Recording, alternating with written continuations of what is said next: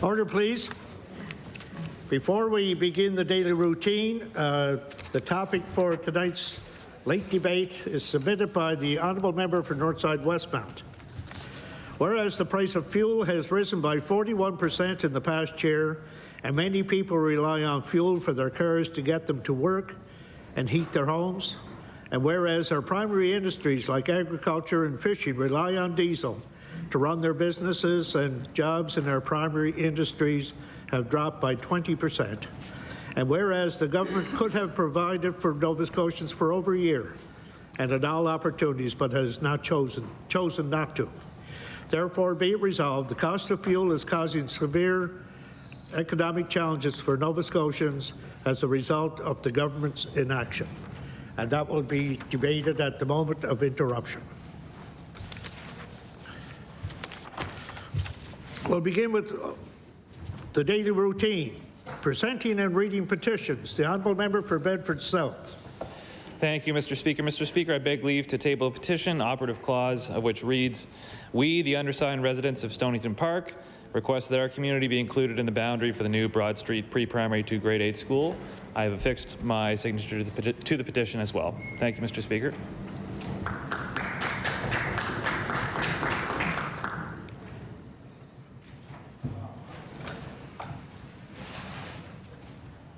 The petition is tabled. Presenting reports of committees. Tabling reports, regulations, and other papers. The Honourable Government House Leader. Thank you, Mr. Speaker. Pursuant to Section 12 of the Surplus Crown Property Disposal Act, I beg leave to table the report under disposal of surplus Crown property for the period of April 1st, 2021 to March 31st, 2022.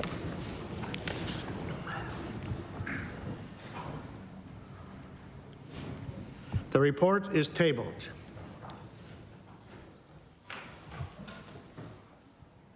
The Honourable Minister of the Public Service Commission. Thank you very much, Mr. Speaker. Mr. Speaker, I beg leave to table a report moving toward equity, employment equity and diversity in the Nova Scotia Public Service 2020-2021 et en France l'objectif l'équité en matière d'emploi et diversité dans la fonction publique de la Nouvelle-Écosse 2020-2021. Merci. Thank you.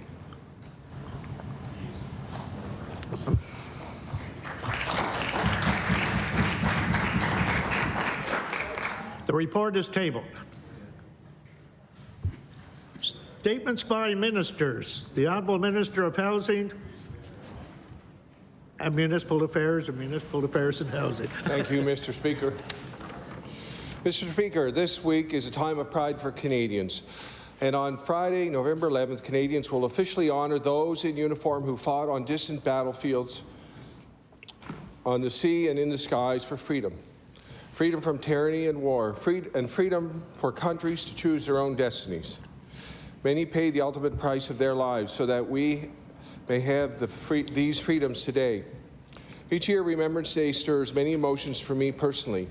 As the son of Dutch immigrants, I grew up hearing family stories from both my mother and father of the impact World War II had on them and their homeland, the Netherlands. The enduring gratitude of the Dutch people for their liberation by Canadian forces cannot be overstated. My mother, in particular, lived through some of the most intense fighting of the war. Canadian forces fought tenaciously for 3 months to liberate the island she called home. In November of 1944, Walcheren was liberated, freeing the Allied armies to use the inland port of Antwerp. A couple of years ago, I did a video with my mother, which recounted parts of her story. This past summer,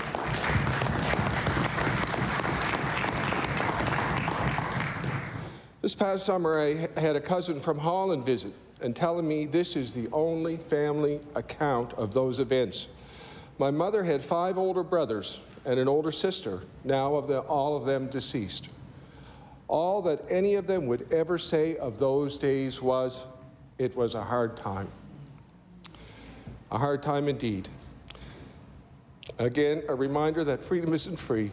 Mr. Speaker, this Remembrance Day, I ask all members to remember the great sacrifices of war and also share my gratitude for the liberation of Holland by Canadian forces. Thank you.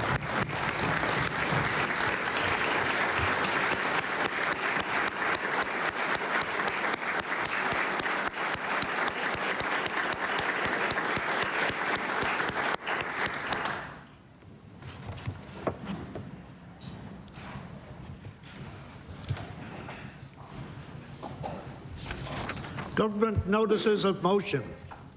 I'm sorry. The Honourable Member for Cole Harbour. Thank you, Mr. Speaker. And thank you to the Minister responsible for military relations for bringing this forward. I'm honored to rise in my place today in response. As we are on this week of remembrance, it is important we honor the people who served and continue to serve our country. Mr. Speaker, we also pay tribute to those who have lost their lives and to those who have been physically or mentally injured by their service in fighting for peace. As we all thank their families and the many loved ones for their sacrifice. I also would like to recognize the No. 2 Construction Battalion, Mr. Speaker, of which I had a family member serving in there. Remembrance Day will take place this Friday. We pay our respects to the individuals who served our nation, and we are forever grateful to them. We continue to thank and remember those who have made the ultimate sacrifice for this country. Mr. Speaker, let us all commemorate our fallen heroes who have given their lives for our beloved country and our continued freedom. Lest we forget, we will remember them, Mr. Speaker. The Honourable Leader of the New Democratic Party. Mr. Speaker, I also rise to mark the solemn occasion of Remembrance Day. Each year, we take this day to mark the sorrow of war and the sacrifice of communities, friends, and families, and we resolve not to forget the lessons that history has taught us. In my own family, World War II plays a pivotal role. My grandfather and his brothers, recent immigrants, eagerly signed up to fight in the Allied forces. They never regretted their service, but they returned changed. My other 3 grandparents were among the escaped and liberated, fleeing Nazi-occupied Hungary, Poland, and France.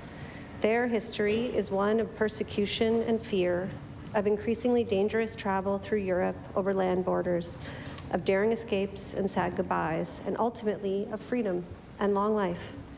They never forgot the horror of war or the forces that mobilized to ultimately put an end to it.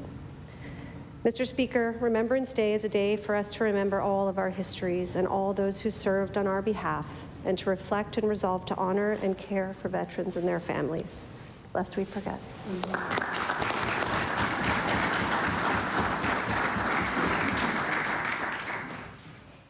Government notices of motion. Oh, the Honourable Government House Leader, sorry. Thank you, Mr. Speaker. Mr. Speaker, I hereby request that the following motion be adopted without notice pursuant to Rule 32.5 of the House of Assembly Rules and Forms of Procedure. Be it resolved that all the congratulatory motions deposited with the clerk pursuant to Rule 32.3 of the Rules and Forms of Procedure of the House of Assembly from July 26, 2022 to the rising of the House today, that they have not been otherwise considered by the House of Assembly, be approved. Would all those in favour of the motion please indicate aye? Aye. Contrary-minded, nay. The motion is carried. The Honourable Minister of Acadian Affairs. Merci, Monsieur le Président. En date ultérieure, je demanderai l'adoption de la résolution suivante. Attendu que le prix d'excellence du lieutenant-gouverneur pour l'Acadie et la francophonie de la Nouvelle-Écosse a été créé en août 2020 par le lieutenant-gouverneur Arthur Leblanc, et attendu que ce prix reconnaît des personnes dont les contributions sociales, économiques ou culturelles ont fait une différence dans la communauté acadienne et francophone et dans l'ensemble de la Nouvelle-Écosse. Et attendu que le prix est décerné dans 3 catégories, un ou une francophone, un ou une francophile, un ou une jeune francophone ou francophile de moins de 25 ans. Par conséquent, il est résolu que les députés de l'Assemblée législative se joignent à moi pour féliciter les récipiendaires du prix d'excellence du lieutenant-gouverneur pour l'Acadie et la francophonie de la Nouvelle-Écosse 2022, Claude Renaud, Huey Batherson et Daphné de Lamirande. Monsieur le Président, je demande l'adoption de cette résolution sans préavis et sans débat. Mr. Speaker, I hereby give notice on a future day I shall move the adoption of the following resolution. Whereas the Lieutenant Governor's Award of Excellence for l'Acadie and Francophonie of Nova Scotia was created in August 2020 by Lieutenant Governor Arthur Leblanc. And whereas this award recognizes individuals whose social, economic, or cultural contributions have made a difference in the Acadian and Francophone community and in Nova Scotia as a whole. And whereas the award is presented in 3 categories annually: Francophone, Francophile, and young Francophone or Francophile under the age of 25.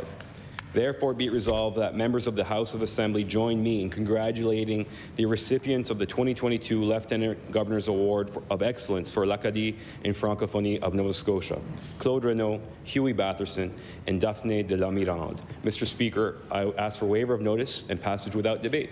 There has been a request for waiver. Is it agreed? Agreed. It is agreed. Would all those in favour of the motion please indicate aye. Aye. Contrary-minded, nay. The motion is carried. The Honourable Minister for Fisheries and Aquaculture. Well, thank you, Mr. Speaker. I hereby give notice that on a future day, I shall move the adoption of the following resolution. Whereas Acadian Sea Plants Limited has been a pioneer and leader in marine plant aquaculture for over 40 years, and whereas the company grows and harvests Irish moss, a type of seaweed, from its cultivation site near Pubnico, which they turn into a high-value product used in the agriculture sector to help grow crops and strengthen them against the impacts of climate change. And whereas Acadian Sea Plant sells its products to 80 countries around the world, contributing jobs and revenue to our rural economy, and helping build Nova Scotia's export brand in the process. Therefore, I ask that all members of this House recognize Acadian Sea Plants for its pioneering work in marine plant aquaculture and wish them continued success in the future. Mr. Speaker, I ask for waiver of notice and passage without debate. There has been a request for waiver. Is it agreed? It is agreed. Would all those in favour of the motion please indicate aye. Aye. Contrary-minded, nay. The motion is carried. The Honourable Minister of Agriculture. Thank you, Mr. Speaker. I hereby give notice that on a future day I shall move the adoption of the following resolution. Whereas the balsam fir Christmas tree industry is one of great importance and significance to Nova Scotians and to our provincial economy, and whereas Norman McIsaac, who has been a driving force in the Northeastern Christmas Tree Association and the Christmas tree industry for over 30 years and will be retiring as association manager this year, and whereas Mr. McIsaac's contribution to the association expands more than half of its history, as it has been in operation since 1973 and currently represents more than 230 grower members across northeastern Nova Scotia who grow and market their Nova Scotia Christmas trees around the world. Therefore, Mr. Speaker, be it resolved that all members of this House recognize the important work performed by Norman McIsaac in his role as manager at the Northeastern Christmas Tree Association to help increase the quality and international marketing of Nova Scotia Christmas trees, and wish him well in his retirement. Mr. Speaker, I request waiver of notice and passage without debate. There has been a request for waiver. Is it agreed? Agreed. It is agreed. Would all those in favour of the motion please indicate aye. Aye. Contrary-minded, nay. The motion is carried. The Honourable Minister of Public Works. Thank you, Mr. Speaker. I hereby give notice on a future day I shall move the adoption of the following resolution. Whereas even though Nova Scotians have enjoyed unreasonably warm weather this fall, we all know that inevitably temperatures will drop and winter is coming. And whereas the province's winter maintenance equipment and expert staff are ready to roll as the Department of Public Works continue to make sure that our roads are as safe as possible for all users. And whereas the province has more than 400 pieces of snow and ice clearing equipment, and during storms they run 24/7 until the roads are safe for travel. Therefore, be it resolved that now is the time for Nova Scotians to prepare for safe winter driving too. This includes installing winter tires, checking road conditions before you head out, driving to conditions, slowing down, and leaving extra space between your vehicle and the one in front of you. Mr. Speaker, I ask for waiver of notice and passage without debate. There has been a request for waiver. Is it agreed? Agreed. It is agreed. Would all those in favour of the motion please indicate aye. Aye. Contrary-minded, nay. The motion is carried. Introduction of bills. The Honourable Member for Cumberland North. Mr. Speaker, I beg leave to table a bill entitled An Act to Amend Chapter 333 of the Revised Statutes 1989, the Partition Act. Thank you, Mr. Speaker.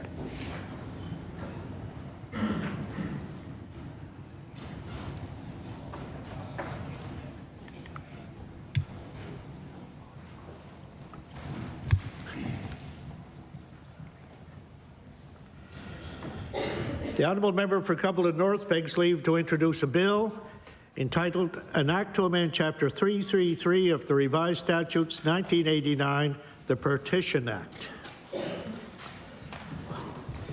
Bill 255, an act to amend Chapter 333 of the Revised Statutes 1989, the Partition Act. Ordered that the bill be read a second time on a future day. Notices of motion. Statements by members. The Honourable Premier. Thank you, Mr. Speaker. Permission to make an introduction. Please do. Mr. Speaker, seated in your gallery is my dad. He's come to join us today and see the proceedings. Welcome. So. Get him to stand up today.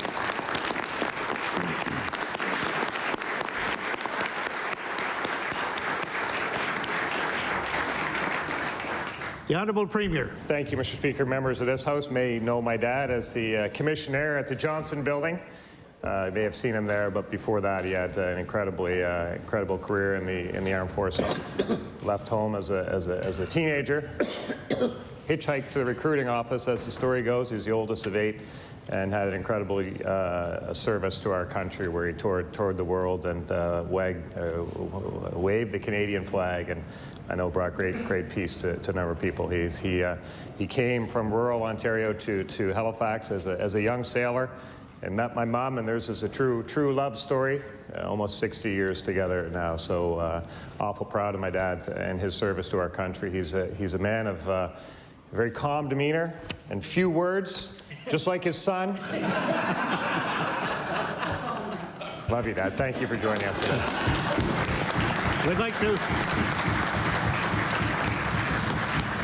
We'd like to welcome you to the legislature today, and I was going to use a word that was going to be unparliamentary, so I'm not going to do that now, but please, I'm sure you'll be proud of your son and everybody in the legislature here today. The Honourable Premier. Thank you, Mr. Speaker. Mr. Speaker, as we approach Remembrance Day, Nova Scotians will take a moment to reflect on what this day means to each of us. For some, it is learning in Flanders Fields and understanding the sacrifice of war. For others, it is hearing stories passed down through generations of a relative who gave their life in World War I or one of the subsequent conflicts. For many in our province, however, it is much more personal. Nova Scotians have a remarkable history of service to our country, and families understand firsthand the commitment of being part of a Canadian Armed Forces family. My father joined the Navy in 1961. That meant we grew up knowing what service to country means and the importance of Remembrance Day. Many Nova Scotians know that when we recite the words, "We are the dead. Short days ago we lived, felt dawn, saw sunset glow, loved and were loved, and now we lie in Flanders Fields." We know those words are personal to many Nova Scotians. We understand that freedom comes at a cost. For each Nova Scotian who has a family member in the forces, that cost is different. Whether it is time away from a loved one or the loss of a family member, we honor their sacrifice. That is why so many in our province take time this week to reflect on the heroism, and why we attend a Remembrance Day service this Friday. It is about showing our respect for those who serve. Mr. Speaker, I ask all members of this Legislative Assembly to join me in remembering all those who made the ultimate sacrifice for our country, and to thank the many Nova Scotian families who have served and those who continue to serve with the Canadian Armed Forces. Thank you, Mr. Speaker. The Honourable Member for Clare. Mr. Speaker, on September 19th, the community of Clare and the entire forestry sector of Nova Scotia lost one of its champions, Arcade à François Apat Comeau. A graduate from the Maritime Ranger School, Arcade started working for Lands and Forests. In 1978, he co-founded La Forêt Acadienne, a forest management cooperative that ended up being his lifelong career. If you had any questions regarding forestry, Arcade was the person to call.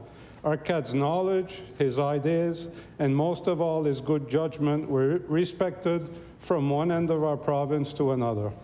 Always ready to help, Arcade's stories all began and ended with his love for his community and the people within the numerous organizations in which he volunteered.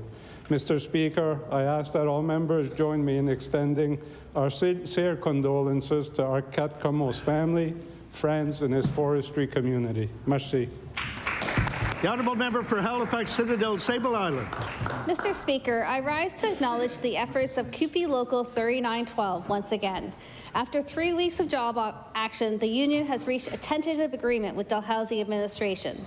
The decision to strike is not an easy one, and the union's relentless advocacy has finally begun to pay off. This agreement is nearly 2 years in the making after the union was repeatedly unable to achieve its members' goals, and is a huge victory for all instructors and other vital staff struggling to make ends meet during a period of once-in-a-lifetime inflation. While this is an important step in the right direction, Mr. Speaker, it is by no means the end. Staff at other campuses in Canada make nearly twice as much as many of the CUPE 3912 members. The road to wage parity for the level of work they undertake day after day to make sure Nova Scotian students receive a quality education is a long and complicated one, but this tentative agreement is a step in the right direction. Mr. Speaker, I ask my fellow members to join me in congratulating the members of CUPE Local 3912 for this payoff after the weeks of advocacy in a tumultuous environment. The honourable member for Sackville-Cobequid. Mr. Speaker, today and tomorrow mark the 84th anniversary of the infamous Nazi program Kristallnacht, also known as the Night of the Broken Glass. Its namesake refers to the violence perpetrated against the Jewish community by the SS, SA, Gestapo, and Hitler Youth. Shards of shattered windows from vandalized Jewish homes, businesses, and synagogues littered the streets of Nazi Germany and the annexed Austria. 7,500 Jewish-owned commercial establishments were destroyed and looted, their cemeteries desecrated, and 267 synagogues burned throughout the night. Mr. Speaker, the atrocity of the Nazis did not end or begin with vandalism. Many Jews were detained, with up to 30,000 innocent victims being transferred to concentration camps. As well, at least 91 others tragically lost their lives to Kristallnacht. Mr. Speaker, I ask that all members of this House join me in the remembrance of the Jewish victims of Kristallnacht and in condemning all violent acts of hate perpetrated against the innocent. Thank you, Mr. Speaker. The honourable member for Annapolis. Thank you, Mr. Speaker. Since 1994, the Emergency Medical Services Exemplary Service Medal has recognized emergency medical professionals who have performed their duties in an exceptional manner, characterized by good conduct and efficiency. Last month, 11 Emergency Medical Services Exemplary Service Medals were presented, one of which was posthumously awarded to Scott Bartow of Nicktaw. Mr. Speaker, I invite all members of the House of Assembly to join me in recognizing the tremendous contribution that Scott made to his community through his years of outstanding service in the field of emergency medical services. I also thank all paramedics for the important work they do and the sacrifices they make to help their fellow Nova Scotians. Thank you. The honourable member for Cape Breton Centre, Whitney Pier. Thank you, Mr. Speaker. Last night, the Allies Centre of Cape Breton requested donations of tents, camping supplies, warm clothes and blankets because there are more folks than ever sleeping outside in the CBRM. Mr. Speaker, more than ever before in my riding of Cape Breton Centre, Whitney Pier, we are hearing from people who are homeless or on the verge of becoming homeless. And when I say on the verge, I mean within weeks and days away. We need more affordable housing to be built, and we need empty units flipped quickly, Mr. Speaker. This is unacceptable and beyond the crisis point. Thank you, Mr. Speaker. The honourable member for Colchester, Musqueam Valley. Thank you, Mr. Speaker. I rise today to say thank you to the staff who have worked so diligently during this session of the legislature. You know, it does take a real team to keep this legislature running smoothly, including the Sergeant-at-Arms, the clerks, the pages, and the staff of Ledge TV. They've all done a wonderful job in the past several weeks. I must also thank all the people who work behind the scenes, those that we sometimes don't even see unless they're sitting in the gallery, of course. But each caucus has staff who are always available to help when we need assistance, to listen when we need advice, and to chat when we need support. They are invaluable. Mr. Speaker, we the MLAs are only an integral, yet a very small part of what makes this legislature work. I ask each of you to join me as we thank the other members of the legislature teams for all of their assistance during this session. And to all of my colleagues on both sides of the House, be well until we meet again.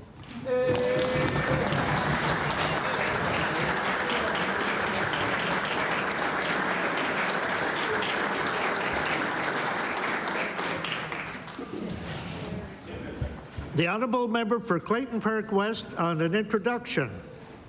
Mr. Speaker, I beg leave to make an introduction. I would like to bring attention to the 5 young women we have up in the gallery from Nova Scotia International Student Program. They all attend Halifax West High School in my riding, and joining us today, I will call their names and I would like them to stand up.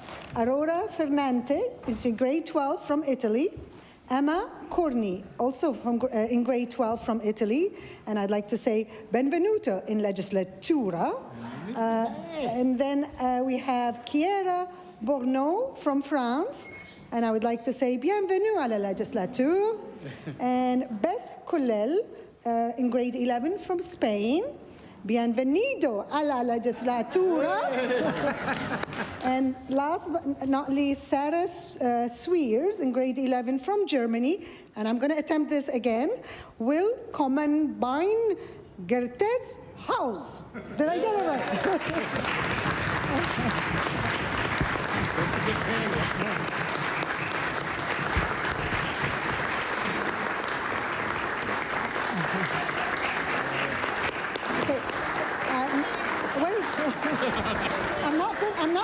I'm not finished.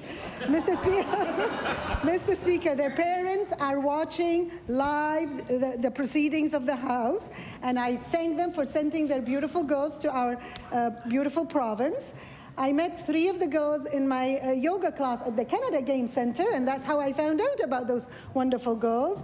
I invited them to the House to visit while the House is in session, in hope that they get interested in politics in their own countries. So I would like to ask the House to join me in welcoming these international students to our legislature, and I still have a member statement on them.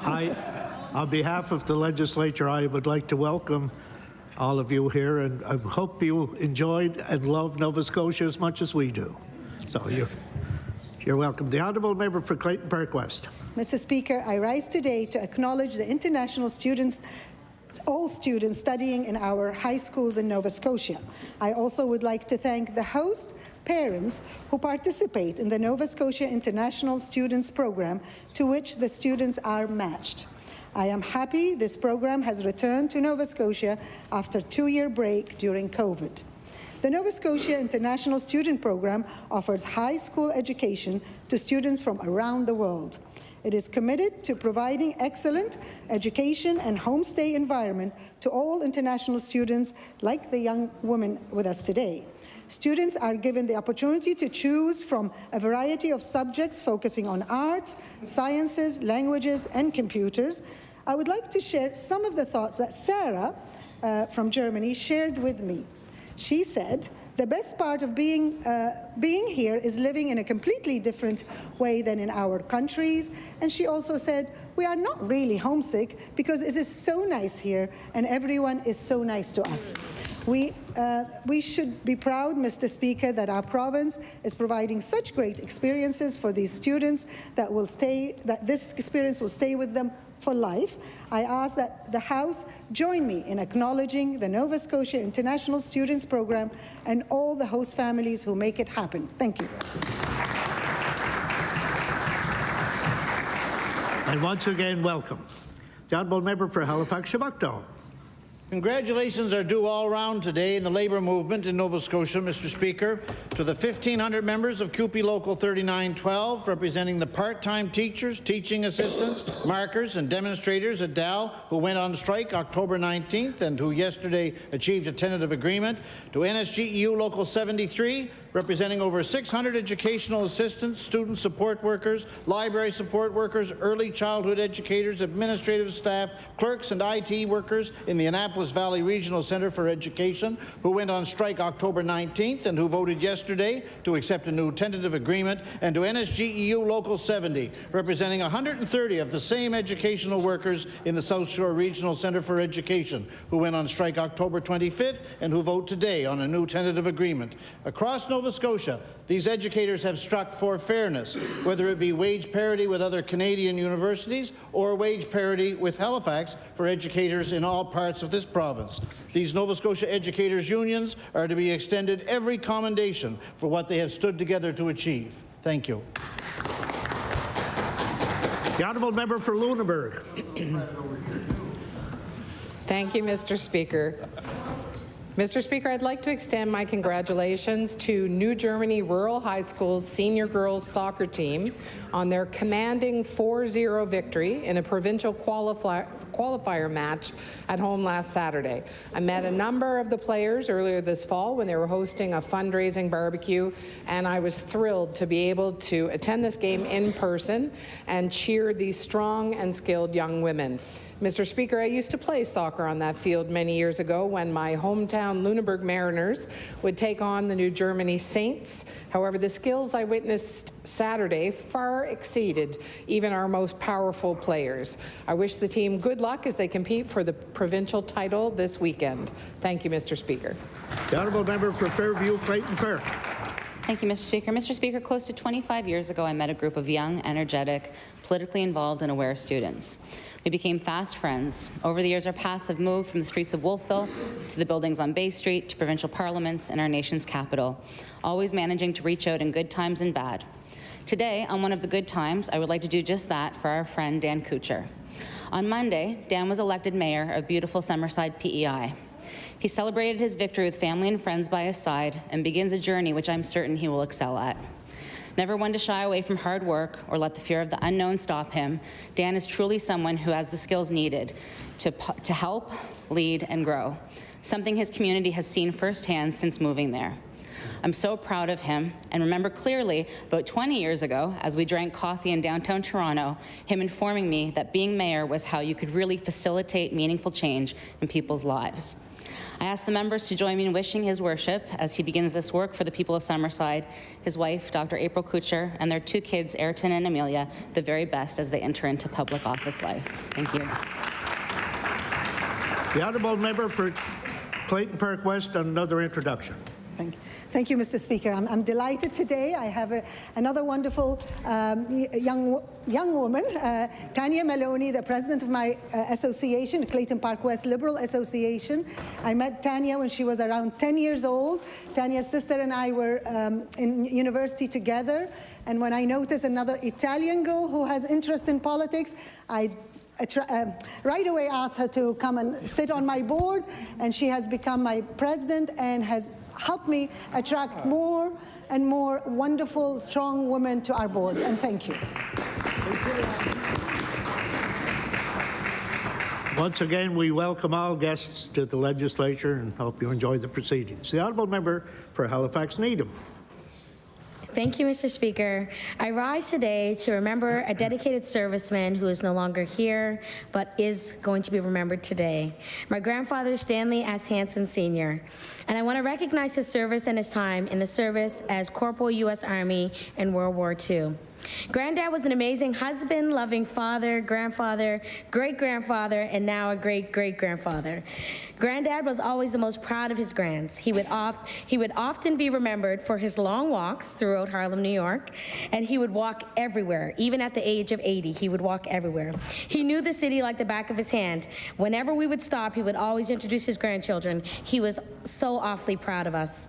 A humble man, smart man, and a man dedicated to making sure that each and everyone knew that hard work truly does pay off. I'm thankful for his sacrifice for his family and grateful that he came back from his time in his service back to his family, as we know that not everyone does. And I'm blessed to have spent so much time with him here on this earth. And I want to recognize him today as a humble man and a great person in life. Rest in power, Granddad. The honourable member for Antigonish. Thank you, Mr. Speaker. Mr. Speaker, today I rise to congratulate Antigonish's Raya Stewart. She's making history this hockey season as the first female to play with the Cape Breton West Highlanders.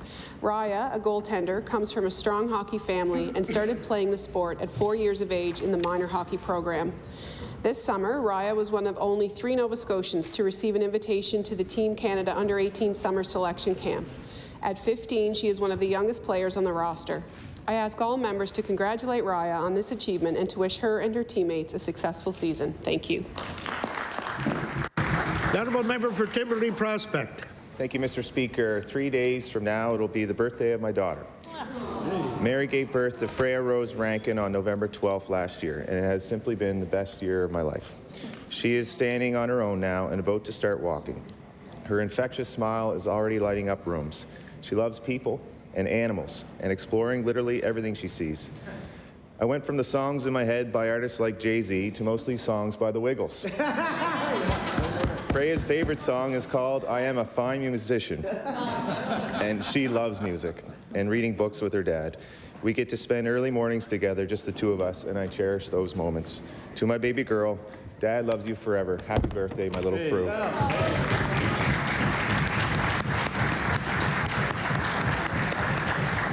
The honourable member for Dartmouth North.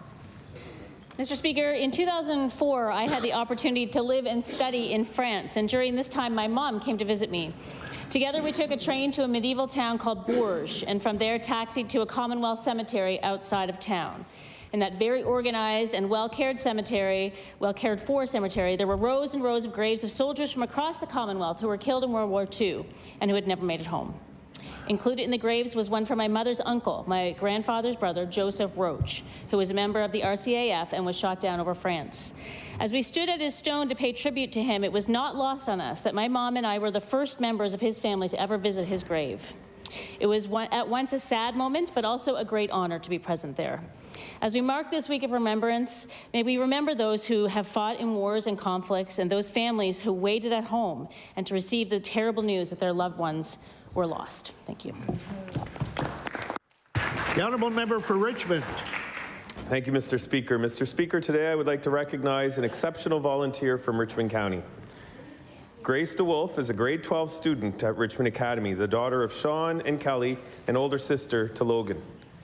Grace has volunteered at the St. Peter's Visitor Information Center and with the local Taekwondo program. She's also volunteers during her lunch break at school to help with the Unified Sports program. Grace helps with community fundraisers and has a strong belief in helping others. She's a great role model for others, young and old, who have the desire to volunteer in our local communities. Please join me in congratulating Grace on being chosen as Richmond County's 2022 Volunteer of the Year. Congratulations, Grace. Thank you, Mr. Speaker. The honourable member for King South. Mr. Speaker, as Remembrance Day approaches, our legions are front and center as they work to pass the torch of remembrance from generation to generation. The pandemic has presented many unprecedented challenges to our community service organizations. In the face of this adversity, there are remarkable stories of perseverance and commitment by volunteers to keep these organizations going. Dr. C.B. Lumsden, Royal Canadian Legion Branch Number 74 in Wolfville is one of these. Several years ago, membership was declining and difficult discussions were being had to possibly close the branch. Through the support and hard work of their volunteers, they have had a remarkable rebirth, more than doubling membership, strengthening the executive, hosting many community events, and now embarking on a much-needed renovation to their 1912 building. I invite all members of the Nova Scotia House of Assembly to join me in acknowledging the extraordinary contribution of Don Miles, Paul Murphy, Terry Butler, Michael Bawtry, and the Legion volunteer community for their steadfast commitment to ensuring that Dr. C.B. Lumsden Royal Canadian Branch Number 4 continues for many years to come. Thank you, Mr. Speaker. The honourable member for Halifax Citadel Sable Island. Mr. Speaker, we have heard from different members this session about the folks in their constituencies whose work and initiative has earned them Her Late Majesty's Platinum Jubilee medals. Halifax Citadel Sable Island is no exception. These constituents have all showed a selfless devotion to service, whether it's military, community, or volunteerism. I'm delighted to recognize James Forgy, Carol and Brian Cooper, Elliot Thompson, Catherine Ma, Clayton Murphy, Timothy Matthews, Jane Misopoulos, Glenn Davison, Mary Mohammed, Patrick Dornan, Caitlin Lees, Paul Vinot, Andrew Jansen, and Kevin Kindred.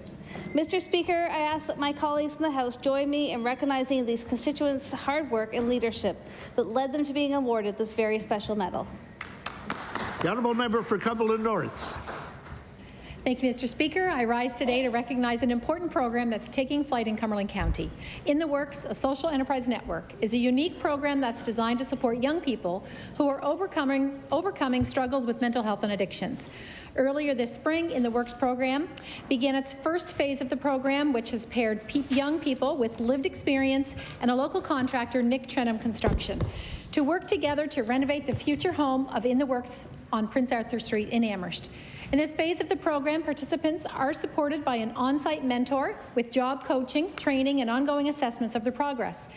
As the program expands, In the Works will fill a gap in the existing support system by delivering a youth-focused, recovery-oriented, psychosocial rehabilitation program by offering peer support, service navigation, in addition to providing supported work and volunteer experiences. I would ask all members of this House to join me in congratulating In the Works team, its community partners, Community Credit Union of Cumberland County, Department of Community Services, and many others on launching this innovative program, and wish them continued success. Thank you, Mr. Speaker. The honourable member for Hants West.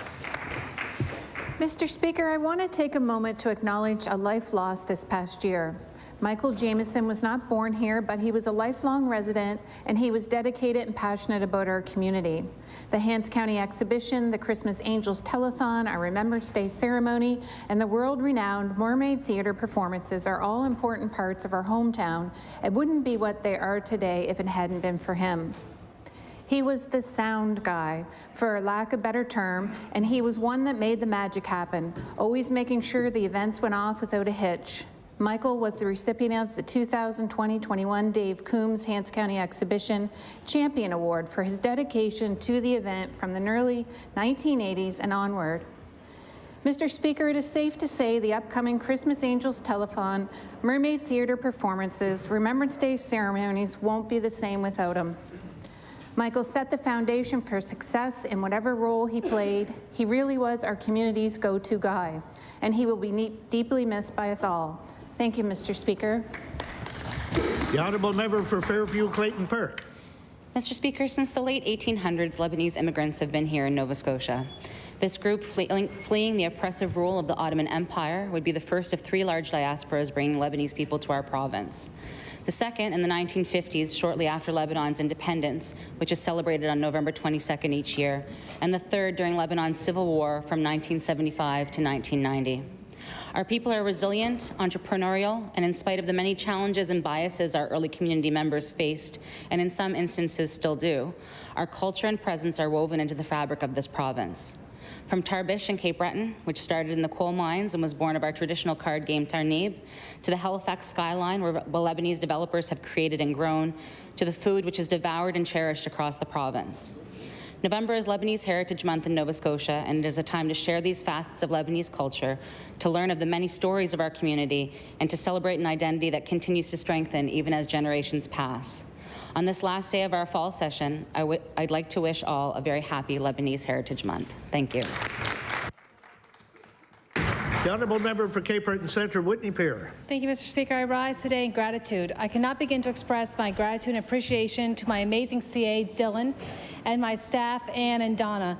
They do such strong casework and advocacy that they do on behalf of our constituents is phenomenal, Mr. Speaker. I cannot begin to tell you how much they go the extra mile, turning over every rock just to help somebody, Mr. Speaker. With Dylan at the helm, my office is in good hands, and I know that for sure. I also want to thank my NDP caucus and staff for the support they provided me throughout the summer and fall sessions as I adjusted to being a mother of 2. And to my family, thank you all for the immense help each of you have provided Matt and I to ensure our girls were taken care of while Mommy was away. Thank you, Mr. Speaker. The honourable member for Kings West.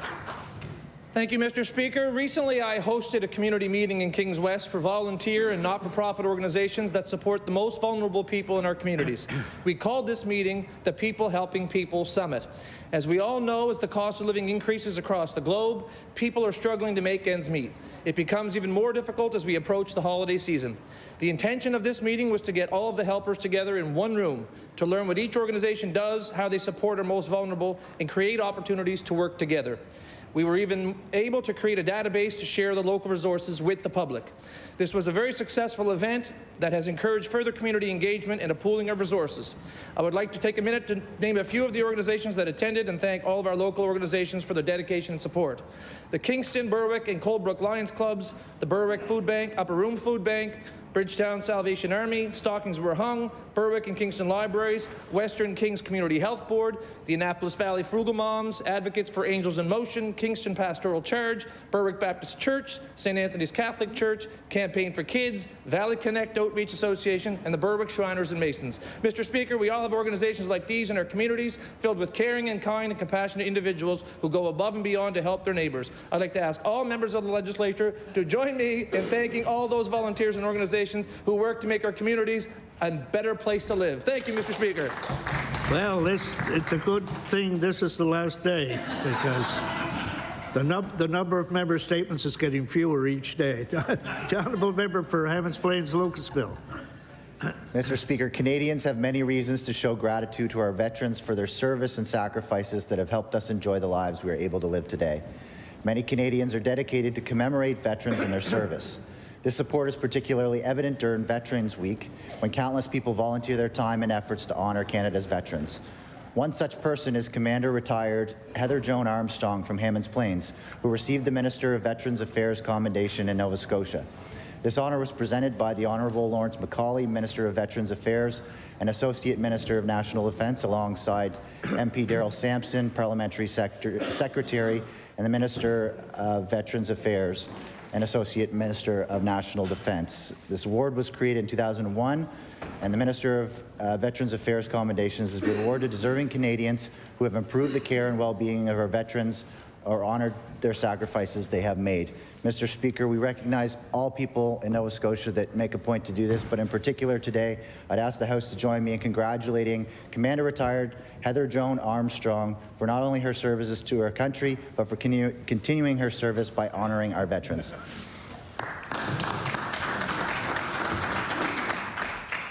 The honourable member for Eastern Passage.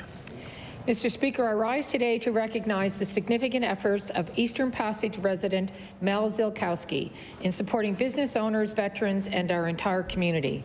Mel is the owner of Down East Tours and Ziltech Home Improvement Services. He is the chair of the Eastern Passage and Area Business Association and has spearheaded with other partners the Veterans Banner Project honoring local veterans. Mel and the Eastern Passage and Area Business Association now also host our Christmas tree lighting and many other community groups and projects. I ask all members of the Nova Scotia Legislature to join me in thanking Mel Zilkowski of Eastern Passage for his exceptional service and dedication to our community. Thank you, Mr. Speaker. The honourable member for Cold Harbour, Dartmouth. Mr. Speaker, I rise today to recognize Nick LeBlanc and Greg Miles, two local Cold Harbour visual consultant entrepreneurs. Nick has a strong love for all things computer and tech related, and he strived to implement his love for computer-generated art into something tangible. Greg first got started with architectural visualization while working for a local construction company. What started as a small hobby turned out to be a true passion for both young entrepreneurs. And with their combined love of the software and the inspiring community behind them, they developed Luminous Labs, creating 3D animations, pre-construction virtual tours, architectural renders, and utilizing drone photography. Located in Dartmouth, Nick and Greg have grown Luminous Labs as a 3D production studio that offers photorealistic quality renders for realtors, developers, and to sell their spaces by building a brand experience that consumers won't forget. Congratulations to Nick and Greg on their recent 30 Under 30 award. Please join me in wishing these two entrepreneurs much continued success in their venture. Thank you, Mr. Speaker. The honourable member for Dartmouth North. Mr. Speaker, a cappella quartet For the Moment got its start performing at an anti-KKK rally in Halifax in 1981. Over the years, the internationally celebrated group has included founding members Delvina Bernard, Kim Bernard, Jackie Barkley, and Deanna Sparks, as well as Andrea Curry, Debbie Jones, and Anne-Marie Woods. Delvina and Kim have been the two consistent members. I rise today because For the Moment's 1987 album, We're Still Standing, was recently awarded the prestigious Slate Family Polaris Heritage Prize, a National Hall of Fame-minded prize celebrating classic Canadian albums. The four women who sang on the album were Delvina, Kim, Andrea, and Debbie. For the Moment was also honored this past weekend at the Nova Scotia Music Week Awards. Count me in as one of the many who are still inspired and motivated by For the Moment's music to this day. I ask the House to join me in celebrating For the Moment's Polaris win and thank them for bringing us 40-plus years of feminist and Afrocentric music and fighting spirit. Thank you. The honourable member for Cumberland North. Mr. Speaker, today I want to stand and say thank you to Lacey Fisher and all of the other 4-H leaders that recently were at the Royal Winter Fair in Toronto. They served our communities. They showed extremely well, and I want to say a huge congratulations to each and every 4-H member that traveled there and competed. We are so proud of them. 4-H is an incredible program for our youth throughout all of Nova Scotia, and it has a long, long history in Cumberland County. So, Mr. Speaker, today I just want to stand and say thank you to each and every 4-H leader, chaperone that went with all of the 4-H members to Toronto, to the Royal Winter Fair, and say congratulations to each and every 4-H member that competed and came home with their awards. Thank you, Mr. Speaker. The honourable member for Hants East. Mr. Speaker, the East Hants Community Learning Association had another successful year of growing in their community garden to help feed the members of East Hants.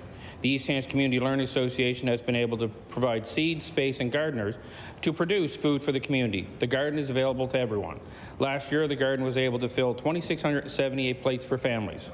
The time and effort that the organizers and supporters have put into the garden to ensure quality food is available is an extraordinary act of generosity. Mr. Speaker, I'd like to sincerely thank the East Hants Community Learning Association for their aid in helping bring food security to East Hants with their community garden. Thank you, Mr. Speaker. The honourable member for Cole Harbour. Thank you, Mr. Speaker. I beg leave to make an introduction, if I may. Please do. Thank you. Up here in the gallery, I have with me today I call her my office manager instead of assistant. And her name is Jennifer. And I thank Jennifer. And I thank her for her assistance and all the work that she does and for the heat that she takes for me. Thank you. Once again, we welcome all guests to the legislature. Hope you enjoy your stay. The honourable member for Cole Harbour. Mr. Speaker, I would like to take this time to express my deepest and most sincere gratitude and appreciation for the Canadian and Allied veterans and their families. As we approach Remembrance Day, I would like to especially thank Mr. John Quilty, who is the president of the Central Branch 160 Royal Canadian Legion. John served 41 years in the Air Force and was stationed at Shearwater before he retired. He is an active member of the Legion and coordinates the Poppy campaign. In fact, this morning, he was out decorating the graves of veterans in advance of Remembrance Day on Friday. Thank you, John, for your service and your dedication, and to all those currently serving at home and overseas, lest we forget, and to their families. The honourable member for Halifax Needham. Thank you, Mr. Speaker. I stand today to recognize my constituency assistant, Aisha Hum. Aisha is a blessing in my office, and as everyone in here can probably attest to, I truly appreciate the hard work and energy Aisha brings daily. Always thinking about the clients we serve, meeting people where they are, connecting with seniors and community members to check in and follow up with them. Aisha is truly an amazing asset to my MLA office. Aisha is consistent in thinking of my time and energy in the work when she schedules things, and I'm grateful for that. I'm grateful to have such an organized and resilient person at the helm of this ship. Aisha has built good working relationships within the departments and is good at getting answers for clients. If the members across or beside me haven't heard from our office in Halifax Needham, don't worry. Aisha will get to you as the client's needs grows over the next few months. I would like all members of this House to help me to thank Aisha Hum for all the work that she does in my office each and every day. The honourable member for Waverley Fall River Beaverbank. Thank you, Mr. Speaker. Mr. Speaker, I rise in my place today to pay respect to a fallen soldier, Master Corporal Rick Wheeler, my best friend, who died tragically in a military training exercise in CFE Suffield, Alberta, April 7th, 1992. Although tragic, his death was investigated. There was it took 12 years to do a report, but his death resulted in a 471-page report with recommendations to keep soldiers safe in military training exercises going forward. There's a monument in CFB Suffield on the training grounds in his memory. Mr. Speaker, my 18-year-old son, Jacob, who I am extremely proud of, is a member of the 36th Combat Engineer Regiment in Shearwater. He'll be pretty, should be easier.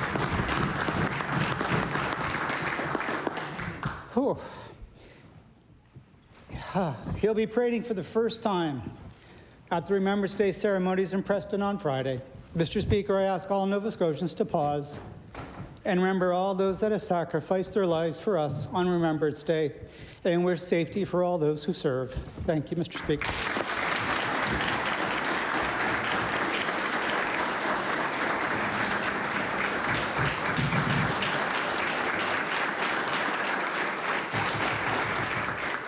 Order, please. The time for statements by members has expired. We move to oral questions put by members to ministers. I recognize the Honourable Leader of the Official Opposition. Thank you very much, Mr. Speaker. Mr. Speaker, this Premier was elected on a promise to fix health care. He said there was a crisis in our health care system when only 70,000 Nova Scotians did not have a family doctor. Over the last 15 months, that number has shot up to 120,000, up 50,000 since last year, up 60% overall. The Central Health Zone we're hearing is in disarray. Nova Scotia Health Authority released yesterday a memo that the QE2 Health Sciences Centre is experiencing serious overcapacity, over 103%. Yet the Premier actually stopped the family practice incentives for doctors here in Halifax, Mr. Speaker. The surgical backlog is now worse than it was prior to the pandemic. I'll table that. Virtual care appointments are often at capacity or closed, Mr. Speaker. And we also have staffing shortages across the board. Mr. Speaker, my question to the Premier is, when are we going to actually start seeing our healthcare system improve? The Honourable Premier. Thank you, Mr. Speaker. There are definitely challenges in our healthcare system. Every Nova Scotian knows that, and nobody knows it more than the incredible people we have working in healthcare on the front lines, providing incredible care every day. So this is a government that's committed. We were elected on a promise to fix healthcare. We are committed to doing that. We were also very clear that it would take time and money. It's taking time, and it's taking money. $600 million deficit just this year, Mr. Speaker. But we are committed to fixing healthcare and working with those healthcare professionals. And there are green sprouts popping up across this province as we listen to healthcare professionals. We'll continue to do that, Mr. Speaker. The Honourable Leader of the Official Opposition on his first supplementary. Mr. Speaker, it also takes making the right decisions and managing for outcomes instead of for optics, Mr. Speaker. That's what it's going to take to improve our healthcare system. And we've actually seen the Premier fire experts to replace them with partisans to run the health authority. We have seen the government not listen to public health or leading health experts like Dr. Link, who have given this government advice on how to protect our hospitals. And Mr. Speaker, we are hearing from healthcare professionals that are telling us the situation is getting worse, and I'll table that, Mr. Speaker. How bad does this situation need to get until the Premier starts governing for outcomes instead of optics in our healthcare system? Honourable Premier. Mr. Speaker, I want to assure the member and every Nova Scotian we are governing for the long term, and people will see that. The foundations of the healthcare system pretty broken, Mr. Speaker, after 8 years of Liberal looking the other way from the healthcare system. We've taken hold of that, Mr. Speaker. We are getting things done. We are building the foundation from which we can advance the delivery of healthcare in this province. And I will assure you, Mr. Speaker, the state of healthcare in this province right now is very tenuous. It would be much, much worse if the Liberals were still in power looking the other way, Mr. Speaker. The Honourable Leader at the Official Opposition on his final supplementary. Mr. Speaker, I've heard lawyers in Yarmouth say that when you've got the facts in the courtroom, you pound the facts. When you don't, you pound the table. And I think it's very clear what the Premier pounds in this House, because here's the facts, Mr. Speaker. It's reported this week a Nova Scotia couple was left in shock after it took more than 2 hours for an ambulance to arrive after a painful injury. Cancer patients are now facing rescheduling appointments with the shortage in medical isotopes. Mr. Speaker, the QE2 redevelopment project is being delayed for an undisclosed amount of time, and we have no answers from the Premier or the partisan CEO of the Health Authority. Emergency room shutdowns across the province, such as in Annapolis and Cape Breton, are affecting the entire healthcare system and emergency delivery, Mr. Speaker. My question to the Premier is, when is he going to take responsibility for his decisions instead of blaming everybody else for the problems in our healthcare system? The Honourable Premier. Mr. Speaker, every single day I stand here accountable, and I go out there to be accountable to Nova Scotians. And I will tell you that the health leadership team is doing incredible work. And to hear the members stand in this chamber day after day, and smear highly qualified Nova Scotians who are doing their best to support the healthcare system is, quite frankly, Mr. Speaker, disgusting. We have incredible leadership in the healthcare system in this province, Mr. Speaker. And let's lay out some facts, Mr. Speaker. Right now, we've reduced the transfers that are happening. Please. Order, please. The Premier has the floor. The Honourable Premier. Right now in this province, we hired non-paramedic trained people to do the patient transfers for non-urgent care. The need for using paramedics to transfer patients down by 75%. That's a fact, Mr. Speaker. Here's another fact, Mr. Speaker. We changed the medical license for paramedics to get them to work quick. That's a fact, Mr. Speaker. You know what?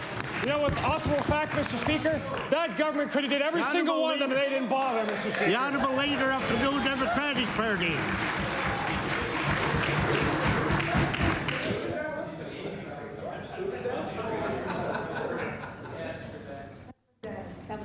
The Honourable Leader of the New Democratic Party. Mr. Speaker, on what looks to be the last day of this sitting, it's worth recounting what's taken place over the last few weeks. In the course of this short legislative sitting, 6,440 people have added their names to the Family Doctor Registry, and well over half of those are in the Central Zone. The IWK and the QE2 have both issued alerts about the state of the ERs, and accounts of the Cobequid and the Kentville ERs this week are no better, and those are the ones that we're lucky enough to have open. Still, the government has introduced no health care legislation, and we are no closer to getting people the care they need. In the Premier's words, some might call that disgusting. Mr. Speaker, I'll ask the Premier again, why has this government allowed another sitting to come and go without any real progress on fixing the health care crisis? Honourable Premier. Mr. Speaker, the fact of the matter is the management of the healthcare system doesn't happen through bills and legislation. It happens every single day by the health leadership team. It happens every single day by people working on the front lines healthcare system. We are getting things done in healthcare, Mr. Speaker. And also, as an added bonus for Nova Scotians during this short session, we protected Nova Scotians from a power rate increase. We got a telecommunications bill through to make sure that the telecommunications come to held accountable to Nova Scotians, and we're passed legislation all against no support from the opposition, nothing but grumblings to get housing built in this province. We're getting stuff done, Mr. Speaker. The Honourable Leader of the New Democratic Party on her first supplementary. Let's talk about protecting Nova Scotians, Mr. Speaker. Since this House has sat, temperatures have dropped, and people are now facing oil tank bills that could be $2,000 for a single fill. The heating assistance rebate is a fraction of this cost, and only for the people whose incomes are low enough to be eligible. This government has said time and time again that they are looking at support to help people with costs this winter, but there is still no word on when they will act. Mr. Speaker, why hasn't the Premier helped regular people to heat their homes this session? The Honourable Premier. Mr. Speaker, on the one hand, we have an opposition that says we're not doing anything. On another hand, we have the same opposition members on the same day, sometimes the same question, Mr. Speaker, going too fast. The reality is, Mr. Speaker, we are getting things done for Nova Scotians. Yes, there's more work to be done. We're reviewing the programs. We will continue to look for ways to support Nova Scotians. We'll list off a bunch, Mr. Speaker, but we know there's more to be done, Mr. Speaker. There's lots of work to be done to support Nova Scotians. We're getting it done for Nova Scotians every day. The Honourable Leader of the New Democratic Party on her final supplementary. Mr. Speaker, since this House first sat on October 13th, less than a month ago, there have been dozens more people added to the list of people experiencing homelessness across this province. Despite this crisis, the Premier has not acted decisively to provide actual, affordable housing, has not raised the minimum wage, has not indexed supports to inflation, and has not committed to helping people not have to choose between medication and food by pausing pharmacare premiums and deductibles. Mr. Speaker, people are falling behind. Why has the Premier allowed another sitting to come and go without providing real support to Nova Scotians? The Honourable Premier. Mr. Speaker, look, Nova Scotians are struggling for sure. We know that, and we feel that very deeply and very personally.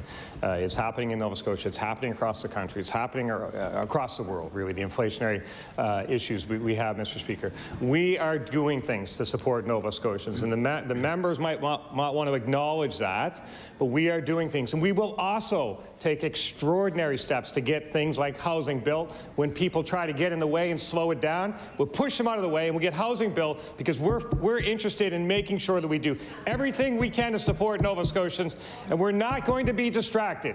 We will not be distracted, Mr. Speaker. We will do everything we can to support Nova Scotians. The Honourable Leader of the Official Opposition. Thank you very much, Mr. Speaker. In the midst of a cost of living crisis that's affecting Nova Scotians from across every part of this province, Mr. Speaker, this government has still governed for optics and not outcomes when it comes to the carbon tax, Mr. Speaker.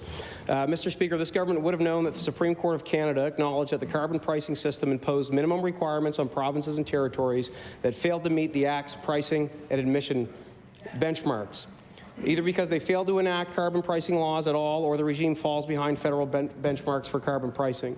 Mr. Speaker, other jurisdictions have implemented their own regimes. Nova Scotia did that before as well, the cap-and-trade system that kept the carbon tax away from Nova Scotia. Mr. Speaker, my question to the Premier is, did he know the Supreme Court's decision before he put forward a plan that didn't have any carbon pricing in it at all to the federal government? The Honourable Premier. Mr. Speaker, the reality is, yes, we know that court decision. We know that that court decision gives the federal government the ability to push a carbon tax on Nova Scotians. We accept that. They have the ability to do that. Where we differ from the opposition, both parties, is we don't think a carbon tax, a liberal carbon tax, is necessary in this province. We've spent a year, the cap-and-trade system, the members will know. The members will know that that system just couldn't survive. It just couldn't. It was always time-limited. It was always meant to push it down the road. Guess what, Mr. Speaker? We're picking it up. We're dealing with it. And we're asking them to support Nova Scotians, put politics to the side. The Honourable Leader of the Official Opposition. Mr. Speaker, they're not dealing with it. And as a result, Nova Scotians are going to see the highest increase in gas prices at the pumps in the whole country under this Premier's leadership. Mr. Speaker, on top of that, we're actually seeing our renewable projects potentially jeopardized because of this government, Mr. Speaker. The Atlantic Loop project has hit a gigantic roadblock. I'll table that. Government is not actually negotiating what they say they are, Mr. Speaker, and I'll table that as well. We're actually in a position where the hydrogen project isn't quite what the government has said as well, and I'll table that.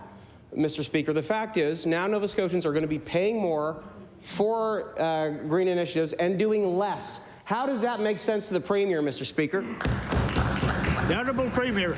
Mr. Speaker, if the member's Liberal cousins in Ottawa push a Liberal carbon tax down here, he can look in the mirror and thank himself, because he has an opportunity right now to stand up for Nova Scotians. Put the partisan politics to the side. Put Nova Scotians to the front, Mr. Speaker. That's what we're doing. We put forward a plan. It's better than a carbon tax. We'll protect this planet. A carbon tax is not necessary, and if the Liberals look the other way and let it come, they can thank themselves. We'll make sure Nova Scotians know.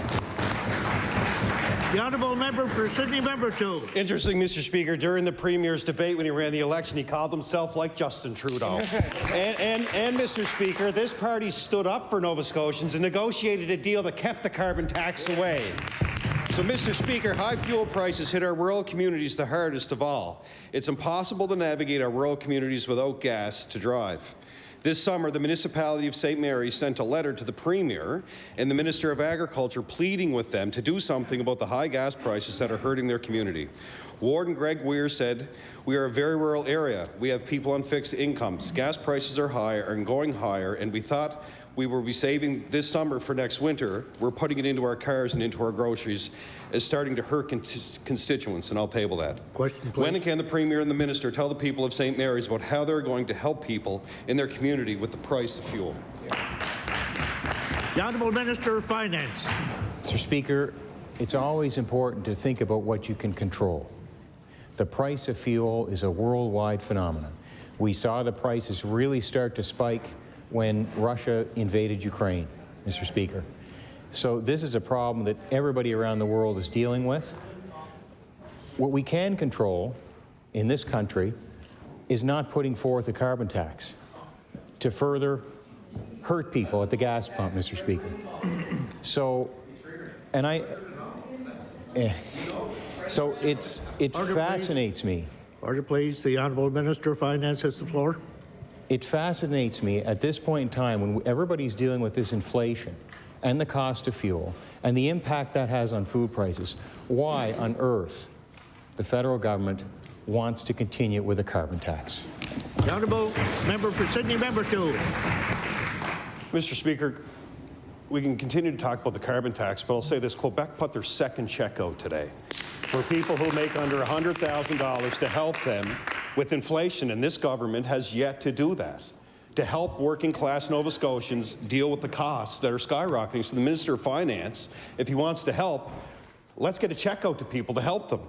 So, Mr. Speaker, the price of diesel in New Brunswick recently shot up to over $3 per litre in its biggest one-day price increase in the history of regulated diesel prices. And people are worried Nova Scotia could be next.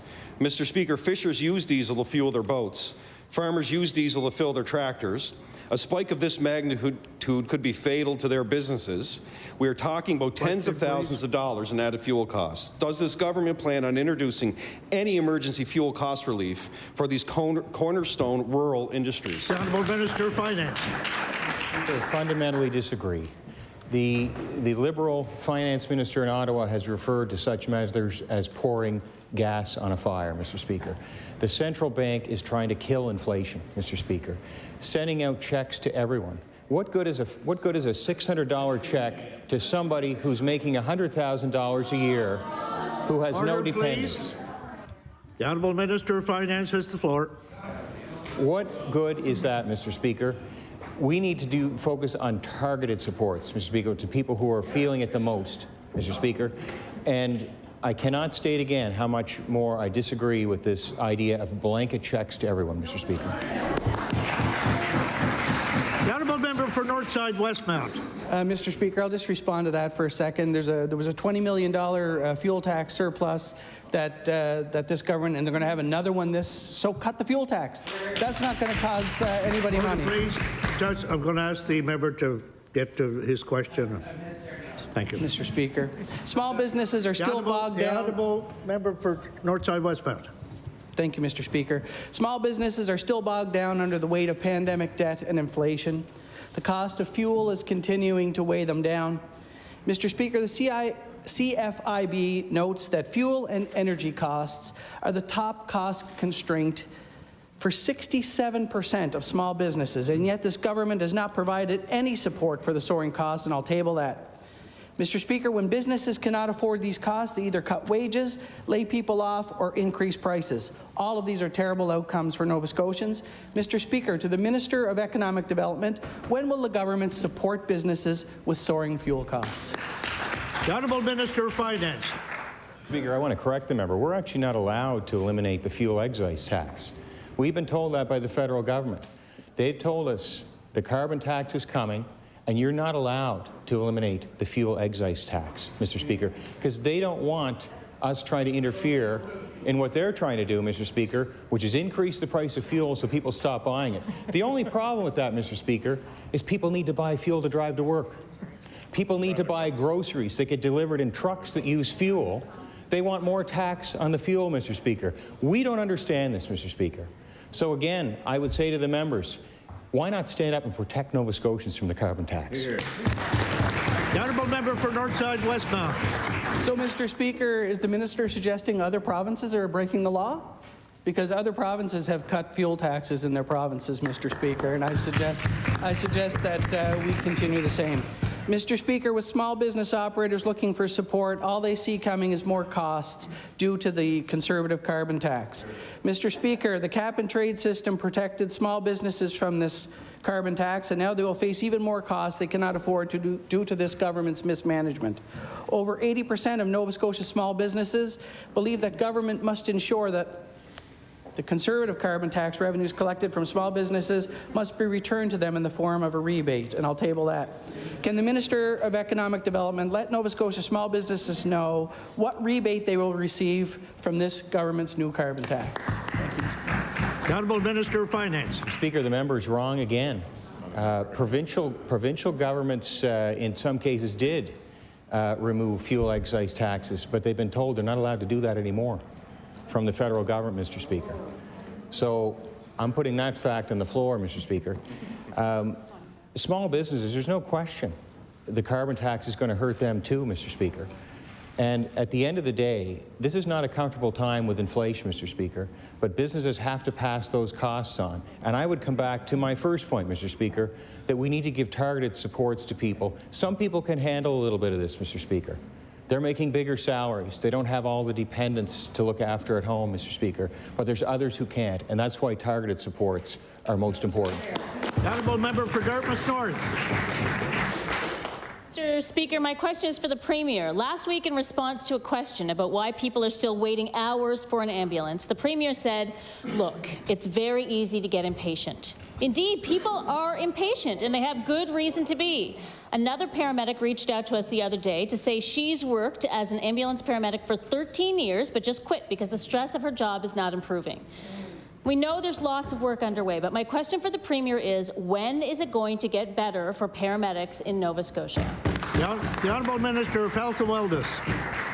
Thank you, Mr. Speaker. Thank the member for the question. So we are working very hard with the paramedic union, with the College of Paramedics. We are in contact with them on a regular basis. We're working with them to better understand how we can support them, making sure things like end-of-shift overruns are reduced to the best of our ability. We continue to work with them. We know that they're under an incredible amount of stress, and we know that the system is under stress, and we won't stop. So we do need to look at the number of people that are trained. We need to look at how we can bring paramedics in from other jurisdictions in order to support our paramedics, and we'll continue to work with them to find solutions that work for Nova Scotians and for paramedic workforce. The Honourable Member for Dartmouth North. Mr. Speaker, earlier this year, our offices received thousands of emails in a campaign about this. They said, quote, it's easy to see why paramedics are fleeing this province or the profession entirely at such an alarming rate. They're tired, they're hungry, and they can't take anymore. They are some of the most highly skilled and trained paramedics in North America, and yet they're some of the lowest paid. We cannot keep hemorrhaging this critical workforce, and I will table that email. So, lowest paid, Mr. Speaker. Very little has changed since then. As one paramedic put it to us, everybody has an exit strategy. Last week, the Premier said compensation is part of the equation. Haven't heard that today, but last week the Premier said compensation is part of the equation. We're focused on every single part of the equation. We haven't heard that today. My question for the Premier is, when will this government pay paramedics fairly so they can stay in the province and in their trucks helping people? The Honourable Minister of Health and Wellness.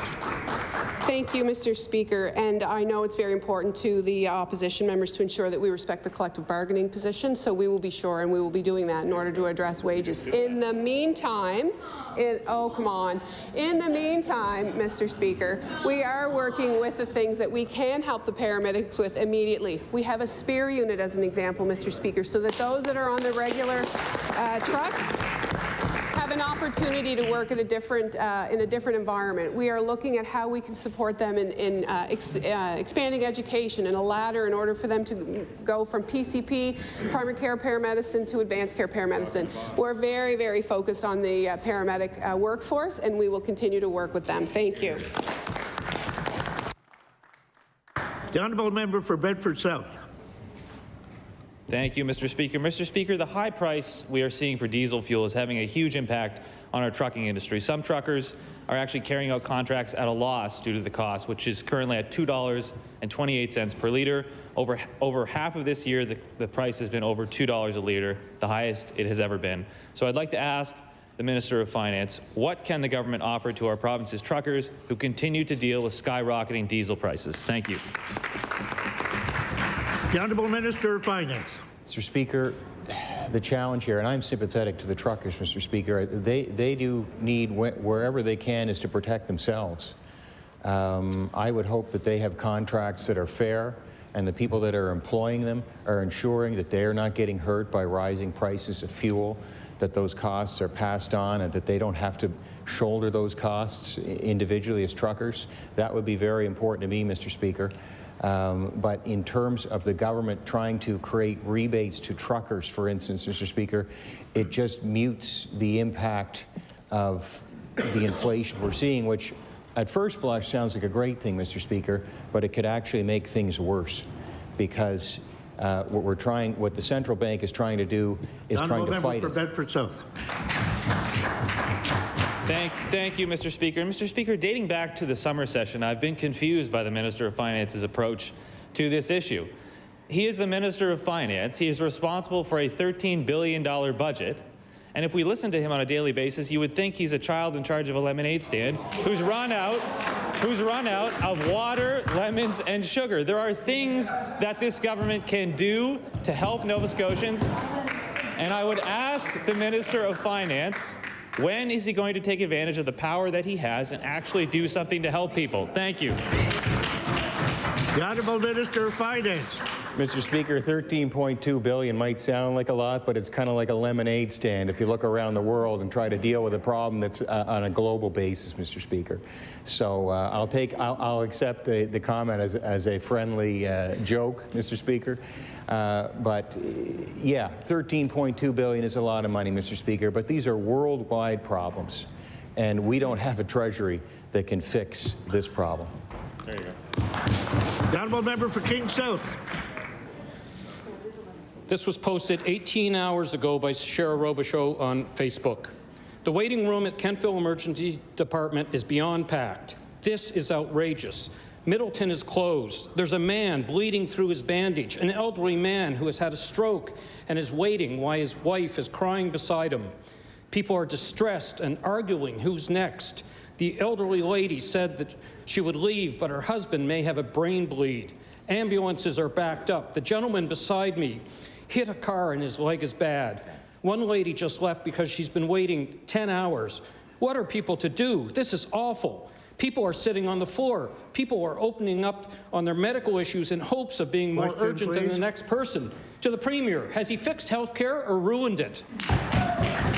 The Honourable Minister of Health and Wellness.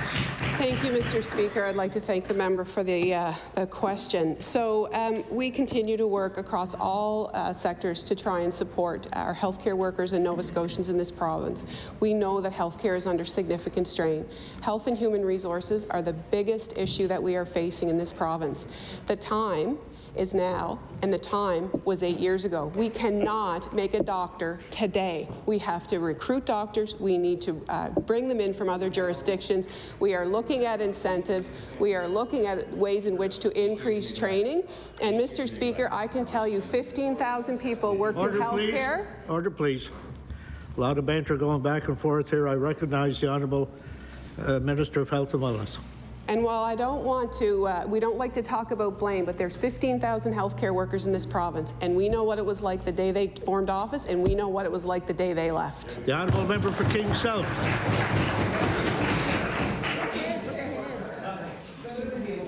Order, please. The Honourable Member for King South. Thank you, Mr. Speaker. I know the minister is trying, but it's not working. The state of emergency departments across this province is a disaster, and it is unfair to the hard-working and burned-out staff. With emergency departments closures in the Valley, it has made the current state of the Kentville Emergency Department unsustainable. People are trying to access emergency services by sitting on the floor. It's so over capacity, they don't even have a chair. Mr. Speaker, this is unacceptable to Nova Scotians. They deserve better. I will ask the Minister of Health. The Minister of Health is 1/3 through their mandate. When will the people of the Annapolis Valley be able to access timely emergency services? Thank you, Mr. Speaker. The Honourable Minister of Health and Wellness. Thank you, Mr. Speaker. And I do want to assure Nova Scotians that we are working very hard on health care. And I appreciate that there is an incredible amount of strain. One of the things that is not helpful is constant fear-mongering and frightening people away from going to emergency rooms. Order, please. Order, please. Order, please. The Honourable Minister of Health and Wellness has the floor.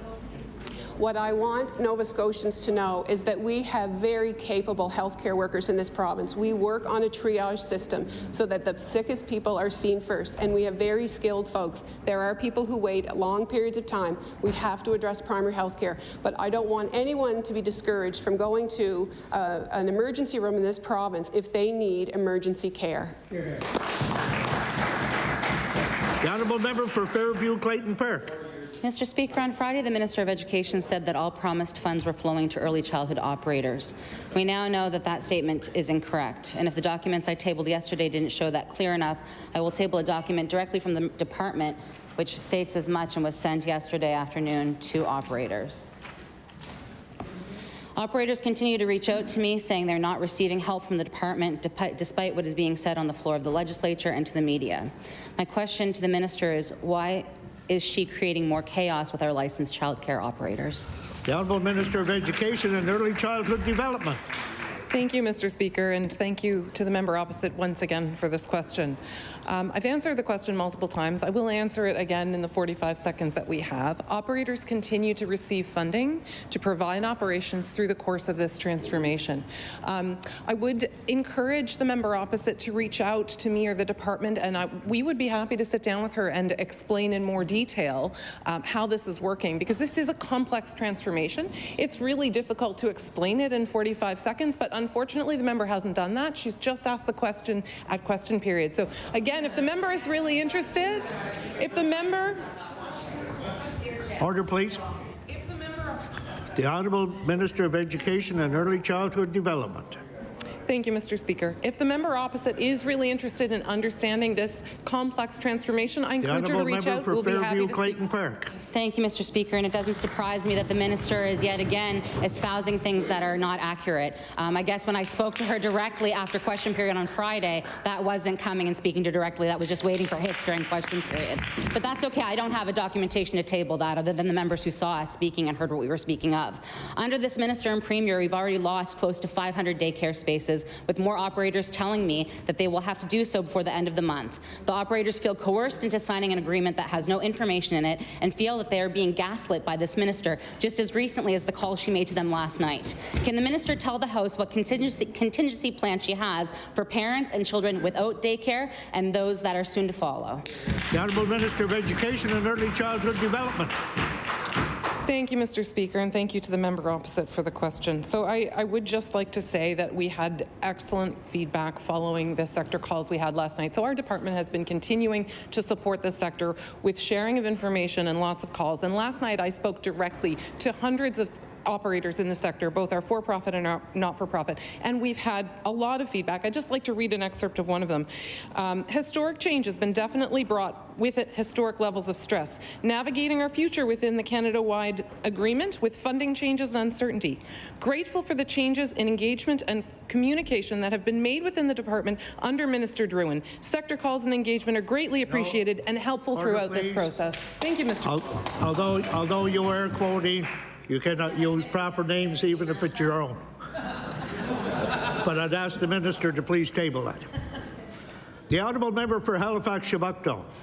Thank you. My question is for the Minister of Service, Nova Scotia. Last week, responding to a question about the residents of the enhanced living units at Drumlin Hills Seniors Home in Bridgewater, who are losing their assisted living facilities after a change in the ownership of the building, the minister encouraged the residents to make application to have their situations reviewed at residential tenancies, and quite a number of them have done this, but are facing the difficulty that the hearing that has been set for them on December 1st, they face the real fear that the infrastructure of assisted living, the dining room, the kitchen, and so on, may well be removed by the landlord before the hearing can be held. And so they wrote the minister yesterday asking if the minister would undertake to ensure that the hearing take place before that. Will the minister do that? The Honourable Minister of Service, Nova Scotia. Thank you very much, Mr. Speaker, and appreciate the member following up on this topic. There was an organization that did reach out to myself and other ministers regarding this particular issue. I do want to point out that this is not an assisted living facility. It is considered a rental property. That's where it fits in within the residential tenancy program.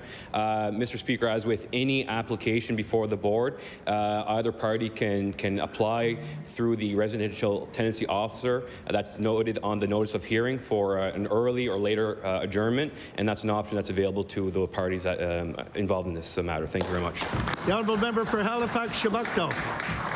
Thank you. My second question is to the Minister of Seniors and Long-Term Care. This same group of residents and clergy in Bridgewater, in their letter to the government yesterday, asked the minister to direct the release of funds to the town of Bridgewater in consideration of expenses they may have about services and meals to the people at Drumlin Hills, and also asked her to deploy departmental staff to make assessment of the situation of those vulnerable senior residents there as they face this group renovation. Will she do that?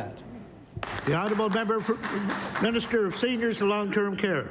Thank you, Mr. Speaker, and thank you to the member for the question. We did that as soon as we heard about the issue months ago. The Honourable Member for Hammonds Plains, Lucasville. To our Minister of Health, Mr. Speaker, I was contacted recently by a Nova Scotian who was working as a registered nurse in Nova Scotia in 2005. That was 17 years ago. She spent some time in her career both improving her education and moving with her young family to other provinces due to her husband's employment. Unfortunately, upon returning to Nova Scotia, she found out that despite her many years of service in Nova Scotia, she was not allowed to work in her area because she had spent 5 years not practicing due to moving and being on mat leave. Mr. Speaker, she was given the opportunity to take an intense exam and a retraining process at her own expense, which would not take into account her specialization, or she could take a 1.5 year training program. Can the Minister of Health explain why talented and experienced nurses living here in Nova Scotia are not being credentialed? The Honourable Minister of Health and Wellness. Thank you, Mr. Speaker. I thank the member for the question. So the issue that the member is talking about is actually because of the College of Registered Nurses, College of Nurses in Nova Scotia. So as registered nurses or as registered or licensed practical nurses, there is a requirement through the college that each person work a basic number of hours in a 5-year term, and that's to allow for leaves, maternity leaves, any type of study leave, etc. There are criteria about how you maintain your hours. They don't all have to be clinical hours, and that is the issue. If your hours lapse in this 5-year period, based on the criteria of the College of Nurses, then there is a requirement that you either challenge an exam or you do a re-entry program. The Honourable Member for Hammonds Plains, Lucasville. Mr. Speaker, I appreciate that explanation from the minister. I hear where she's coming from, but the healthcare system is in a crisis, and furthermore, our mental health care system needs the help. And her specialty is in mental health. And right now, we have an experienced, proven RN who can't rejoin the front line. Our healthcare workers are being overworked, Mr. Speaker. It's not just she. We're hearing from all over the province about situations where experienced healthcare workers of all sorts move to Nova Scotia and cannot get to work. Mr. Speaker, this government has made a point to deal with the colleges. We saw some similar action taken in August with respect to Ukrainians coming into Nova Scotia. I wonder if the minister will take similar strides to bring Nova Scotians who have worked in our system into the system. Thank you, Mr. Speaker, and I thank the member for the question. Again, this is a difficult situation for a number of healthcare providers, and I appreciate that. I don't know about the specifics of this case, and it would be something I would have to look into with the college. There is some things at the college that if your license has lapsed and that you have not worked in the past 5 years, there may be implications to your license. That's not something that I can change. But I am willing to hear more about it and better understand and talk to the college. But however, the primary focus of the college is to protect the public and to make sure that people meet a basic entry requirement. So there's certainly more that we can do to support this person, but I can't make a commitment today. The Honourable Member for Bedford Basin. Thank you, Mr. Speaker. A fundraising campaign by the QE2 caught my eye recently.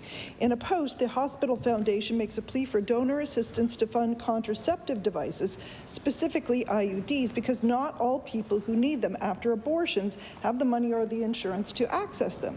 Now, this caught my eye because this issue was first raised well over a year ago by the member for Dartmouth South, and she raised it with me as Status of Women Minister. At the time, I went to the Minister of Health and asked that doctors and nurses no longer have to fundraise to provide IUDs, and the Minister of the day covered that cost. So I was surprised to see this latest fundraising campaign. Can the Minister of Health confirm for us today, has the Department of Health withdrawn that IUD funding from the QE2 Women's Choice Clinic? The Honourable Minister of Health and Wellness. Yeah, to my knowledge, there's been no reduction in funding, no. The Honourable Member for Bedford Basin. Thank you, Mr. Speaker. People who've undergone abortions need to be able to access contraception. They need to control their fertility so they can make their own choices about their lives. And often the most appropriate contraceptive is an IUD, because a jealous partner or a controlling parent cannot interfere with its efficacy. There are no pills to take each day, no pills to forget, or to have taken by parents or boyfriends. As Dr. Leanne Yoshida of the Women's Choice Clinic explains, the lack of public funding for contraceptives make them out of reach for many women. Will the Status of Women Minister today commit to ensuring that people who have undergone terminations will receive free IUDs if they do not have insurance to cover their entire cost? The Honourable Minister of Health and Wellness. Thank you, Mr. Speaker. So we continue to look at the program to understand what is publicly funded through the PharmaCare program. My understanding is that IUDs that do have medication associated with them, because there are some that do have hormonal medication attached to the implant, are covered by PharmaCare. I am not clear exactly on what is covered through Department of Community Services, but certainly we are reviewing what is covered under the formulary, and we do hope to improve how we support Nova Scotians with that program. Thank you.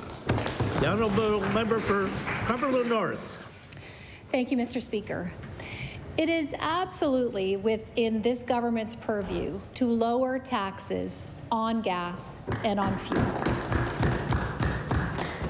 There is a provincial motive fuel tax, 10 cents a litre, that is absolutely within this government's control to lower, reduce, or remove. Absolutely, the federal excise tax, the provincial government can't touch, and you can't touch the HST. But this government can reduce or remove the provincial motive fuel tax. This winter, we know many people are going to struggle with increasing costs. Will this government commit to reducing or removing the provincial motive fuel tax on gas? The Honourable Minister of Finance. Mr. Speaker, I did mention that answer earlier today. We were actually not allowed to do that. That would, well, you can say what you want, and you can wish what you want, but it's a fact, Mr. Speaker. We've been told by the federal government you cannot touch that, because that would be offsetting the carbon tax, and they do not want us to do that, Mr. Speaker, because they are trying to raise the price of fuel so people stop buying it, Mr. Speaker. Of course, as we know, and as I've said earlier, people still have to buy it. Most people cannot afford an electric vehicle right now. Most people, if you're lucky enough to find one for sale, Mr. Speaker. So the opposition can say what they want. People can look it up. It is not possible for us to lower the excise tax. The Honourable Member for Cumberland North. Thank you, Mr. Speaker. I would like the Minister of Finance to table the legislation, the federal legislation that prevents the provincial government from reducing or removing the provincial motor fuel tax. What is in federal policy is that the minister cannot reduce the HST portion of the provincial. That is law. But it is absolutely within this provincial government's purview and ability to reduce or remove the provincial motive fuel tax on gas and diesel. And this government is refusing, and it will provide relief. Our truckers have asked for it, our residents have asked for it, and other provinces have done it. Will this Minister of Finance research and look at this law closer, and if he's wrong, make a commitment to reduce or remove the provincial motor fuel tax? Honourable Minister of Finance. Mr. Speaker, respectfully to the member, I have no problem providing that information to her, and so that members of the House are aware of that fact. The honourable member for Clayton Park West. Mr. Speaker, my office is receiving many calls from seniors who are looking for the government to help them with rising cost of living. Their pensions are not covering their monthly expenses, and they are really worried about being able to afford to heat their homes this winter. These are seniors who make just above the threshold for senior care grant and for home heating grant, so they do not qualify for either. My question for the Minister of Seniors is, what plans does the department have for those seniors who are just above the income tax? The Honourable Minister for Seniors and Long-Term Care. Thank you, Mr. Speaker, and I thank you to the member for the question. So what we've talked about on the government side is targeted solutions for the people most in need. The Seniors Care Grant, when we brought it out, was the first of its kind. We brought it in for $500. And then when the fuel prices started to go up, we raised it to $250. And then when Fiona came, we immediately raised it to $1,000 total. Those funds are for those most in need. And that is where our targets are, and to sustain that over time. So, Mr. Speaker, that is the starting point for this government. It's the first seniors grant of its kind, and there's much more to do. Thank you. The honourable member for Clayton Park West. Mr. Speaker, the actual threshold is the issue here, and she needs to accept that. The threshold for seniors care grant is $37,500 for a two-person home. Okay, and she knows how little that is. That is barely enough to live on for two people, but will become impossible with the rising cost of heating their home this winter. We want seniors to stay longer in their homes, and she is trying to push that for us, but what is the minister's plan to help them afford to stay in their home? The Honourable Minister of Seniors and Long-Term Care. Thank you, Mr. Speaker. And one of the things that health professionals know is that you need to understand the problem before you focus on the solution. And one of the other things that we're doing, Mr. Speaker, and just announced, is the Home Lift program for caregivers and their family members. So we are putting lifts into people's homes, and we're sending physiotherapists and occupational therapists in to help train the family members. This allows somebody in the home to better care for their loved one. When we're looking at targeted solutions for seniors, we are targeting those most in need right now, which the previous government targeted 0% of Nova Scotians. Mr. Speaker, the previous government may not understand that they had no seniors care grant. We have a seniors care grant, Mr. Speaker, and that's a starting point. Honourable member for Annapolis. Mr. Speaker, when this government closed down the emergency centre in Annapolis Royal and severely reduced emergency hours at Soldiers Memorial in Middleton, our county was left with 6 hours of emergency care per day. This government and Nova Scotia Health tells us that whenever there's a medical emergency, call 911. Unfortunately, many communities in my constituency don't have cell service and therefore can't call 911. I've heard from residents who have had multiple attempts to 911 not go through, or the calls go across the Bay of Fundy into New Brunswick before disconnecting. A delay in getting through to 911 combined with limited hospital-based emergency is a deadly combination. My question to the Minister of Economic Development: what is this government doing to ensure all communities in my constituency have reliable access to 911? Thank you.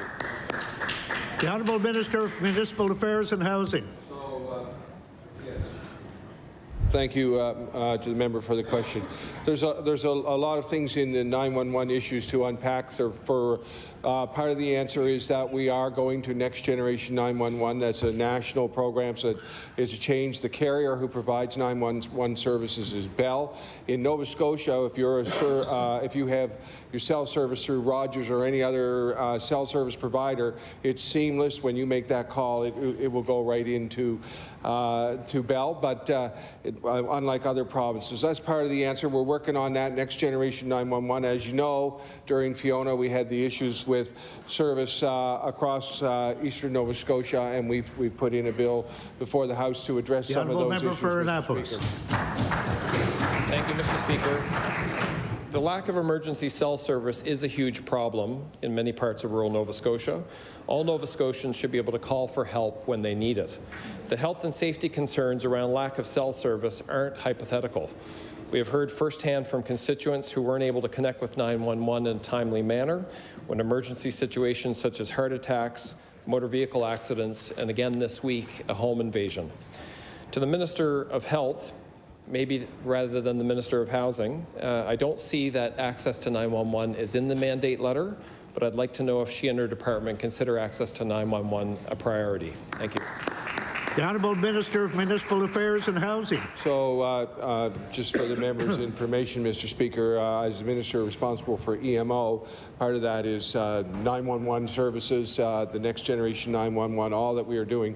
Some of what the member is talking about is gaps in cell service. That is a reality across Nova Scotia. It's, and cell phone companies have got issues with, we need them to step up and put towers in more areas. Obviously, they look at the number of customers and the demand. So this is something that has been the subject of a study. There is a cell phone gap study out there.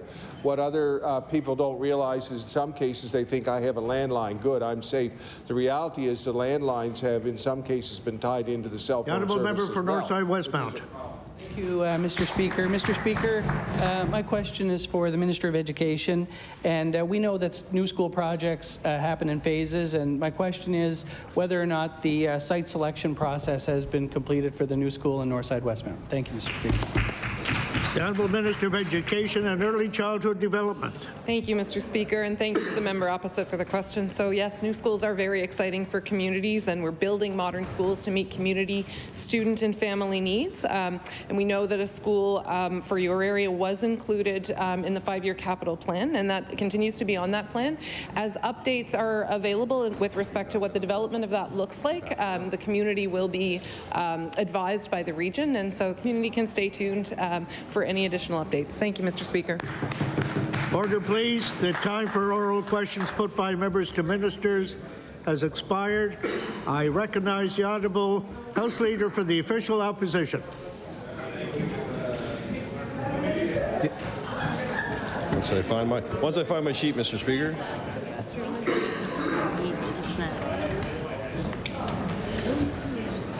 I just had it in front of me. Oh, okay. Thank you, Mr. Speaker. Mr. Speaker, for opposition today, the first bill we're going to call is Bill 232, the Employment Support and Income Assistance Act. Bill number 232, the Employment Support and Income Assistance Act, an act to amend. The Honourable Member for Fairview Clayton Park. Thank you, Mr. Speaker, and I appreciate the time to speak for a few minutes on Bill 232, Employment Support and Income Assistance Act.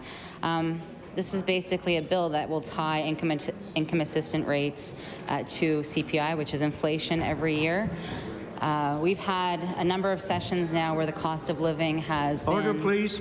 There's a lot of noise in the House. Please, the Minister for Fairview Clayton Park has the floor. If you want to carry on your conversation, please do so in the House. The Honourable Member for Fairview Clayton Park. Thank you, Mr. Speaker. Mr. Speaker, we've had many conversations over the course of the past year, especially about the cost of living crisis that we're existing in. A pandemic certainly didn't help any matters out for any of us, but particularly those who are on income assistance.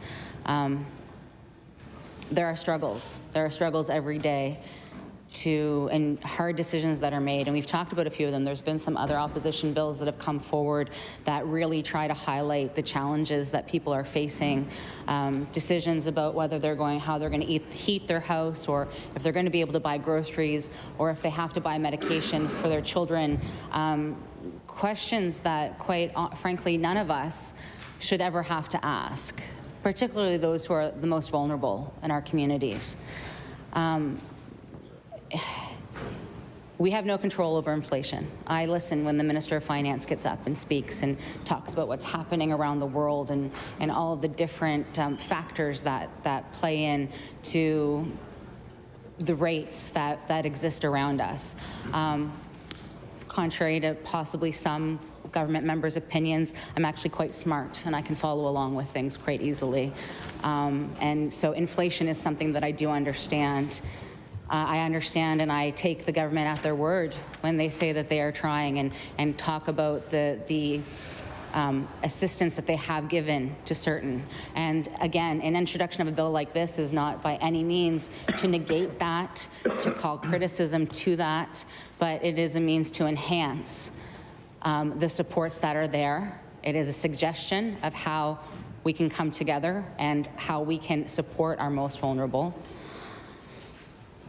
This bill specifically targets those members, those individuals who are on income assistance. We already know the struggles that they face. Prior to the boundary redistribution, the area of Bayers Westwood, which is the largest public housing development in Nova Scotia, were my constituents. It was a part of my riding. And I still have close ties to a number of people from that community. So even though I'm no longer their MLA technically, it's conversations that I still have with them on a regular basis. I'm still very close and sit on the board with the Family Resource Center that services that area. And I hear the challenges. And circumstances that were dire at best have rapidly declined in the last year and a half. This isn't a bill to point fingers at anybody. This isn't a bill to drudge up the past and say it should have been done, or you should have done this, or we should have done this. The fact of the matter is that we had a pandemic that nobody saw coming, and that accelerated the livelihood so many Nova Scotians were facing.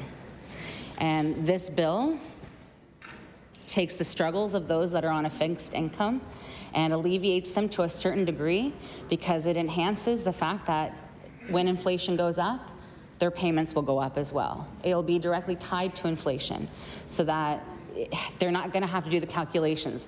There's no more, I'm not saying this isn't the land of milk and honey. This isn't going to be something that's going to cost the government extra millions of dollars or billions of dollars, or the number I know that the Minister of Finance in our previous question period negated the budget. And I guess on a large scale, even on a national scale, it's not a huge budget, but the bit of the budget that would be attached to this particular bill is minuscule, less than a lemonade stand. And it would mean so much to our Nova Scotians that are living and rely on income assistance. Again, I've heard the government stand up on numerous occasions and praise or give accolades to the programs that they've put in place and the supports that they're doing. And it's really important that, especially our new members, understand, and I can't say this enough, when the opposition gets up to introduce a bill or to speak to a bill, it is in no means a criticism of what government is doing. We're here to try and help. We're here to say, look, we have constituents that we're speaking to as well. These are some ideas that we have. You can take it as we've presented it to you, or you can take it and make it as your own. Doesn't matter to us, honestly. I would love it if this bill was taken seriously by the government and we passed it as is. But I would be just as happy if the government chose to introduce something similar to it that protects our most vulnerable. I'd be okay with that. I would support that bill, because it doesn't matter who takes the credit for it. We're at a point where people are in dire need of help. I can't say that enough times. We're not even, this isn't even talking about the middle class that continuously gets eked out and eked out and eked out. There's nobody asking for blanket checks. Nobody's asking for a magic wand, but we have our most vulnerable in this province who are drowning even more dramatically than they ever have because of what's happening in the world around them, and they are powerless to break water, to break the surface. It would be our hope that an acceptance of this bill or an introduction of a government bill that had a similar intent could be one small piece that would be a lifeline to those who are struggling those on income assistance in the midst of the greatest challenge I've ever seen in my lifetime.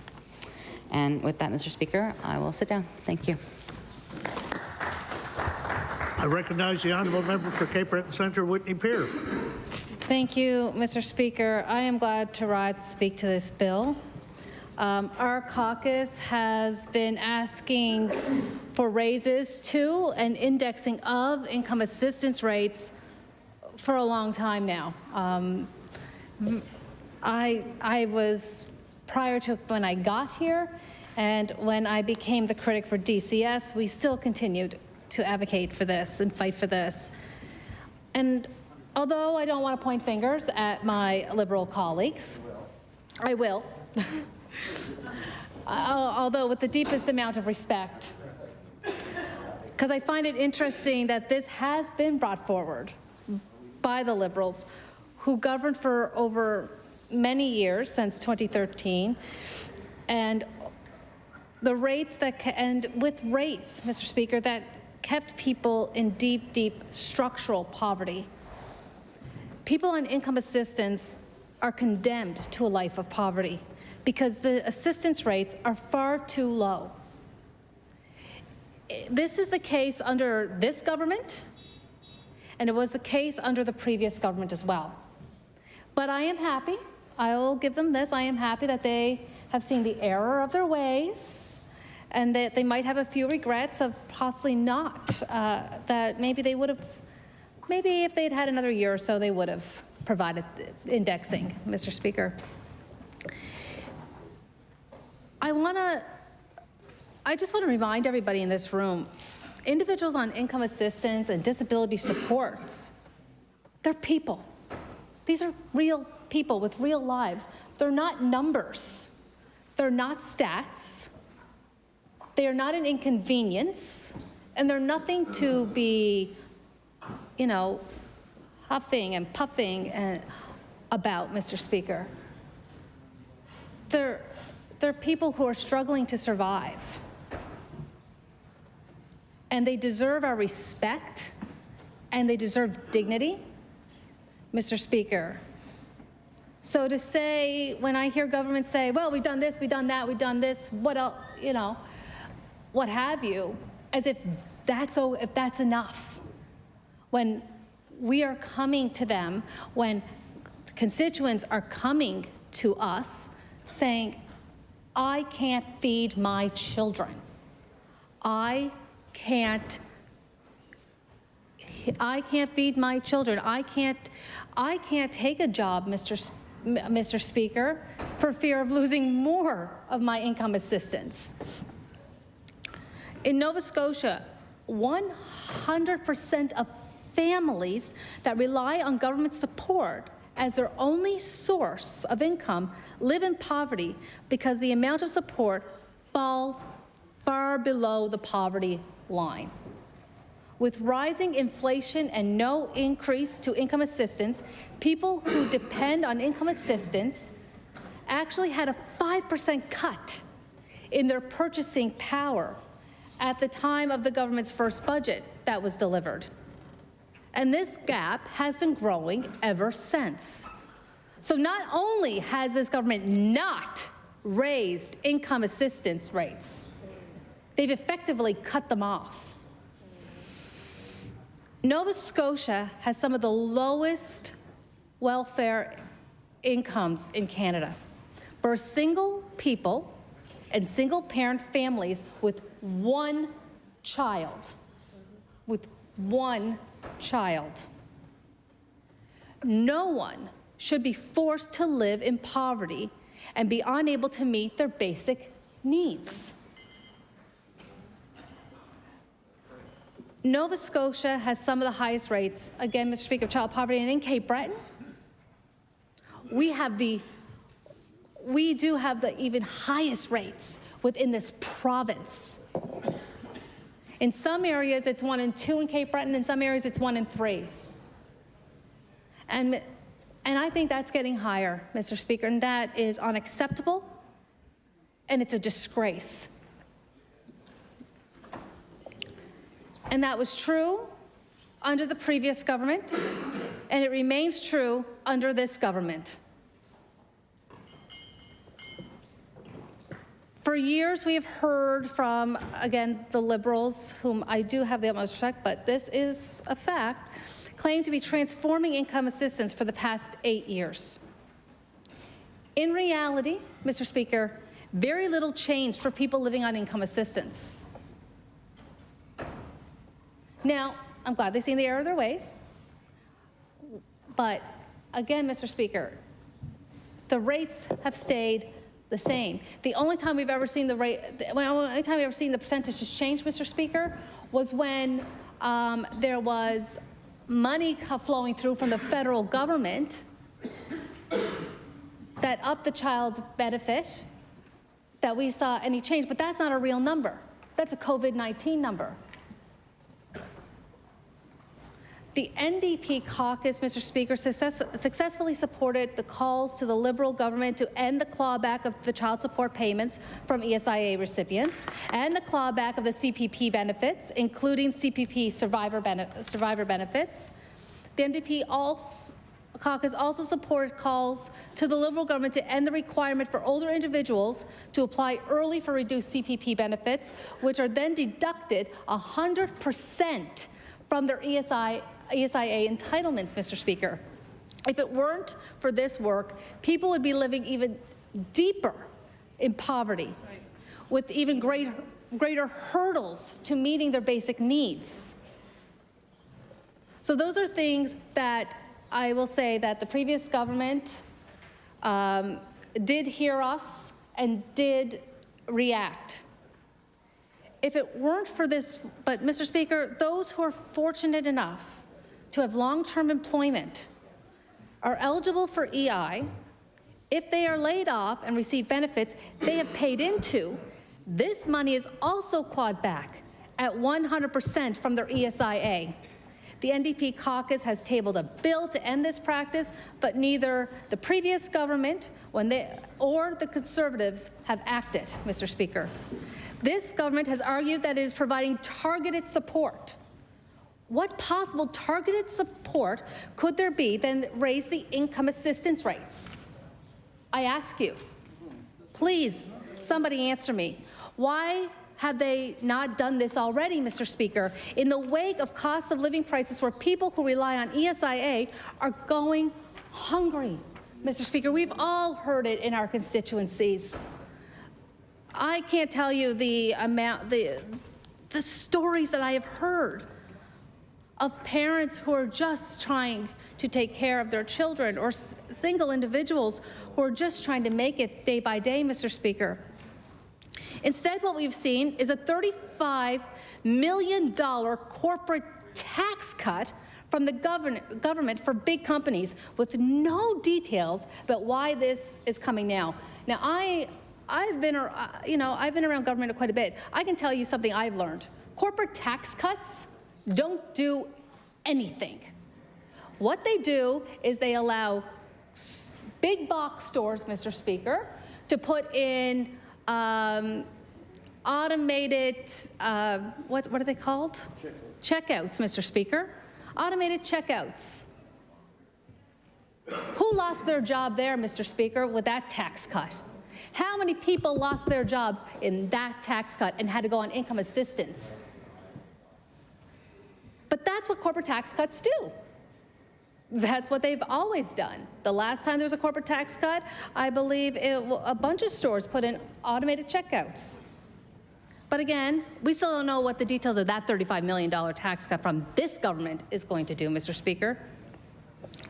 And but Mr. Speaker, we are very glad to hear that the Premier say yesterday that finally, after weeks and weeks of asking, he'd be looking at how to expand access to income-based programs. I would urge him to be as broad and swift as possible in this review. People are struggling across the province right now. I will also point out that there are a number of other things that this government can do to address poverty rates. And neither the Liberals nor the Conservatives have actually raise the minimum wage to $15 an hour, despite how many have been begging for it in this province? Let alone a minimum wage that is closer to a living wage, Mr. Speaker. Neither the Liberals or the Conservatives have instituted a system of permanent rent control. In order to ensure all Nova Scotians have a good quality of life, we need to increase wages and social assistance benefits. But we also need to invest in universal programs and services that will lower the bills that we need to pay. So, Mr. Speaker, here are some examples. Raise the minimum wage. $15 an hour doesn't cut it now. It's not going to cut it in 2024. And then begin mapping out how to get the minimum wage to a level of a living wage. The Premier has refused to do this and says in deference to the work of an independent committee. And we're here in this sitting, of course, with the Premier intervening to abolish dozens of independent boards. So it's interesting, Mr. Speaker, when the Premier values independence and when he doesn't. I think it's only when it's good for the gander. Permanent rent control is another, Mr. Speaker. We consider it a win for people under the pressure from the public and our caucus. The two governments have now instituted and extended rent caps when they repeatedly said they don't believe in rent control or that it doesn't work. The long-term solution that people need is permanent rent control they can count on, a form of rent control which would be in place between tenants so that landlords are not incentivized, I should say, to evict people so that they can raise the rents. Another is 10 permanent paid sick days. Thousands of people, including grocery store workers, cleaners, and some frontline healthcare workers, don't have permanent paid sick days and can't afford to take them. COVID-19 continues to spread in the workplaces, Mr. Speaker, and public health continues to ask people to stay home when they're sick. But this government has shuttered the temporary paid sick days program, leaving workers completely unsupported. Thousands of workers in Nova Scotia do not have access to paid sick days. And these workers are more likely to be lower wage, Mr. Speaker, and many of them are women. Lower wage workers, 1/4 of the workforce in Nova Scotia, can seldom afford to take unpaid time off work when they are sick. People with 10 or more paid sick days a year are far more likely to use preventative health services, reducing long-term public health costs, Mr. Speaker. And people need permanent sick days more than ever to weather the crisis of a global pandemic and inflation. There are many more, Mr. Speaker, that our caucus has spoken about in this chamber, such as addressing predatory payday loans, addressing energy poverty and energy costs, an actual economic growth plan, Mr. Speaker. So I will close with thanking the member for Bedford South for bringing this forward, with the great wish that his party had taken action during their time in government. But again, I am happy to see them bringing it forward today, Mr. Speaker, and I urge the government to take this bill seriously, and I urge them, you can take it back, you can call it whatever you want to call it, bill. Put your name on it, stamp it all over. As long as it helps people, what does it matter who brought it forward? What does it matter whose name is on it? As long as people are getting the help and their basic needs met, Mr. Speaker. With that, I'll take my seat. Thank you. Recognize the honourable member for Chester St. Margaret's. Thank you, Mr. Speaker. Mr. Speaker, I would like to stand here today and talk a little bit about what this government is actually doing and the fact that, vulnerable Nova Scotians are in need of many different types of supports. And poverty cannot be solved by one department alone. It takes a collective approach that includes all levels of government, community parties, and citizens. That is why we are working very closely across the provincial government to provide a holistic approach to improving affordability. This includes reduced childcare costs, increasing the Nova Scotia Child Benefit, new rent supplements, the purchase of buildings for supportive housing development, increase of minimum wage. Further investments are expected through the work underway to identify how to collectively reduce childhood poverty within our province. And I'm just going to go through a list of some of the things that we've accomplished over the year, because it seems like from time to time we hear a lot of scoffing that we're not doing anything. So this, Mr. Speaker, this government's budget contains a number of measures which we believe will improve the lives of those living on low income to help them find success. Upcoming 5-year target to significantly reduce childhood poverty. Nova Scotia Child Benefit increase of $12.5 million, increasing to $16.6 million. One-time funding announcement for income assistance clients and their family members to help manage rising fuel costs. A total investment of $5.3 million. Investments in initiatives to prevent homelessness and support income assistant clients to maintain safe housing that best meets their needs. Investments in culturally responsive youth preventative programming to help break the cycle of poverty, recognizing systematic and racist barriers to independence. We are concerned about the rise in prices, including energy and fuel, and the impact of inflation. Mixed speaker. That did a quick change over there on me. Current global events, including Russia's invasion of Ukraine, have introduced significant volatility and are driving up basic living expenses for many families, individuals, and seniors. While this is a worldwide issue, we understand that the pressure this is putting on Nova Scotian families who work hard and are trying to make ends meet. The province has no control over global factors that are influencing the prices of energy and fuel, but we want to find ways to support our people. All Canadians are feeling the impact, and we need to think broadly about working together to find workable solutions. So our government is talking with counterparts across the country. We recognize the impact this is having, and this is why we provided $13 million on March 24th to support vulnerable Nova Scotians, and we continue to keep a close eye on the situation. Decisions on what other supports we can offer are always ongoing. To the end, government has introduced several targeted measures that can help. Recent supports of Nova Scotians and the costs of living pressures include Seniors Care Grant, introduced last fall to help older Nova Scotians around the home, has been expanded to include more services and provide a one-time $250 emergency heating grant to eligible seniors. This means that they could be eligible for up to $750 this fiscal year, Mixed Speaker. Reducing fees for childcare and continued enrollment in pre-primary program. Introduced a new fertility and surrogacy rebate up to $8,000 annually. Introduced a new children's sports and arts refundable tax credit, Mixed Speaker. I got a big list here. Funding higher daily rates for foster families. Significant investments to support more people with disabilities to live independently in community, and helping families support their children with disabilities at home.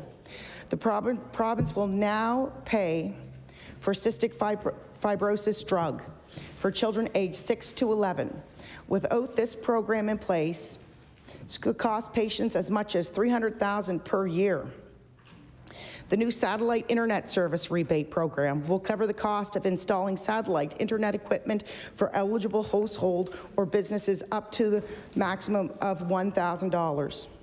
Minimum wage increases are ongoing. April 1st, 2022, $13.35. October 1st, $13.60. April 1st, 2023, $14.30.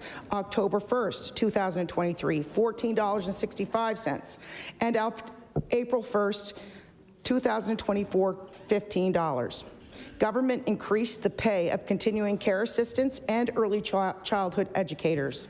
Free tuition for people who want to become a continuing care assistant.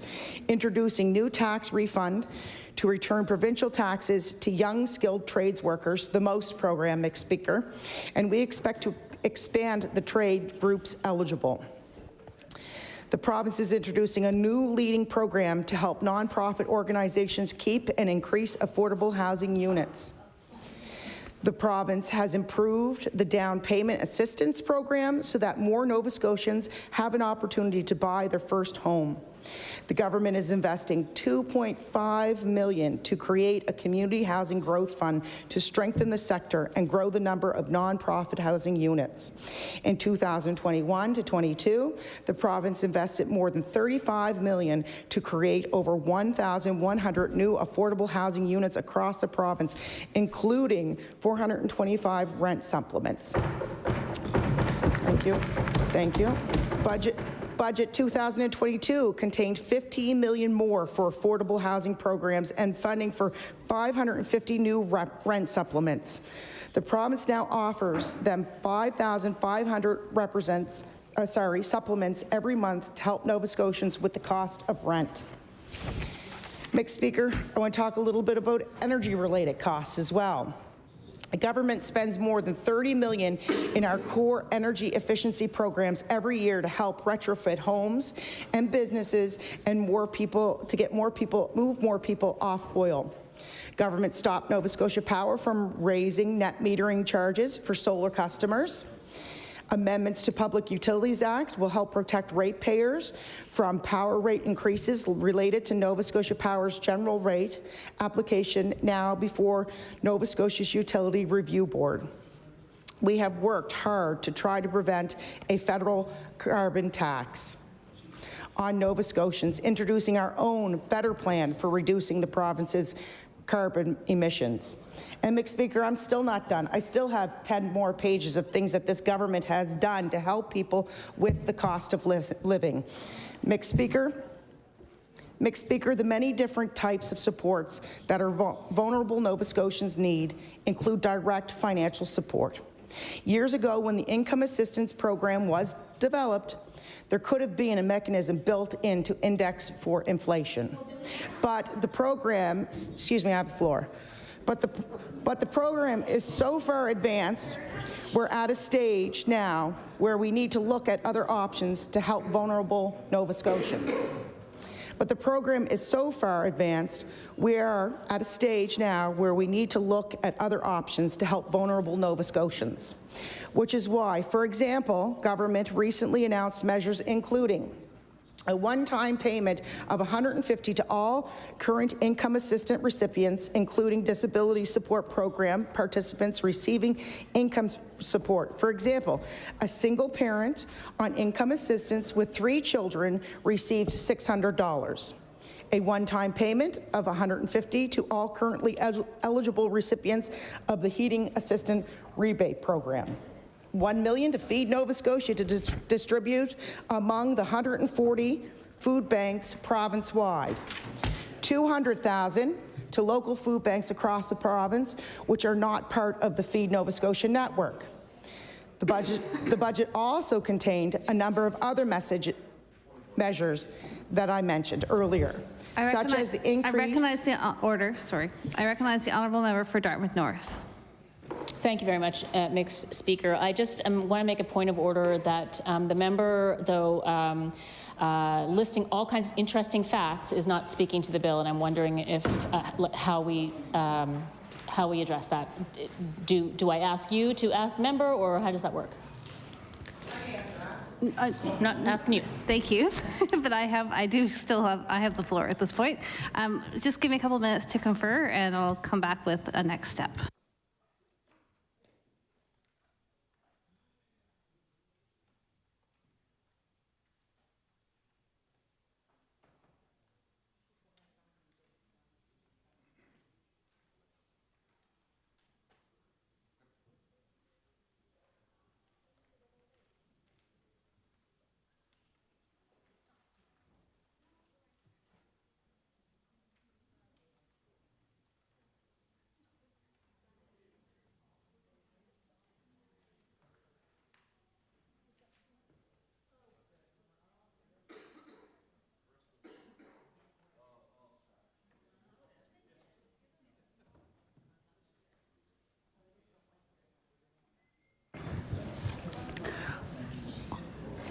order.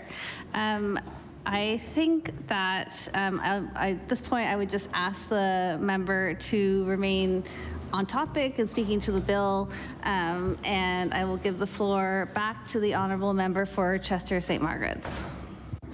Thank you, Mr. Speaker. So Bill 232, Employment Support and Income Assistance Act. So everything that I am naming on this paper is support, is income support. So I'm going to continue on because it's all financials that this government has put towards, which you don't know what's on this paper. Order. I'll just ask you not to wave the document around like a prop. Okay, I'm sorry.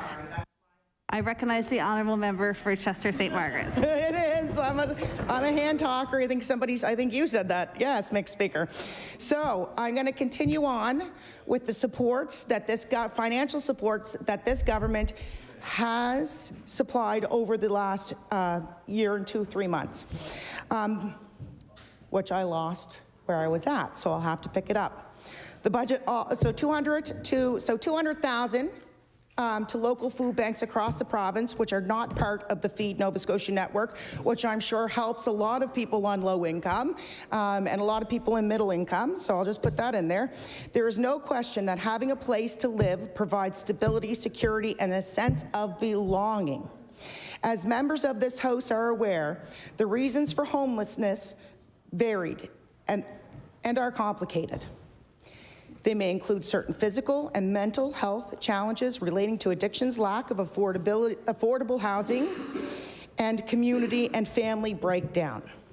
And we know that homelessness ultimately may result in increased use of healthcare system and increase in substance overdose, increased danger of abuse and violence, and any increased chance of entering or re-entering the criminal justice system, which financial bearings does play a role in some cases. We also know that our work to address the homelessness will not only have a positive effect on the everyday lives of vulnerable Nova Scotians, but also has the potential to reduce pressures on the healthcare system, emergency rooms, hospital beds, and on the justice system. And I just would like to state, before I go on, is that all these things are intertwined. When you have a lack of money, or finances, I should say, they're all intertwined. And we've all seen this. We've all been, I'm on my 6th year working with the taxpayers, and some of you are old hats as well, and some are here. So we know this. So we also know that our work to address homelessness, sorry, I read that. It is worth noting, Mr. Speaker, that homelessness and a lack of affordable housing is a problem too significant and too complex for one level of government, one private sector organization, or one nonprofit group to fix on its own. Rather, it will take a focused and sustained commitment to make real change that seeks to address the root causes of homelessness and that calls upon us all to take up this challenge. Over the past several years, the Department of Community Services has, in general, been moving away from the crisis-driven system to one that is preventative and responsive. This challenge is reflected in our work to help those experiencing homelessness. Many of these Nova Scotians have challenges that make it difficult to live and maintain housing without additional supports. The solutions are often not as simple as finding an available apartment. There are many who need more than a home for stability. This could mean treatment for addiction, harm reduction services, mental health care, or primary health care, for example. It is the goal and part of Community Services' mandate to provide more permanent supportive housing across the province. Here's something else we did, and we are seeing progress in this. Through a $3.5 million investment, the province worked with Halifax Regional Municipality and the federal government to acquire the Overlook in Dartmouth. Renovations are well underway to transform the property into a permanent home of 65 people who are chronically unhoused. In addition, the Department of Community Services is providing $1.5 million annually to our partners at the North End Community Health Centre to deliver wraparound supports to those living at the Overlook. The department also supported a project led by HRM to support 65 modular units in place in Halifax and Dartmouth by funding funding service providers. Order. The time allowed for the speaker has elapsed. I recognize the honourable member for Hammonds Plains, Lucasville. Thank you, Speaker. Appreciate the opportunity to speak to today's first order of opposition business to increase income assistance rates to reflect the increases that we see in CPI or inflation. This initiative has everything to do with assisting our most vulnerable Nova Scotians in a way that can be expected, that's predictable, that's sustainable. We're dealing with times coming off a pandemic where the cost of living is very arguably so more challenging than ever for a lot of families and individuals throughout the province, and this seems like a reasonable step to address affordability to an extent for those that are on that are receiving income assistance. We know that, Speaker, there are many that have to make decisions in their day-to-day with their families around whether they're going to buy groceries or put fuel in their car or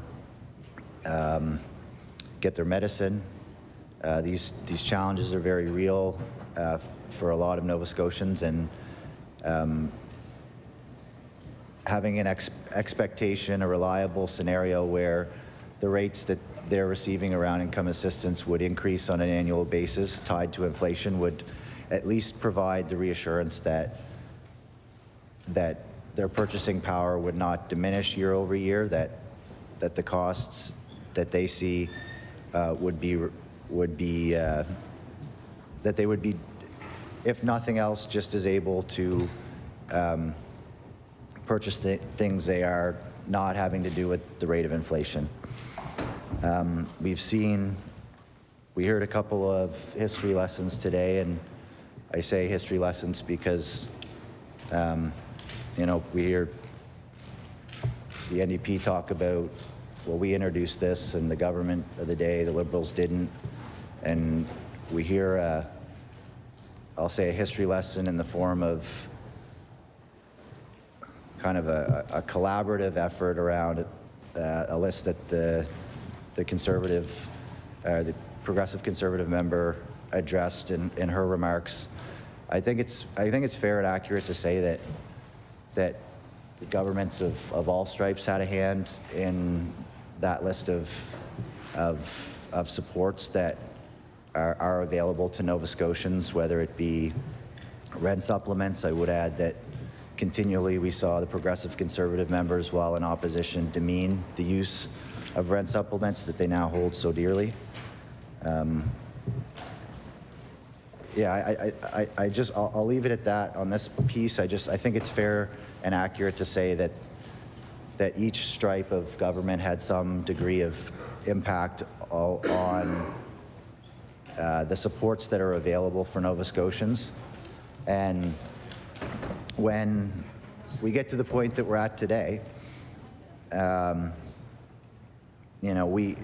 this is just my experience. We spent our time in office trying to get the fiscal house in order.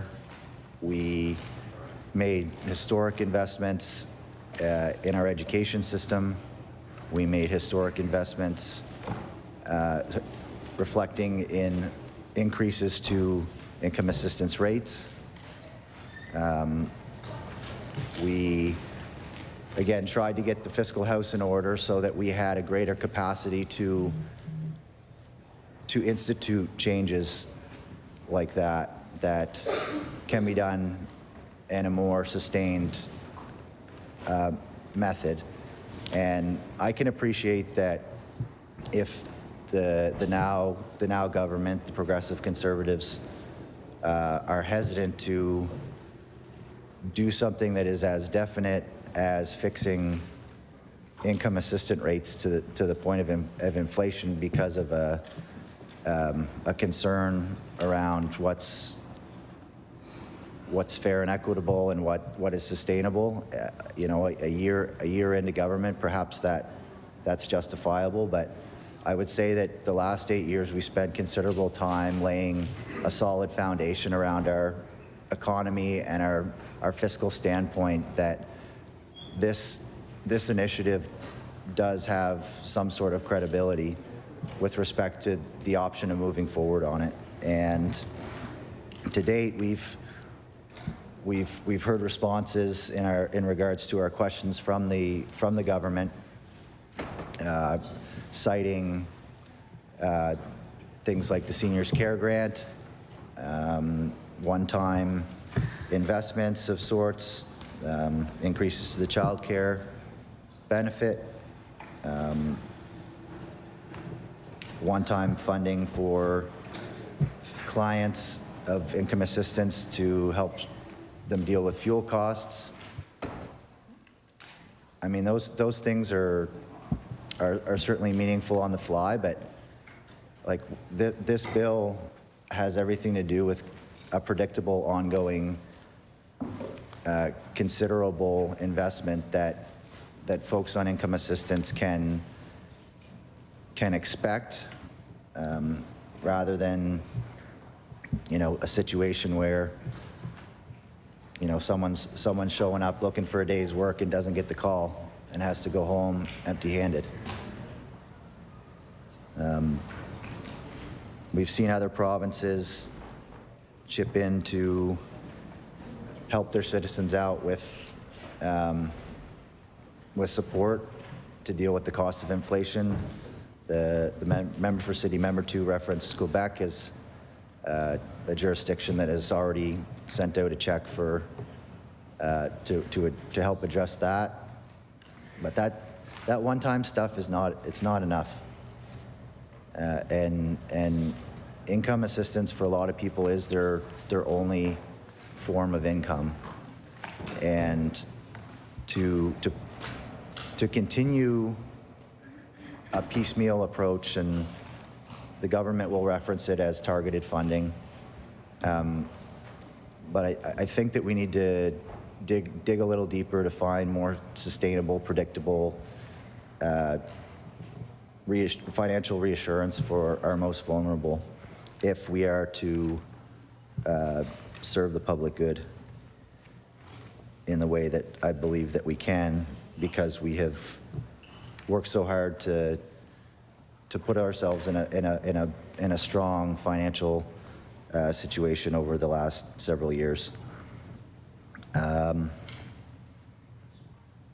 than that, I just hope that if today is not the day, that the government will acknowledge the point of view that we believe that we're at a point in our history whereby these sorts of initiatives that target the most vulnerable are, in fact, ways to move forward. I will say that the Minister of Finance will regularly reference,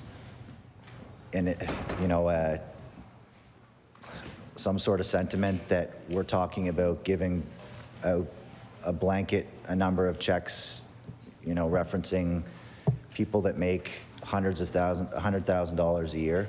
That's not at all the situation that we're talking about. We're talking about addressing a systemic, ongoing increase on income assistance within that cohort of people that rely on that form of income so dearly. So thank you for the opportunity, Mr. Speaker. That's enough for me for today.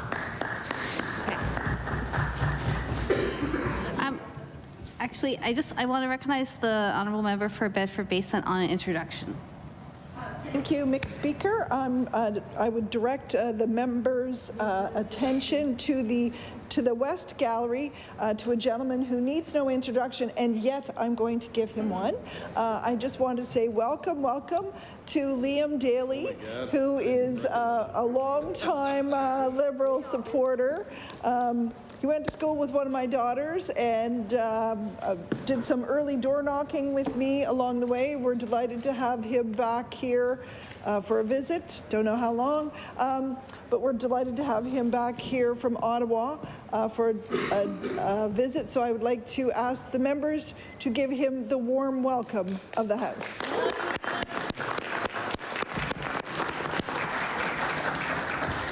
Thank you for joining us in the legislature today.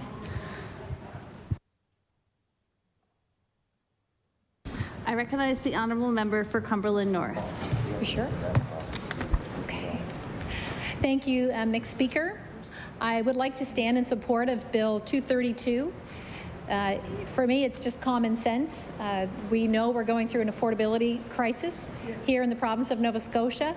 We've seen extraordinary increase in the cost of living with rates of inflation that certainly I haven't seen in my adult lifetime.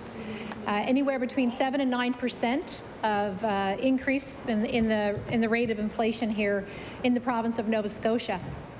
This morning, I had the pleasure of attending with about 92 other people across Atlantic Canada an information session on basic income, basic guaranteed income, and it was so interesting to listen to experts from across the country really talk about the importance of people having enough money for basic needs such as shelter, such as food.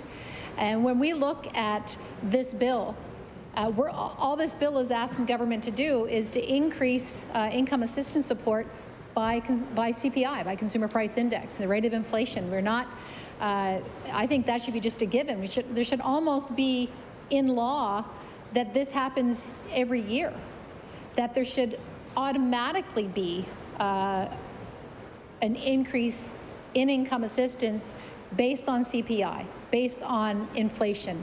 Otherwise, you're actually, we as government representing the people of Nova Scotia are actually purposely making a choice to keep people in poverty. We're actually making a choice to keep people depressed. I know in Cumberland North, when people come to me, come to my staff, and they're in a very difficult financial situation, it's almost always from circumstances beyond their control. Example, cancer diagnosis, death of a spouse. My gosh, you know, the tragedy that we all see in all of our offices. You know, young fathers have leaving behind children, families of 3 and 4. And most people that come to my office that come out of desperation, there's a lot of shame attributed with income assistance, and there shouldn't be. And anyone that comes to me that is struggling financially, I tell them, this is here for you. We have this, we have emergency assistance and income assistance to support people like yourself that are going through these very challenging times. And I encourage them to contact, and sometimes I'll pick up the phone and help them make that very difficult call, looking for help from income assistance. And I think we need to do everything we can to empower people, to build people up, to give them the help that they need when they come to our offices. And I want to share an experience that's related, mixed speaker, I hope that it's okay, but it's related to this bill and income assistance. And I recently had a young person, I say young, probably my age, so maybe not so young, but mixed speaker, this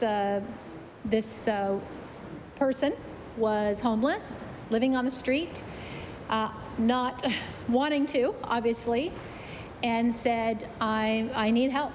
I need a place.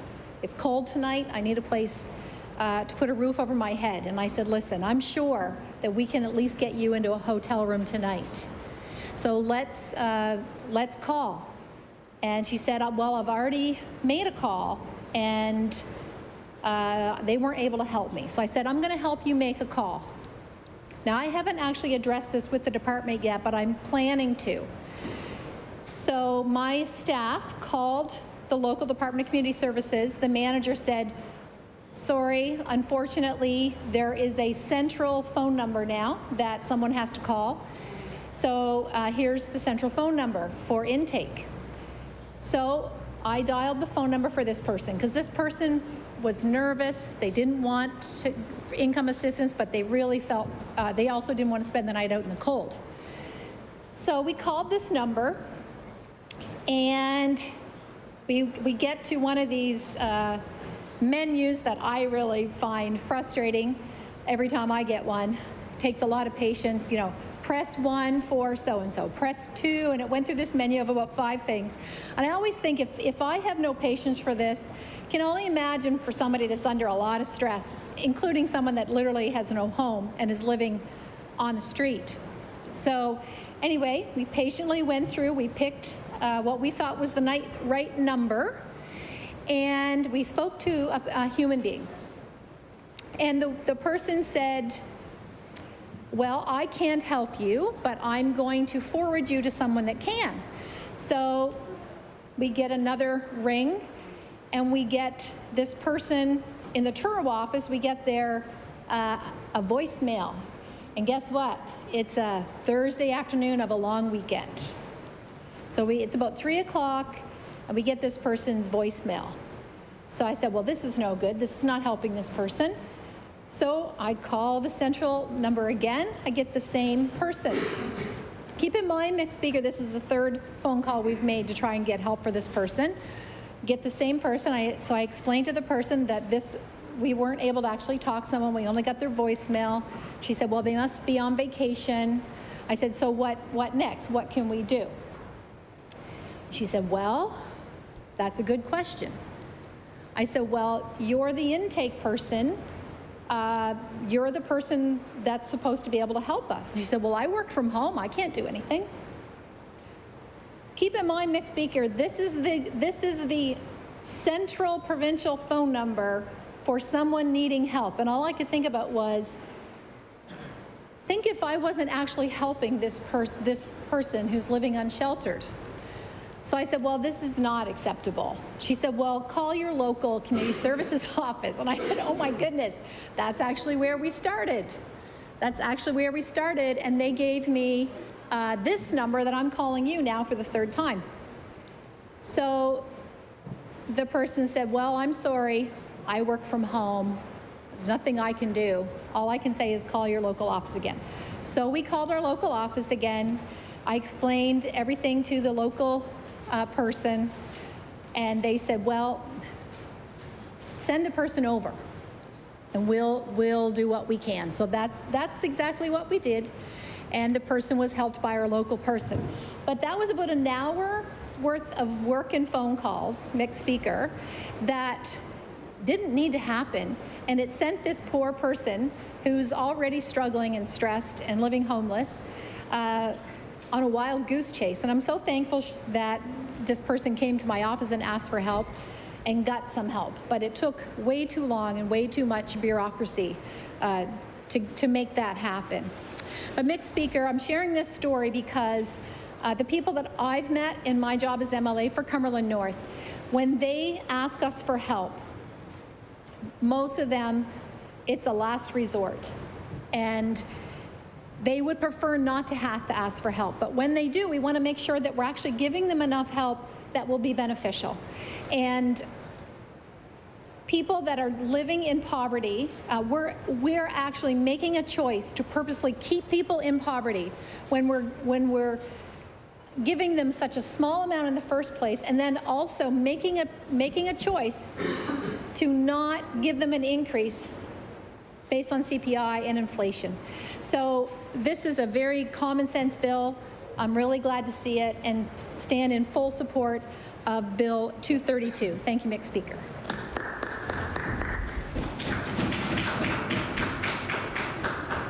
I recognize the honourable member for Shelburne. Thank you, Mr. Speaker. Mr. Speaker, I think this is important. I'd also like to add that we want to make sure that rural Nova Scotia sees significant investments in their initiatives and support services. And we have provided 8 communities across the province with $20,000 to fund housing support services and hotel rooms are at capacity. Viola's Place in Glasgow received an additional $430,000 to expand services and shelter beds, and will have an ongoing an annual funding for shelter, services, housing supports, diversion supports, and trustee services. Open Arms Shelter in Kentville will now receive an annual funding of $640,000 to stabilize and expand their services. So when we're talking about Bill 232, the Employment Support and Income Assistance and Act to Amend, I think it's also important to mention that we have provided $350,000 to the North End Community Health Centre to provide supportive housing for men from the African Nova Scotian community. Additionally, we've invested $1.8 million to the Mi'kmaq Native Friendship Centre to open the Diamond Bailey House. The project will have 42 transitional and emergency beds for the Mi'kmaq community.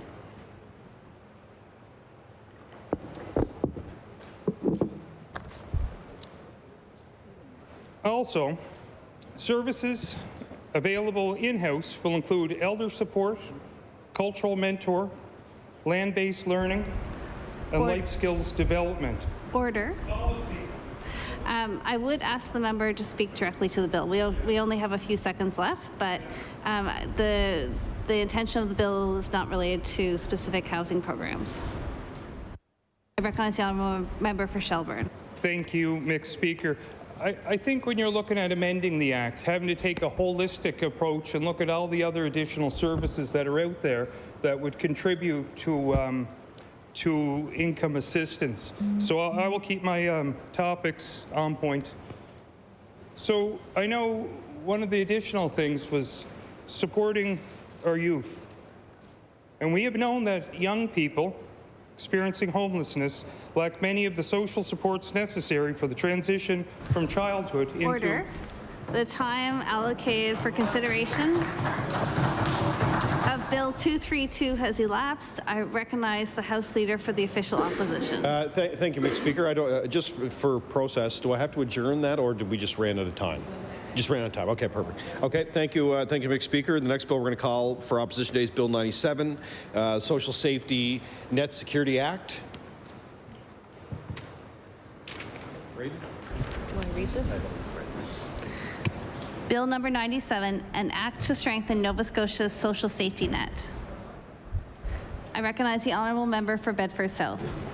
Thank you, Mr. Speaker, and it's great to be able to speak here to Bill 97, the Social Safety Net Security Act. I think this is a good follow-up to the bill that we just discussed, because I do think there's a lot of similarities and synergies between the argument for the previous bill and the argument for this bill as well. And as we know, this is the last day of the session, so we know this. So we know that that these bills will sit here for some time. But I hope that what we can do as opposition members, as we debate and discuss these bills, is to give ideas and ammunition to government, and they can use them as they see fit. And it was encouraging to start to hear over the last couple of days some acknowledgement from government, from the Premier and other ministers, that there is a need to look at the income thresholds on a lot of these government programs. And that's essentially what the bill before the House here, Bill 97, does. It increases income thresholds for a broad range of programs across many departments. Minister of Health and Wellness under the Caregiver Benefit Program, in Municipal Affairs and Housing, under Homeowner Residential Rehabilitation Assistance Programs, Family Modest Housing, in Service Nova Scotia and Internal Services for the HARP program, which is a great program, of course. Again, in Service Nova Scotia and Internal Services, asking the department to work with the Salvation Army under the Home Energy Assistance Top-Up Fund, and then finally through Community Services to amend the Employment Support and Income Assistance Act to increase those thresholds by 30%. And again, last one would be to amend the Income Tax Act with respect to the child benefit program. So I think this bill is broad, as it should be, and we hear a lot from government members about the need for targeted supports, but that's a matter of semantics, I guess. What we need to do here is just figure out what makes the most sense for people. And there's dozens and dozens and dozens of programs in government that are worthwhile programs that often go unnoticed or underappreciated across many, many departments. So I think this bill does a very good job of highlighting some programs that would particularly help people to heat their homes, to fix their homes, to do some work to increase the level of income assistance to a point where it's at least survivable, because we're not at that point right now. And as the member for Cumberland North mentioned earlier, I had a constituent of mine come into my office just this week, and he has fallen on very hard times and has an application in for income assistance. Unfortunately, it's taking him quite some time to get a response on that. And as the member said, there is a lot of shame, unfortunately, associated with that, and fear and anxiety. And he talked about not being able to sleep at night and not being able to send his son $5 and not being able to go work for Uber, which was something that a friend of his had recommended, but he didn't have the money to fill the tank in his car, so he couldn't drive for Uber. So there are people all across our province, in every corner of our province, big cities, small towns, everything in between, who are really, really struggling with the cost of living, and it's a desperate time. And sometimes there are visible signs of that. We see tents in parks, we see people on street corners, and that's very visible. But there's also, and I would argue the vast majority of it is silent, invisible, quiet desperation that people have. And I saw that when this gentleman came into my office the other day, and it really broke my heart, because he as everyone does, he has a great deal of pride, and he feels ashamed, and he shouldn't, but he feels ashamed that he's reached this situation. And so I think this bill and what we've talked about throughout this session as opposition members would do something to help people. No one is sitting here and arguing that this bill or any one change will solve everything. And we do understand, and I do respect and appreciate the argument that obviously the province can't do anything. But there are many, many things that the province can do and should do. And as I said, it appears, and we'll see if the government actually follows through on the common refrain to look into something, and we'll see if that actually results in some action and some increases. And this government has done it, to their credit, on some programs. So it's not as if they don't recognize the need for increasing thresholds for a lot of these programs. For example, as I think the Minister of Seniors and Long-Term Care mentioned, there were increases to the Seniors Care Grant as a result of situations that seniors are dealing with, whether it was a hurricane, natural disaster, or, again, cost of living. The Minister of Municipal Affairs and Housing, to his credit, increased, I would say, substantially the thresholds for the down payment assistance program, which I know, there are people in my circle I know who've taken advantage of that since those changes were made. So those were meaningful changes, well-intentioned, well thought out, and it gives me, I think, some hope, perhaps, that the government will take a more holistic approach to this issue and recognize that when inflation is running at 7%, 8%, and 9%, and wages are flat or growing by 0.5% or 1%, people are falling behind very, very, very quickly. And as I said, inflation's running at 7, 8, 9%, but of course that covers everything. There are certain commodities, certain things that are going up much, much faster than that. We all know the issues around fuel. We know that the price of gas is very stubbornly high, It was trending down for a while there. It was down, I think, about $1.60 or so. Now we're back up into the 180 range for gas. Diesel well over $2. As we've heard over and over again, Nova Scotia has, I believe, the highest proportion of homes in the country that are heated by oil, and that will be a tremendous burden and challenge for folks very, very soon, if not already. You see, I've seen the fuel trucks out on the streets in my neighborhood in the last few days, so I know people are getting their tanks filled up, and it's probably a substantial sticker shock for a lot of people when they see that bill come through, and for a lot of people, they might not be able to make it to pay that bill. So that's something that really, really concerns us here on the opposition side, and is the reason why we put forward this bill, because the concept of a safety net is a wonderful thing, and it's one of the great things we have in this country that's been developed over the last 70 or 80 years or so, is the idea of a social net, the idea that we should take care of one another and help those who are less fortunate, because we all recognize that in many cases it's not anyone's individual failings by any means that lead them to struggle. It's issues, systemic issues that unfortunately put them in those situations. So we have a safety net. We all love the concept of a safety net. It's one of the great things about Canada and about Nova Scotia. But if the safety net is 6 inches above the ground, that's not very helpful. You know, you're still hitting the ground when you hit that net. So we need to move that net up to a situation where people can actually afford to live, to get by, so that they can then start to plan and move toward a brighter future for themselves and for their families, rather than worrying day and night about making ends meet for very, very basic things, which we all, I think, would agree no one should have to worry about. So just a couple of quick numbers here before I wrap up my comments. Some of these thresholds are incredibly low. I think this was mentioned in question period, but some of these programs, we're talking about $29,000 for a single person. For a couple, some of these programs, $40,000. So for anyone under that threshold, of course, they are helped. But we know that there is a significant number of people in Nova Scotia that exist in that gap there, working class Nova Scotians who exist between the ceiling of that threshold and an income level where they could comfortably survive and get through this inflationary period. And those are the people that we really, I think, miss sometimes. We all need to do everything we can to help those at the lowest income levels, and I know the minister and others have talked about that, and that's very important.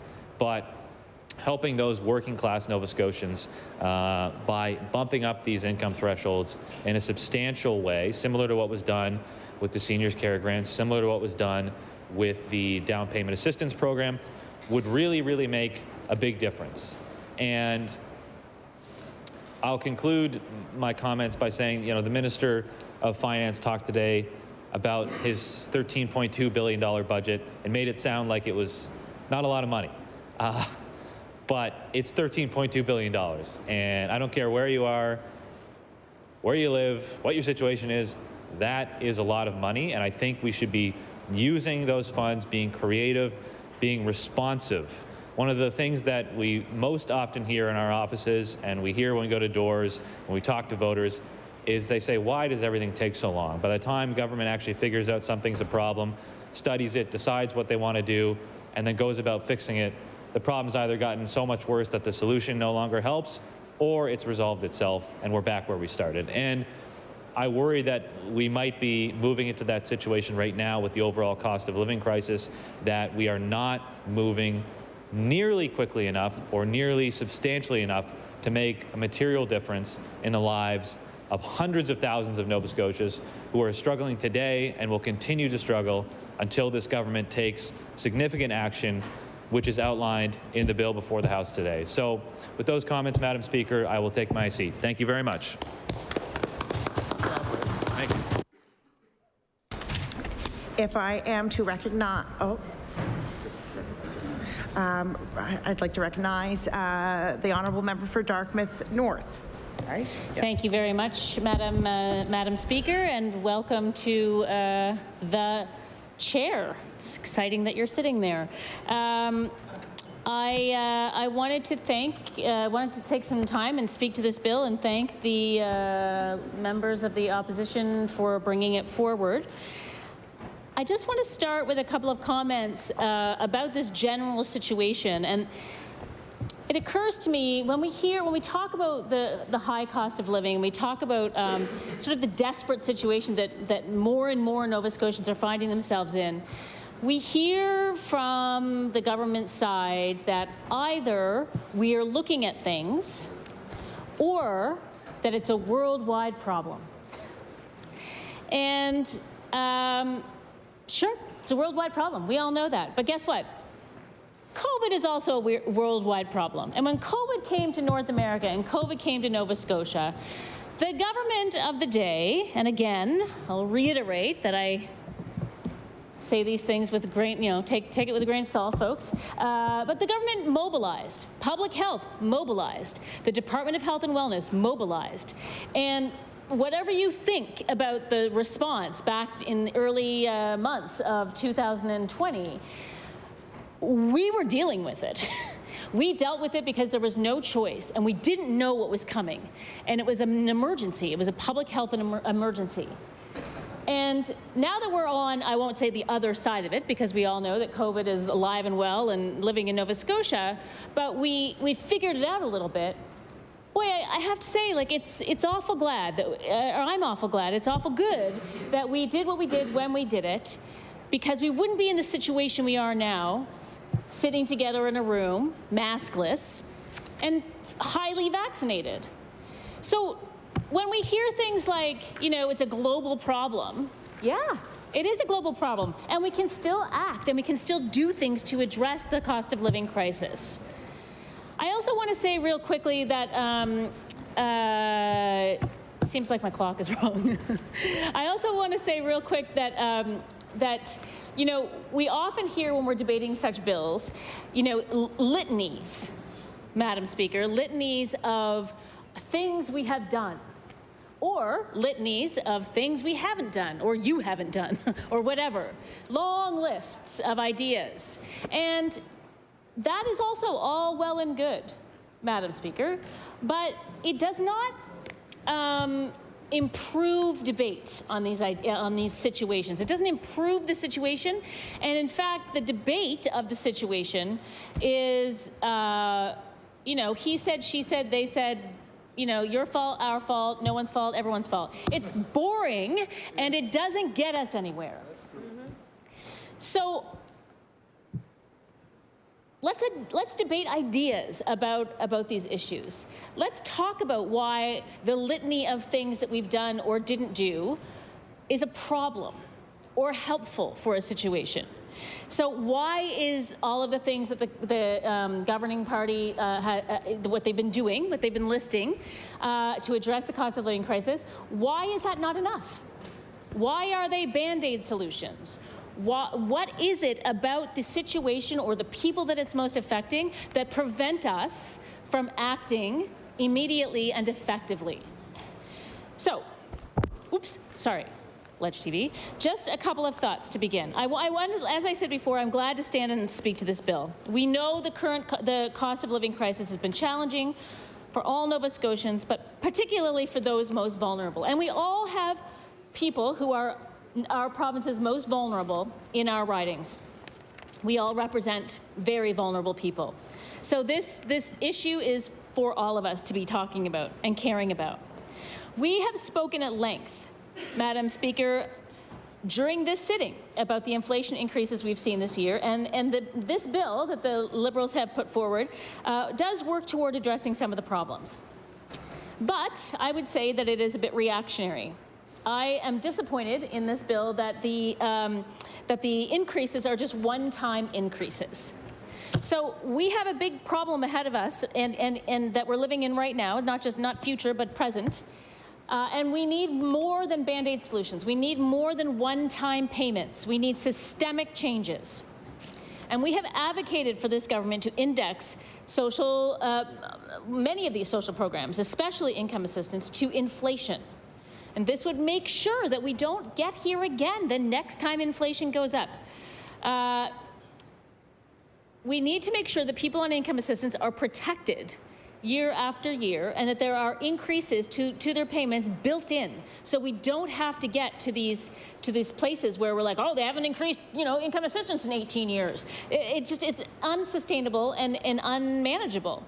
So an improvement that this bill could make would be to include language that would index all of the programs to inflation. I am glad to see in Bill 232, the one we just debated, that the official opposition has put forward a plan to index income assistance, but that is just one of the many support programs. So it would be great for this bill to include indexing for all of the programs it lists.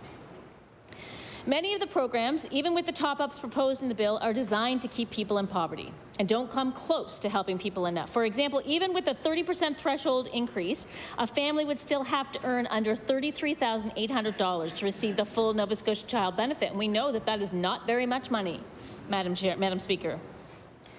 We think these measures could go much further by including poverty-eliminating targets, and not poverty-reducing targets, Madam Speaker, but poverty-eliminating targets, and some kind of ongoing mechanism to evaluate and adjust the programs regularly. We think the measures are a good step forward and address some of the issues that we've been talking about for quite some time. Bills like this, while promising, shouldn't be considered in exclusion of more systemic measures that would tackle the root causes of poverty. These programs, while important, would be less important if the government could take a wider approach and, for example, looked at raising the current minimum wage to a living wage, implementing permanent rent control as opposed to temporary rent cap. Addressing energy poverty by retrofitting people's homes. The list goes on and on. Doing those kinds of things will address systemic issues, will be much longer-term solutions, and will ultimately be better for everybody. We also need to do things, Madam Speaker, like tackling payday loans. Get them out of here. Payday loans are terrible, predatory systems that prey on people who simply don't have enough to get to the next payday. And while they might be useful in the moment, they are extremely dangerous and harmful. There's lots of other ways we could do those kinds of loans. We need to provide free birth control. Stop, full stop, free birth control. We don't need to talk about if it's an IUD or if it's a contraceptive pill or if it's a whatever. They just all should be free, so that everybody can just have what they need, what they like to use, for free. We need to cover the high-dose flu vaccine, Madam Speaker, like most other provinces in Canada. We need to cover the shingles vaccine. We need to pause, now I'm going to go against what I just said, but we need to pause pharmacare fees and more. So I will speak briefly, Madam Speaker, about one such area that the government should address systemically, which has received some attention this sitting, which is energy poverty. So the government's action, this sitting on power rates, which we just passed last night, does not solve the permanent problem of high rates beyond capping them for the duration of the general rate application. Okay? 1.8 for 2 more years. We have tried multiple times, Madam Speaker, to amend the Public Utilities Act so the UARB could instruct Nova Scotia Power to create a universal service program. A universal service program would ensure that no one has to pay their power, that no one has their power disconnected because they can't afford to pay. This government has refused to make this small amendment, which would enable a longer-term solution. And I will quickly say there is nothing, well, not many things worse than when a mother of kids comes into your office in a panic because their power's been cut off. So many things go into play when that happens, Madam Speaker. The mother could, the parents, whatever, they face possibly losing their children, which is like a devastating thought. They can't give their kids healthy and warm food. They can't bathe them properly. It's a nightmare. Think about when the power went off after Hurricane Fiona. How awful that was for the people, especially people who had it off for more than, a day or 2 days. Think about that when you're already super vulnerable, the kind of pressure that puts on a family. We also have said that the reduction of energy poverty should be a performance target that's tied to Nova Scotia Power's ability to make profit. How does it make sense that publicly regulated utility is allowed to rake in profits by impoverishing a number of Nova Scotians? Also, we need to improve our energy efficiency. The Affordable Energy Coalition has called for the expansion of the home warming program so it reaches more modest income level homes because we know that energy poverty is not confined to low income households.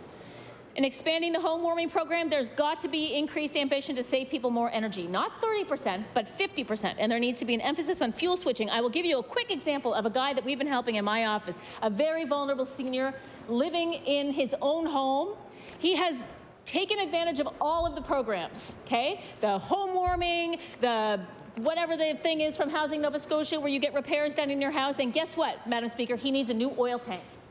He needs a new oil tank. He hasn't been using his water because he doesn't have any oil in his tank because they won't fill the tank because it's broken.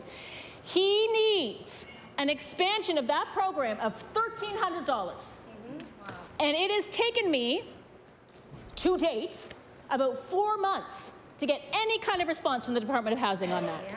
And I still haven't got the actual response. Last we heard, the minister's assistant thought it had been taken care of. Well, it hasn't been taken care of. And this poor man cannot get the money to fix his oil tank. And all he needs to stay in his home for several more years is $1,300. It's a shame. I'm running out of time, Madam Speaker. I will also note that we have yet to see a poverty reduction/elimination strategy from this government. We have seen PEI take action on this, and it's time that Nova Scotia does. That is why our caucus has introduced a Poverty Elimination Act, which would require the government to do a number of things. Move immediately to a $15 minimum wage, directing the Minimum Wage Review Committee to bring forward recommendations for implementing a living wage. Within 1 year, increasing ESIA levels for all households to all household types to at least the average for Canadian provinces, and then indexing the rates to inflation.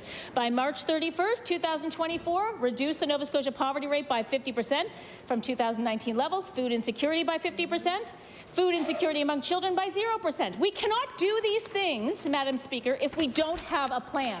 Reminds me of another bill we're going to debate tonight. None of these things can be achieved if we don't get them on paper and commit to them. So we need this government to do that. By March 31st, 2030, we would reduce the Nova Scotia poverty rate by 100% from 2019 levels. Food insecurity among all persons reduced to 0%. Establish a council, including those with lived experience with poverty, to advise the minister, and requiring annual reporting on progress. So we're glad to see this bill come forward, Madam Speaker. We are supportive of the bill, obviously, but we continue to wait for meaningful, systemic action to address poverty and its root causes in Nova Scotia. Thank you.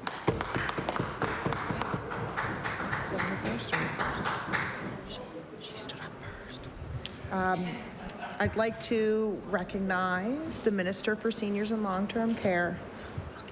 Thank you, Madam Speaker, and congratulations on your appointment as Deputy Speaker in the House. I'm pleased to rise today to speak to Bill 97, the Social Safety Net Security Act. And I am reminded of what my father used to tell me when I was growing up. He used to run the Health Services Insurance Commission for Nova Scotia. He negotiated the doctors' wages and the dentists, and traveled around auditing healthcare facilities. And we talk about the issues of the government of the day and what they were spending money on. And I'd say, well, why don't you just spend it on this? And why don't you just spend it on that? And he would say to me, well, you know, we can't. We have a limited budget. If you spend more money than you take in, you go into debt, or you raise taxes, or there is someone you are impacting. And I appreciate that the sentiment of this bill is to alleviate suffering and poverty. That is why we're all here. But the reality is that governments have a limited capacity. And if you, to quote the member from Dartmouth North, it all should be free. In speaking about contraceptives, or we should stop payments on certain drugs or certain services, it all can't be free. Those have to be choices that are made. And I would appreciate having the ability to speak without being interrupted, as I did for the previous member. Thank you.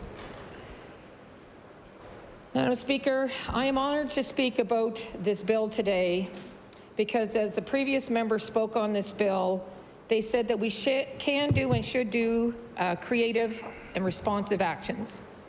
And within the first couple of months of us being a new government, we established a new Department of Seniors and Long-Term Care and established the first Seniors Care Grant in Nova Scotia within 2 months. That's responsive, and that was immediate. Previous member speaking also acknowledged that our government has taken some action on some programs. Well, these were targeted, $600 million above and beyond what the previous government had done. That's $600 million targeting specific vulnerable groups. And one of the members mentioned, why did we pick certain lines? For one person, they mentioned 27,000. Well, the poverty line for one person is 26,620.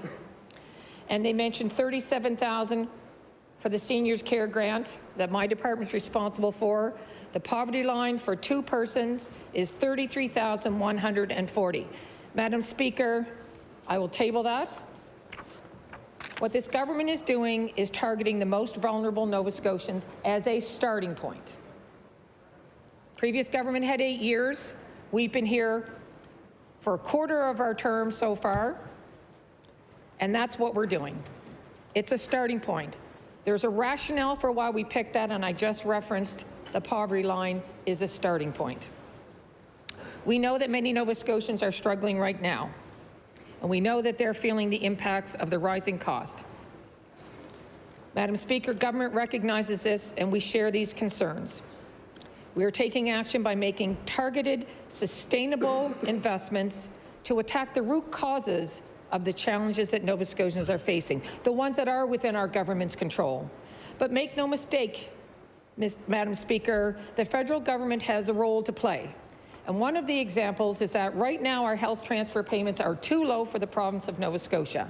It's 24%, and yet we have the second highest level of seniors in the country. We have the highest rate of chronic illnesses, and yet my granddaughter out in Edmonton gets the same health transfer payment as my mother did at 92. And that is wrong, Madam Speaker. So in addition to what the intent of this bill is, all members of this legislature need to unite together to call on our federal partners to do their part in making sure that we have the care that we need in Nova Scotia.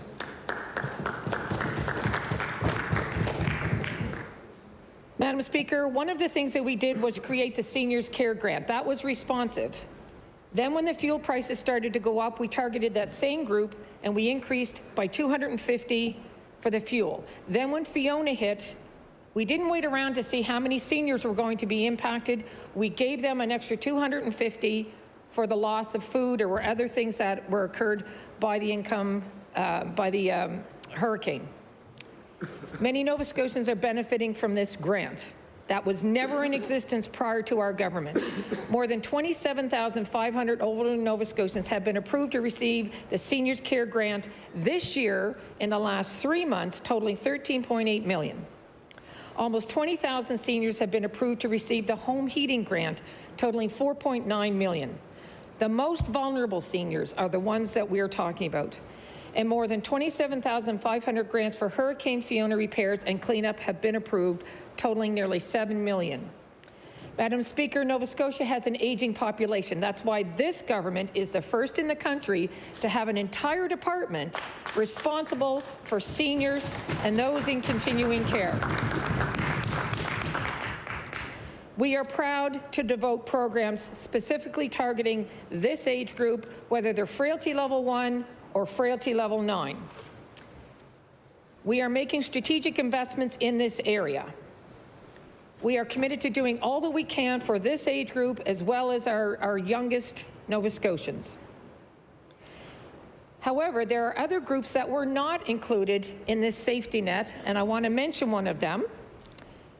We have engaged Caregivers Nova Scotia, which our government funds, to develop Nova Scotia's first caregiver strategy. There was a national report that was released yesterday talking about how 1 in 4 Nova Scotians is a caregiver right now. Some of them have to leave work, some of them are losing income, or it's costing them too much to provide home care for their family members. We are going to engage Caregivers Nova Scotia and the Centre for Aging to create Nova Scotia's first caregiver strategy recommendations to our government. That is a safety net that did not previously exist. Government is providing $550,000 to Caregivers Nova Scotia for this work, in addition to the $487,000 in funding each year to provide free programs and services to caregivers. Madam Speaker, that gets at the root causes, that gets at what Nova Scotians are telling us they want, and then this government makes the tough decisions as to which of the recommendations are sustainable, target the most people, and are enduring long into the future when I'm 80 and at the highest number of seniors in the province of Nova Scotia. Madam Speaker, home care agencies, we have 20 publicly funded home care agencies in the province of Nova Scotia. When we took over, there were over 1,400 people on the wait list for home care. And under the previous government, there were 500,000 fewer home care visits than previous years. Our government worked to expand access to home care as well as to direct benefits. And as a result of those targeted investments to the most vulnerable, the waitlist to receive home care in Nova Scotia from a publicly funded agency has been cut by 50% in less than a year, Madam Speaker.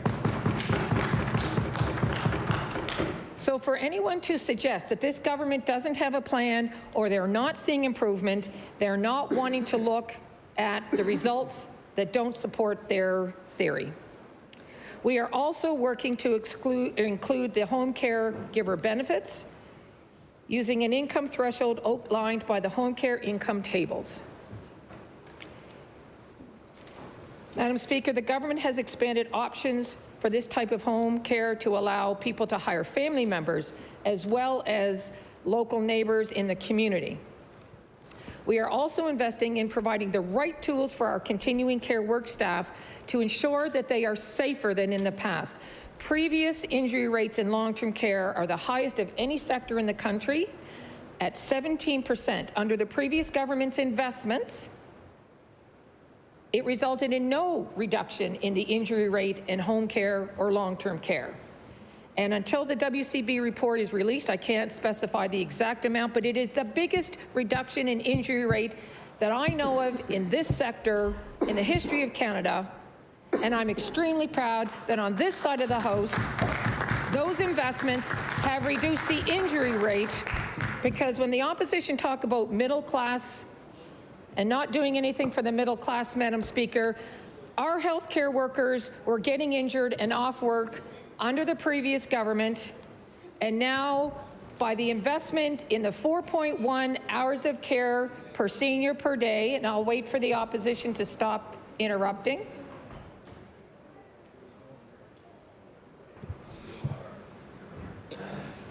It was a little loud. If we could respect the person who has the floor. Thank you, Madam Speaker. So we implemented a number of strategies to reduce the injury rate in home care and long-term care. Before we'd even announced the home lift strategy, the injury rate drop in home care had dropped dramatically. It's going to drop even further, Madam Speaker, once this program rolls out across the province.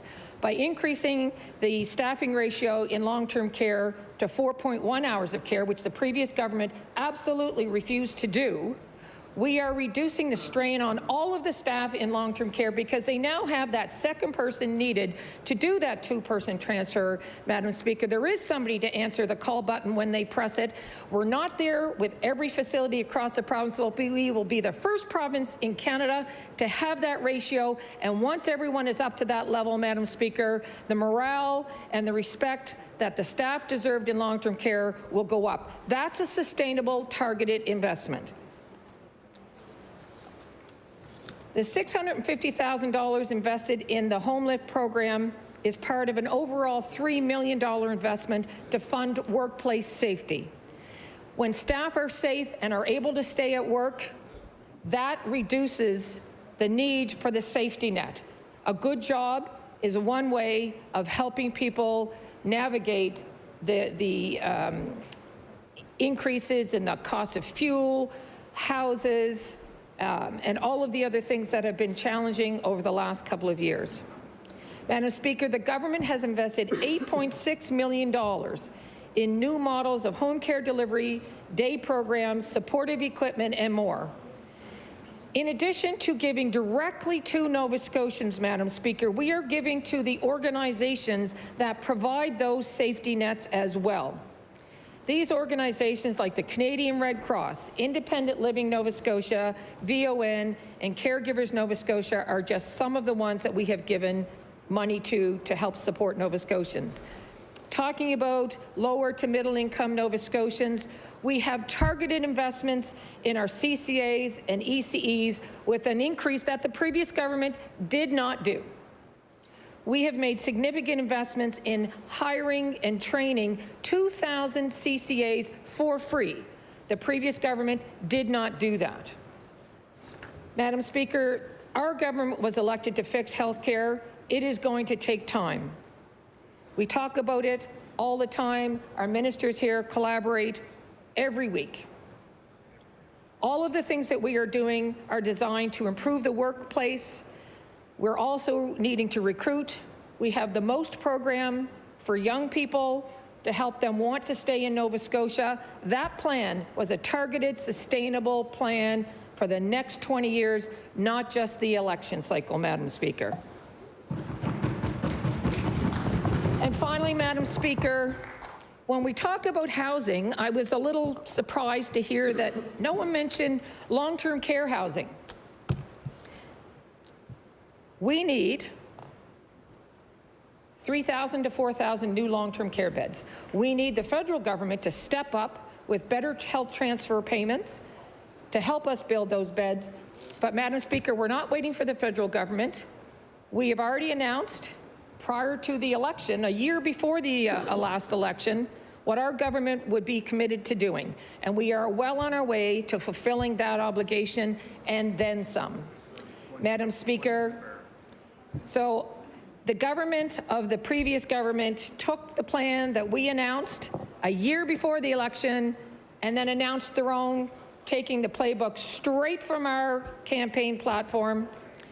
And Madam Speaker, our government is going to ensure that those beds get built, that seniors get the care that they need, that there is much more work to do for all Nova Scotians, and that everything that this government has done in the last 15 months, the previous government had every opportunity to do, chose not to do it, and this government is going to do it, and we're going to make sure that every Nova Scotian has a sustainable safety net, not just something for one election cycle. Thank you, Madam Speaker.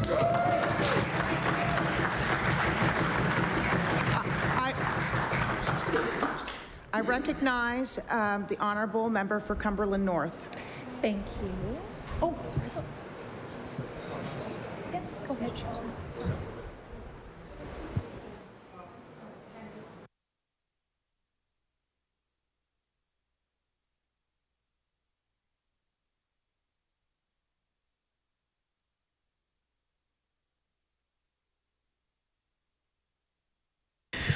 I recognize the honourable member for Clayton Park West. Thank you. Thank you, Madam Chair, and I hope the minister is here. I listened to her a lot, but I would like to give some personal experiences because I have elderly parents both in Oakville that we are looking after and my in-laws who are here. And what she just explained is really not what we've experienced at all. We have had home care for my in-laws that was absolutely a nightmare of constantly changing, not the same person who goes in, and we have an elderly person with dementia who has, my sister-in-law had to go in and train every time. It was such a big trouble for the family and draining on both the family members and the person who's been cared for that we canceled it.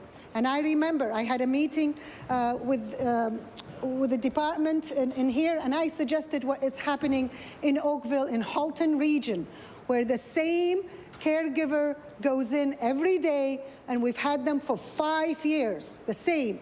And my parents have enjoyed a service that is 10 times better than the services that we're receiving here for home care in Nova Scotia. This is a big issue for a lot of the people, especially if they have dementia or if they have elderly, where every day is a different caregiver that is going to the homes. This is wrong, and we need to do something about it, Minister. This is a huge thing that you didn't talk about. Most people, you probably got rid of them because people cancel. You said the list is half because people cancel the service. And there is a lot of that is happening. We know that a lot of people are unhappy with the services they're receiving at home. That is one. We also have a system for long-term care that is punitive right now if you refuse something that is not culturally or morally suitable for the patient at all, and you are punished severely that you are off the list for at least 3 months and maybe adjusted, and it's not the minister's fault. This system has been there for 6 years. And when I was shocked that it happened to us because I wasn't aware of it. And sometimes it comes home to us and it happens to us. That's when we realize that our policies need to be changed. Our policies are punitive and very difficult for the families who love their seniors and need to look after them. And since then, I've heard it has happened to so many other constituents. So I would love for the minister to address this issue of punitive if you do not receive or accept the offer that's given to you for long-term care on so I honestly, we've gone through hell for the last week trying to make decisions, trying to make them understand that this person is from a different culture and sharing a bathroom with 4 people. She's 92, sharing a bathroom with 4 people and 2 men without a lock on the bathroom door. Can you imagine your mother at 92 and a man walking into her bathroom during the day? This is the services that we offer. Unfortunately, it is not appropriate, and the minister was not aware that this has not changed. And I was told, no, don't worry about this. This has changed. This policy is no longer in process, but it hasn't changed. And a lot of people having this nightmare of what to do when you have 24 hours to make a decision, whether you put your loved one in a long-term care because they're on a very urgent list. And that urgent list means you take what you're given. Don't say anything. You're so lucky to have it, whether you have a lock on the bathroom and sharing with 4 people or not. That is the choice you have. And that was very hurtful, very hard on the family, and our services are not up to par. And I would love for the minister to do something about it. I beg her, because it's not, I experienced it for the first time, but I know this is the system for the last 6 years. Nothing has changed. And I would put that, I just would like to take my seat. I heard a lot that is not what we have experienced at all, and we have somebody else would like to speak. Thank you. I recognize the honorable member for Cumberland North. Thank you, Madam Speaker. Madam Speaker, I'd like to stand in support of Bill 97, and I'll speak to 3 specific parts of the bill based on what I'm seeing in Cumberland North. So the first point that I'd like to stand in support of is raising the threshold and increased payments for the caregiver benefit program. Since I was elected in 2017, Madam Speaker, I've consistently seen people who want to stop working to be able to take care of their loved ones, and oftentimes it's their elderly parent. But unfortunately, there's not enough money in the caregiver support program that allows them to stop working and provide that care. So I think an increase in the caregiver benefit program would help people take care of their loved ones at home, and would also directly impact the cost to our healthcare system. So if we looked at government departments, and rather than sort of looking at individual budgets per departments, but actually, and maybe the government, this government may be doing this, I'm not sure, but looking at the overall provincial budget and saying, if we reduce costs, if we increase caregiver benefit allowance, it would potentially decrease healthcare system expenses by X amount, then money could be transferred or changed from one department to another, knowing that it's going to have an overall greater benefit. I'd also like to speak to the bill, the part of the bill in Bill 97 that says increase the total assessed value of the qualifier for the heating assistant rebate program. And I know this has been discussed already in question period and at other times discussing other bills, but I do want to show support for this idea. I recently read in a media article that the Premier is considering doing this, and I really hope that the government will do so. Right now, when we look at what the rebate will fund, it's about 1/8 of a tank of oil. So I have constituents daily contacting me, starting about 2 weeks ago, saying, Elizabeth, the government has to do something. I cannot afford to put oil in my tank this winter. I've just filled it up with half a tank, and it costs me way too much money. So I think if the government could take a look at this idea, increasing the total assessed value of the qualifier for HARP, or the Heating Assistant Rebate Program, given the price of oil, right now at I think it's over $2 a liter now, Madam Speaker, that when this rebate was put in place, I'm assuming the price of oil was much less. So we could look at two things. One is increasing the threshold, the total assessed value of the qualifier, but also increasing the actual rebate amount based on the current price of oil would help a lot of people, Madam Speaker. The third point that I wanted to support in Bill 97 is increasing the homeowner residential assistance program. And consistently in Cumberland North, I'm hearing from constituents that don't qualify, and that one of the challenges, and I'm assuming other MLAs are seeing the same thing, is a lot of times when people are applying for these programs, they're always looking at previous year's income. And I recently had a perfect example of this, and I don't have permission to share names or anything, so I'll be careful to be broad and vague in my description. But somebody is having an acute diagnosis where they're no longer able to work. And unfortunately, the diagnosis is terminal. So they're not looking at being able to earn any income before their life is going to be done. Their spouse is working, but working less because of their illness, Madam Speaker. And they need help. They need a new roof, and they need it before winter.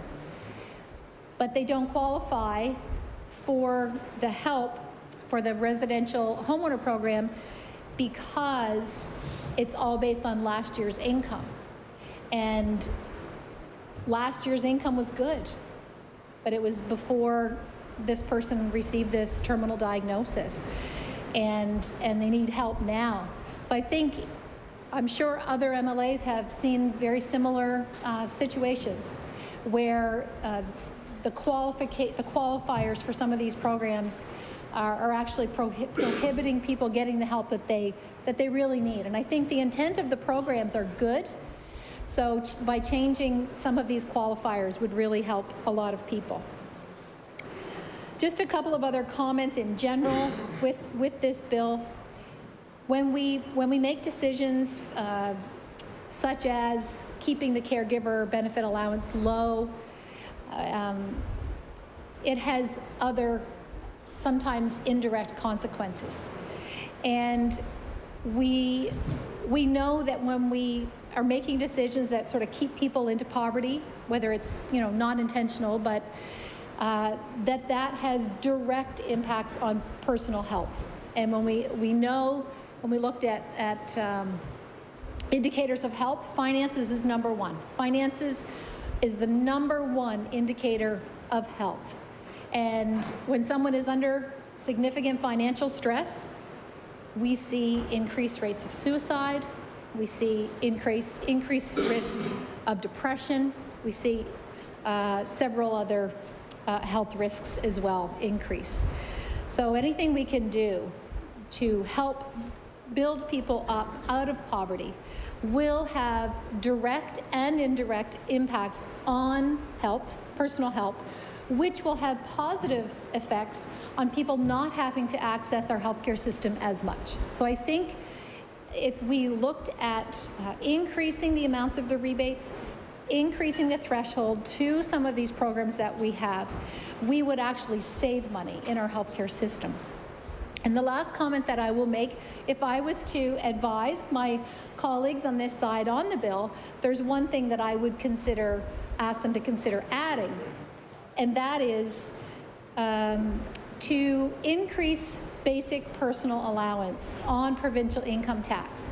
Because when we look at when people start paying income tax, it's below $12,000. So we're taxing people that make less than $12,000 in this province.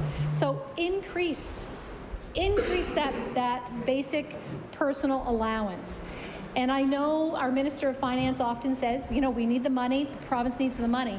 But I believe, Madam Speaker, that if we had less people in poverty and people had more of their own hard-earned money, less people would need some of these programs, we would have less demands on our healthcare system.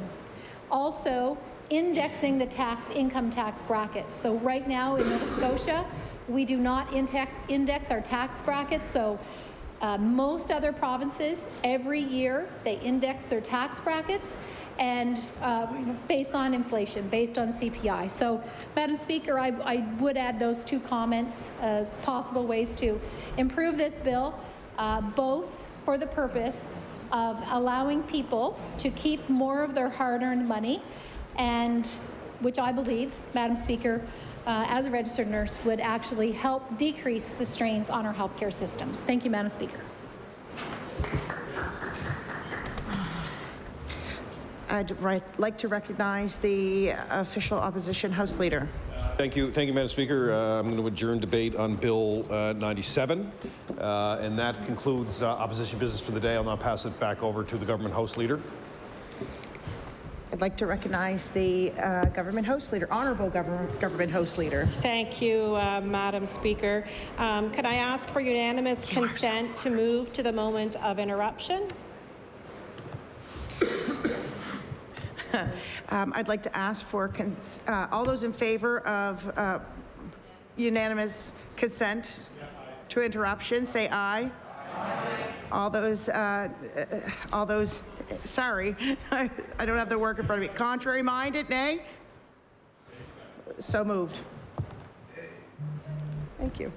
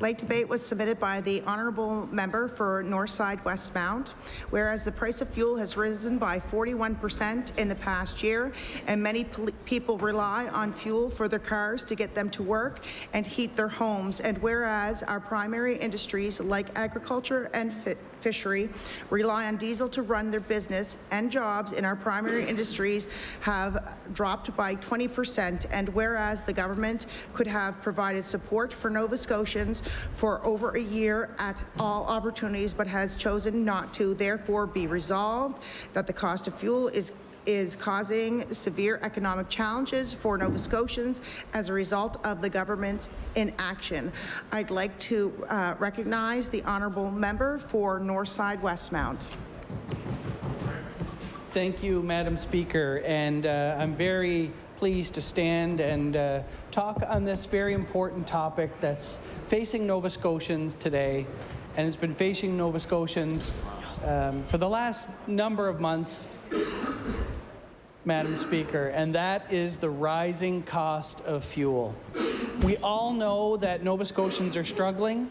Nova Scotians are struggling to put fuel in their car. Now they're struggling to put fuel in their oil tanks.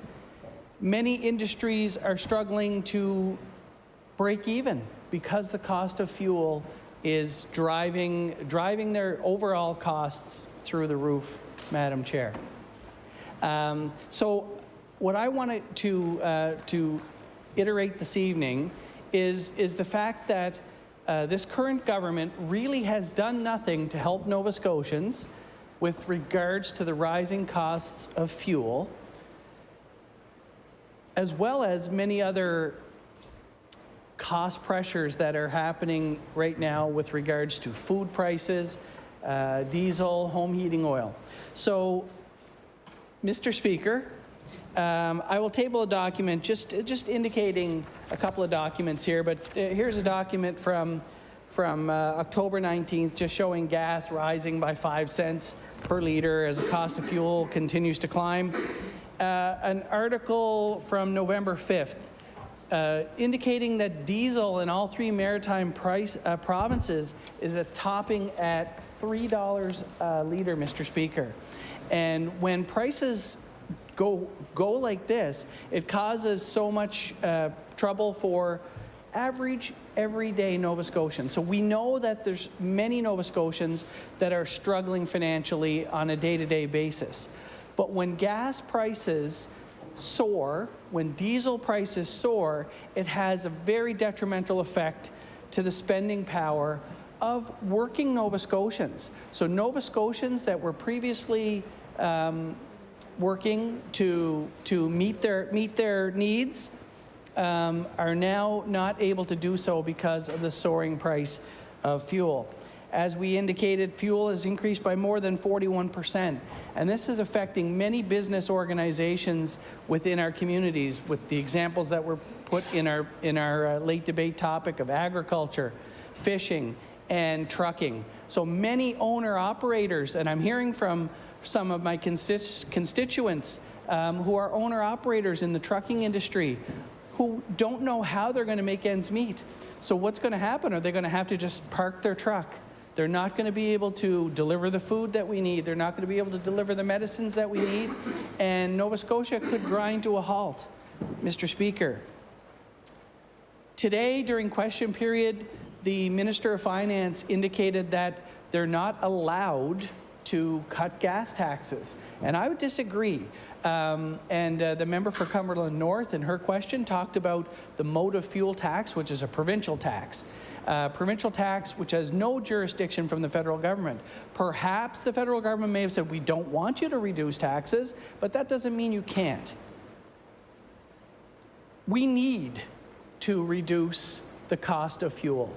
And some of the ways that we can do that, Mr. Speaker, are to reduce that motor fuel tax. As a matter of fact, I personally put a bill on the floor in the summer which would reduce the motor fuel tax by 50% until December 2023.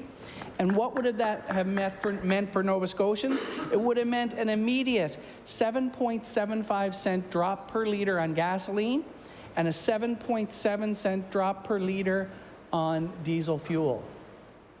Boy, would that help right now, Mr. Speaker. That would help Nova Scotians drastically. In addition to this, and again, I just want to stay on this topic for a second, Mr. Speaker, we talk about not being allowed to do that, and we know the Premier attended the conservative AGM in Ontario, and gave a speech there. There's videos where he indicated that he would stand shoulder to shoulder with Doug Ford any day. And I have an article here, Ontario government to introduce legislation to cut gas fuel taxes, Mr. Speaker, by 5 cents a litre, and another fuel tax reduction of 5.3 cents a litre for a total of 11 cents a litre for 6 months beginning in July. So I would urge our Premier, who looks up to Premier Ford, to maybe take a page out of their book and cut the gas taxes for Nova Scotians. Nova Scotians would certainly appreciate that at this time, and I'll table that document. In addition to Ontario cutting gas taxes, Mr. Speaker, Alberta, this article from CTV News, Alberta to stop collecting provincial gas tax and offer an electricity rebate to offset high energy prices. What a wonderful gesture by the Alberta government and other Conservative government to help people in their time of need. And I will table that document. And to save the page an extra trip, I'll also table this document. Newfoundland officially cuts gas tax, dropping prices across the province. So there are plenty of examples, Mr. Speaker, of provinces helping their residents in a time of high inflation, high gas prices, high diesel prices, helping them directly at the pump. That's not going to increase inflation, Mr. Speaker. That's going to put more money in the pockets of Nova Scotians so that they can keep this economy running.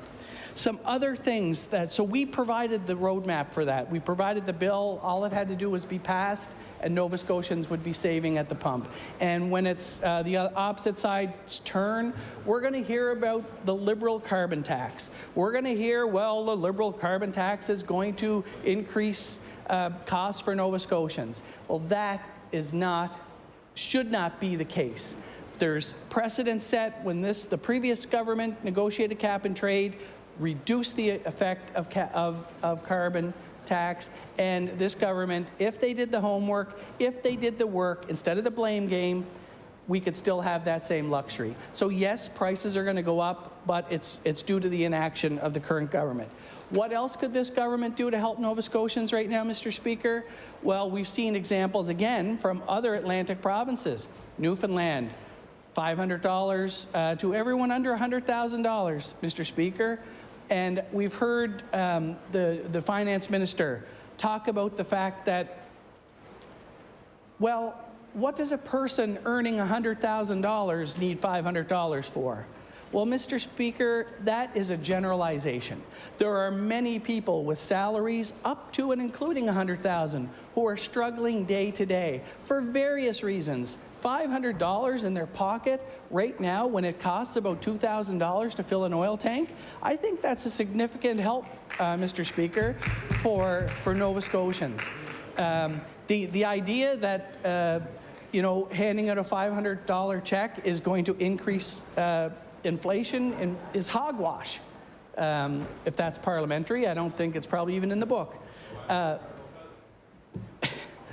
Well, I hear the finance minister to say, ask my federal cousin. I don't have any federal cousins, Mr. Speaker, but I would throw that back to minister and say that they should have done the work.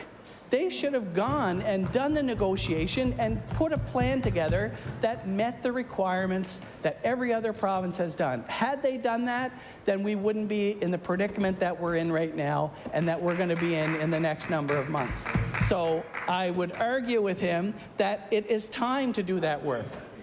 Now, PEI provided some relief to their citizens as well.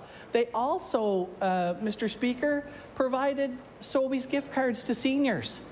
What a wonderful gesture that was at the time when grocery bills are going through the roof, when they can actually go into a store and pick up the much-needed food that they need. And what did we do in Nova Scotia? We got $100 because of Fiona. $100. Not even filling one shelf. So I want to bring this back, Mr. Speaker, in my last 30 seconds. That was the quickest 10 minutes I've ever experienced. But I want to bring that back because I'm super passionate about this topic, because Nova Scotians deserve help, Nova Scotians need help, and this government needs to help Nova Scotians now. Not tomorrow, not next month, not in 6 months, but now, Mr. Speaker. Nova Scotians need you. They need that help. So please, please help Nova Scotians. Thank you, Mr. Speaker. I recognize the leader of the New Democratic Party. Thank you, Mr. Speaker. Welcome to the chair. I am pleased to rise and say a few words on this debate topic brought forward by my colleague, the member for Northside Westmount. I think in the motion itself is the crux of the issue.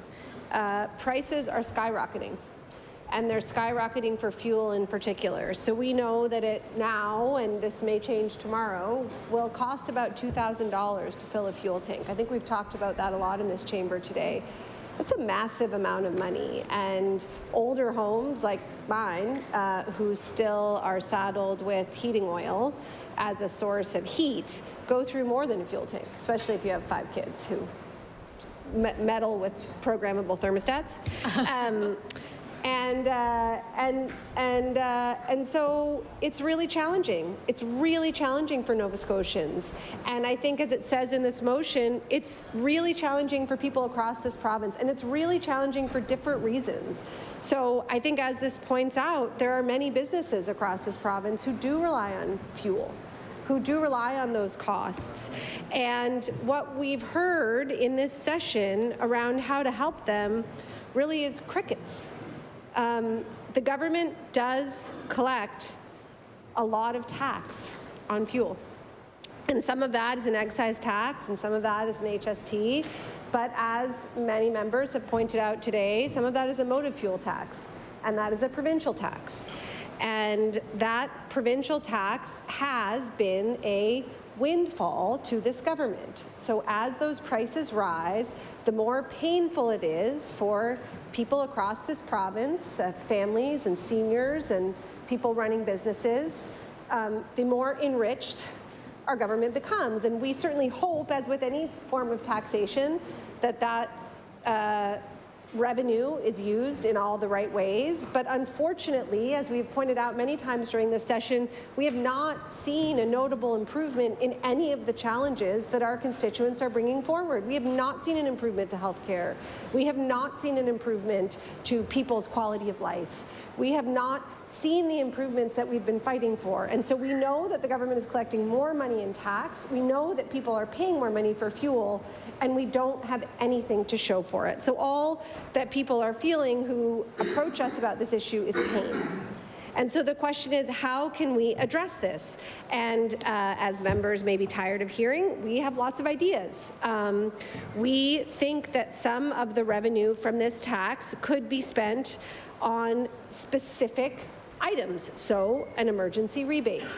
As the member for Northside Westmount pointed out, this has been done in many provinces, our neighboring provinces, in fact.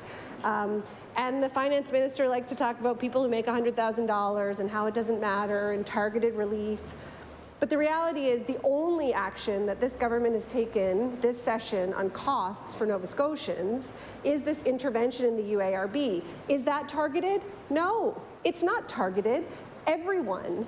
That applies to everyone. What have we been pushing for? Low-income rebates for heating, making sure that we index the programs, we talked about that today, that we index the programs that are available to Nova Scotians. All of that is targeted. The one significant action we've seen from this government is not targeted at all. So it's hard to take them at their word that they are paying attention to this pain that Nova Scotians are feeling. An emergency cast rebate. We could ban power connections year-round. We could ensure that people can retain power to their home. We can expand the home warming program. We know that there are federal funds somewhere in the ether that have not yet been administered by the provincial government. It's November. People are filling their fuel tanks. Where is this relief for Nova Scotians? We could call for an emergency committee on energy affordability and action that looks at all fuel types. There are lots of things this government can do, and yet we don't see any of it. What we do see is this government saying it's out of our hands. Inflation has nothing to do with us. It's a geopolitical problem. It has to do with the World Bank and the federal finance minister, and I'm just running a lemonade stand. And the interesting thing I have to say about that approach is that at the same time, when we push for relief, when we ask for help for Nova Scotians who are begging for it, we hear that will impact inflation. So how does that work? That's a logical inconsistency to say, we have nothing to do with inflation. It has nothing to do with us. We can't possibly impact it, and yet, if we help Nova Scotians a little bit, might impact inflation. So we can't make it better, but maybe theoretically we could make it worse. It doesn't make sense to me, Mr. Speaker, and I think we're past the point of looking at solutions. Winter is here and people need help. There is one thing that is sure to raise the cost of fuel in this province, and that is the carbon tax. Today, in question period, the minister, when he told us for the first time, I think this was the first time anyone in this House, certainly based on the scrums, anyone in the media had ever heard this assertion, that the minister does not have it within his purview to do anything about a purely provincial tax, the motor fuel tax. Why? Because the federal government has told us a carbon tax is coming. Let me just say that again. Because the federal government has told us that a carbon tax is coming. That's the first time we've heard that. So we know that the federal government has told the Progressive Conservatives that a carbon tax is coming. So what will this Progressive Conservative carbon tax do? It will raise the price of fuel. And what can the government do about it? Well, they could try to negotiate. They could try to come up with a Made in Nova Scotia solution. They could try to talk about where the revenue from that tax goes and how it will be spent and whether it will be spent to ameliorate the pain that Nova Scotians are feeling, particularly at the pumps and when they're heating their houses. Let's be clear. This government has had over a year to present an alternative plan to the federal government, and they have not. They have not done this. Experts like Dr. Larry Hughes point out that the cost of this will be extremely expensive for Nova Scotians. And other experts are also pushing for this government to negotiate with their federal counterparts to avoid a carbon tax. The only thing this government has done is somehow, inexplicably, said on the one hand they'll push everyone out of their way who stands in the way of their agenda, but that we're having a carbon tax because the opposition in a majority government isn't somehow blocking it. Like, it defies logic. It makes no sense. This government has had ample time and resources that could have been directed towards developing a carbon pricing system that equitably addressed the needs of Nova Scotians and work towards an emission in reductions. All we've seen is the output-based pricing system, and this is a half measure, and this is also a tell, along with what the Minister of Gaming, pardon the pun, said today in the House, that they have a deal. They have a deal with Ottawa. Their deal is, we're going to put it together an output-based pricing system, you're going to impose a carbon tax, we're going to get mad about it, and off we go. Why not come clean? Why not tell Nova Scotians that you have negotiated the federal carbon tax on their behalf? Probably because they're not going to like it.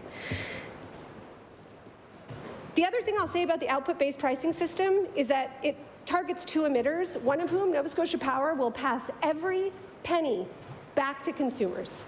You and I will pay for the pricing under that output-based pricing system.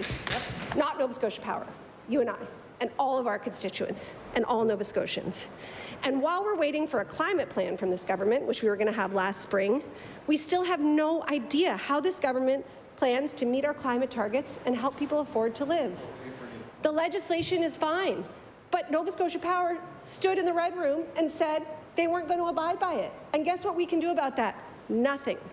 So with no economic development plan either, we are flying blind. Nova Scotians know that it is fully possible to tackle the climate crisis and make life affordable for regular people and create sustainable jobs. We can do this, but we need a government with vision and imagination to help us make it happen, and we need them to be honest with us and honest with Nova Scotians and do the hard work that they were elected to do.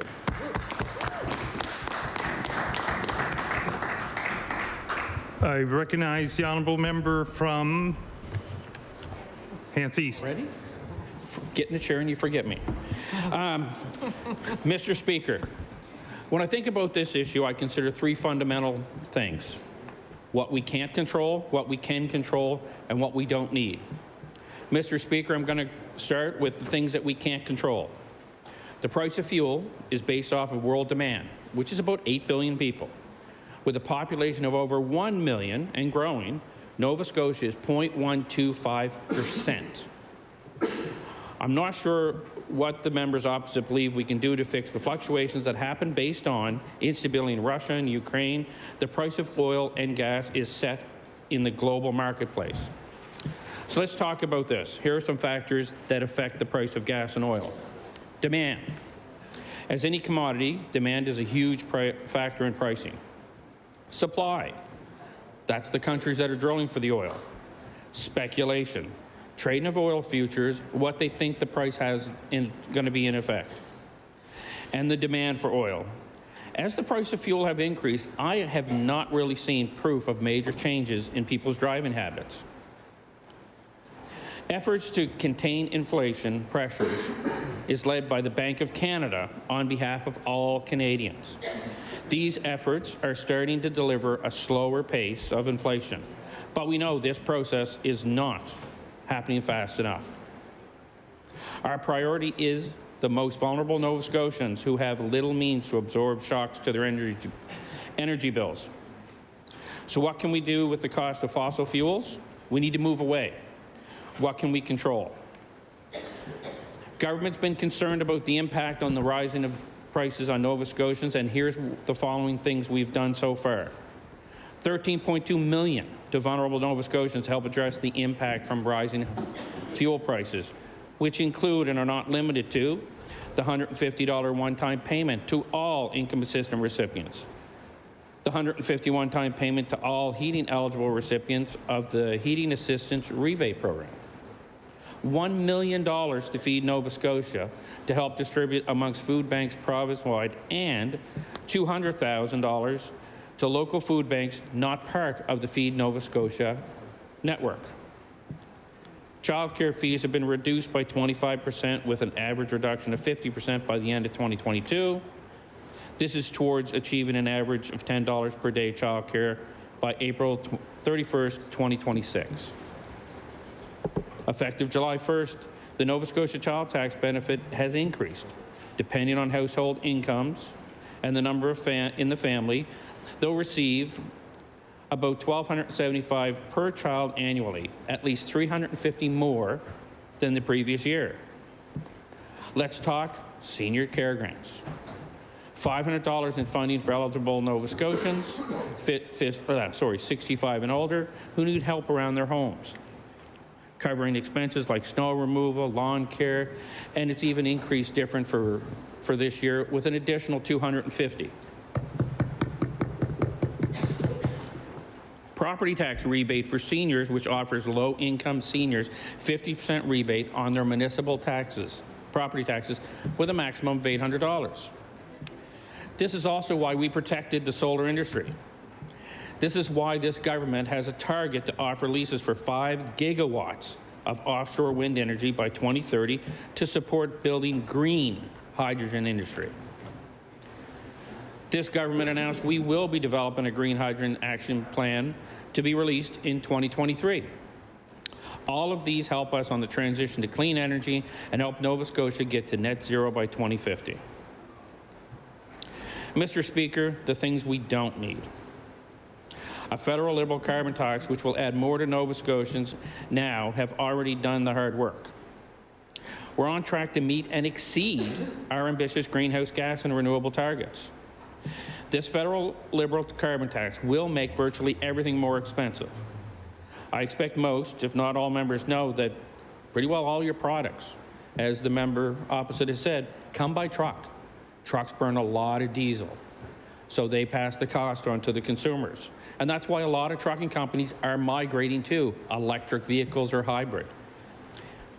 And Mr. Speaker, the conversation is about us being able to modify the taxes. The federal government has made it clear they don't want any province distorting the price signal of carbon tax, which means they, federal Liberals, want to increase the price of fuel to attempt to get people to try and stop using it. And I've already pointed out, I have never seen where the prices increase and the distance has decreased. People are still driving because they have to get to work. Mr. Speaker, I urge the member of Northside Westmount and his colleagues to tell their federal cousins to not impose a punitive carbon tax on Nova Scotians and to accept our plan that is better than a carbon tax. Thank you, Mr. Speaker.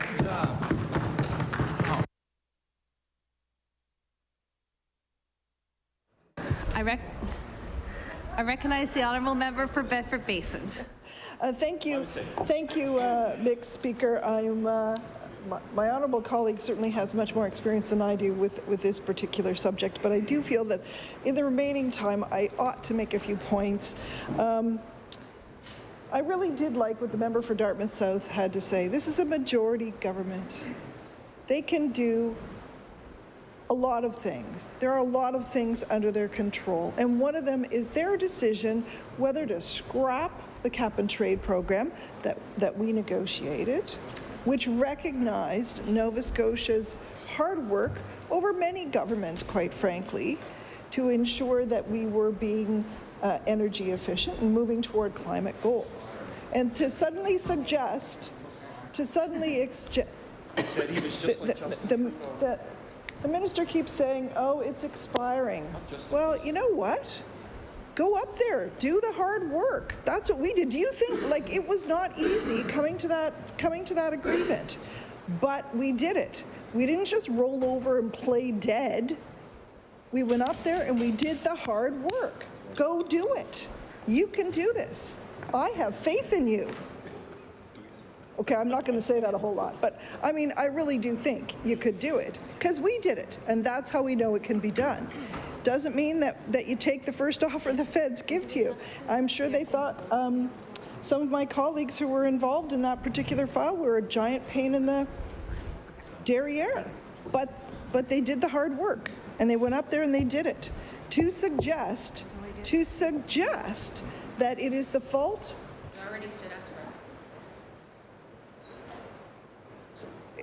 To suggest that it is the fault of the opposition who are not in government, that this government is bringing in a carbon tax, the PC carbon tax, the Conservative carbon tax. Make no mistake, when Nova Scotians look at that bill, they know who brought it in.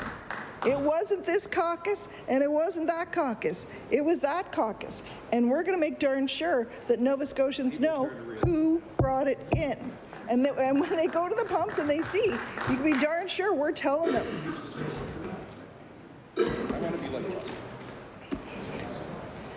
And I enjoyed listening to the litany of programs that my honourable colleague listed off.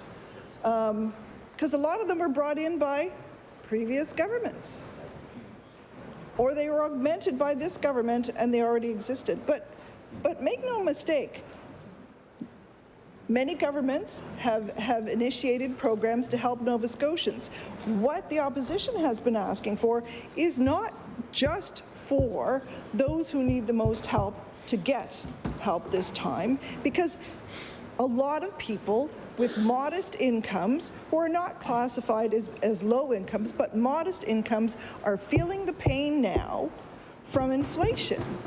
And anybody that if you don't drive an electric car, and most of us don't because they're hard to get a hold of, but those who go to the pump and have to fill up are feeling the pain, particularly those who live in rural areas, who have to drive long distances. And I know my honourable colleagues across the floor, I know that they are feeling the pain every time they fill up. And the finance minister keeps saying we can't give $500 checks to people who make $100,000. That's what he's decided is the cutoff point. No one said people who are 100,000. Other provinces maybe have done it. I think they did it in Quebec, for example, for $100,000. But we all know that would not be the cutoff point for this government to do this. And why is that? Because MLAs make less than that, and there'd be no way we'd be granting ourselves $500 checks. So, after 10,000 red herrings and a bunch of non sequiturs and a lot of fallacies, I just have to say the government's argument on this is bunk, and they should acknowledge it. Thank you. Order.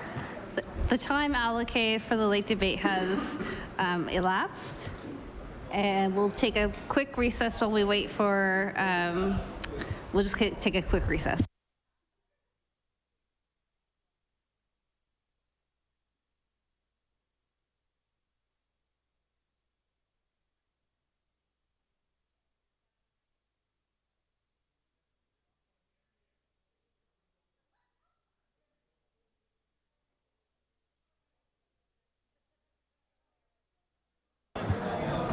Order.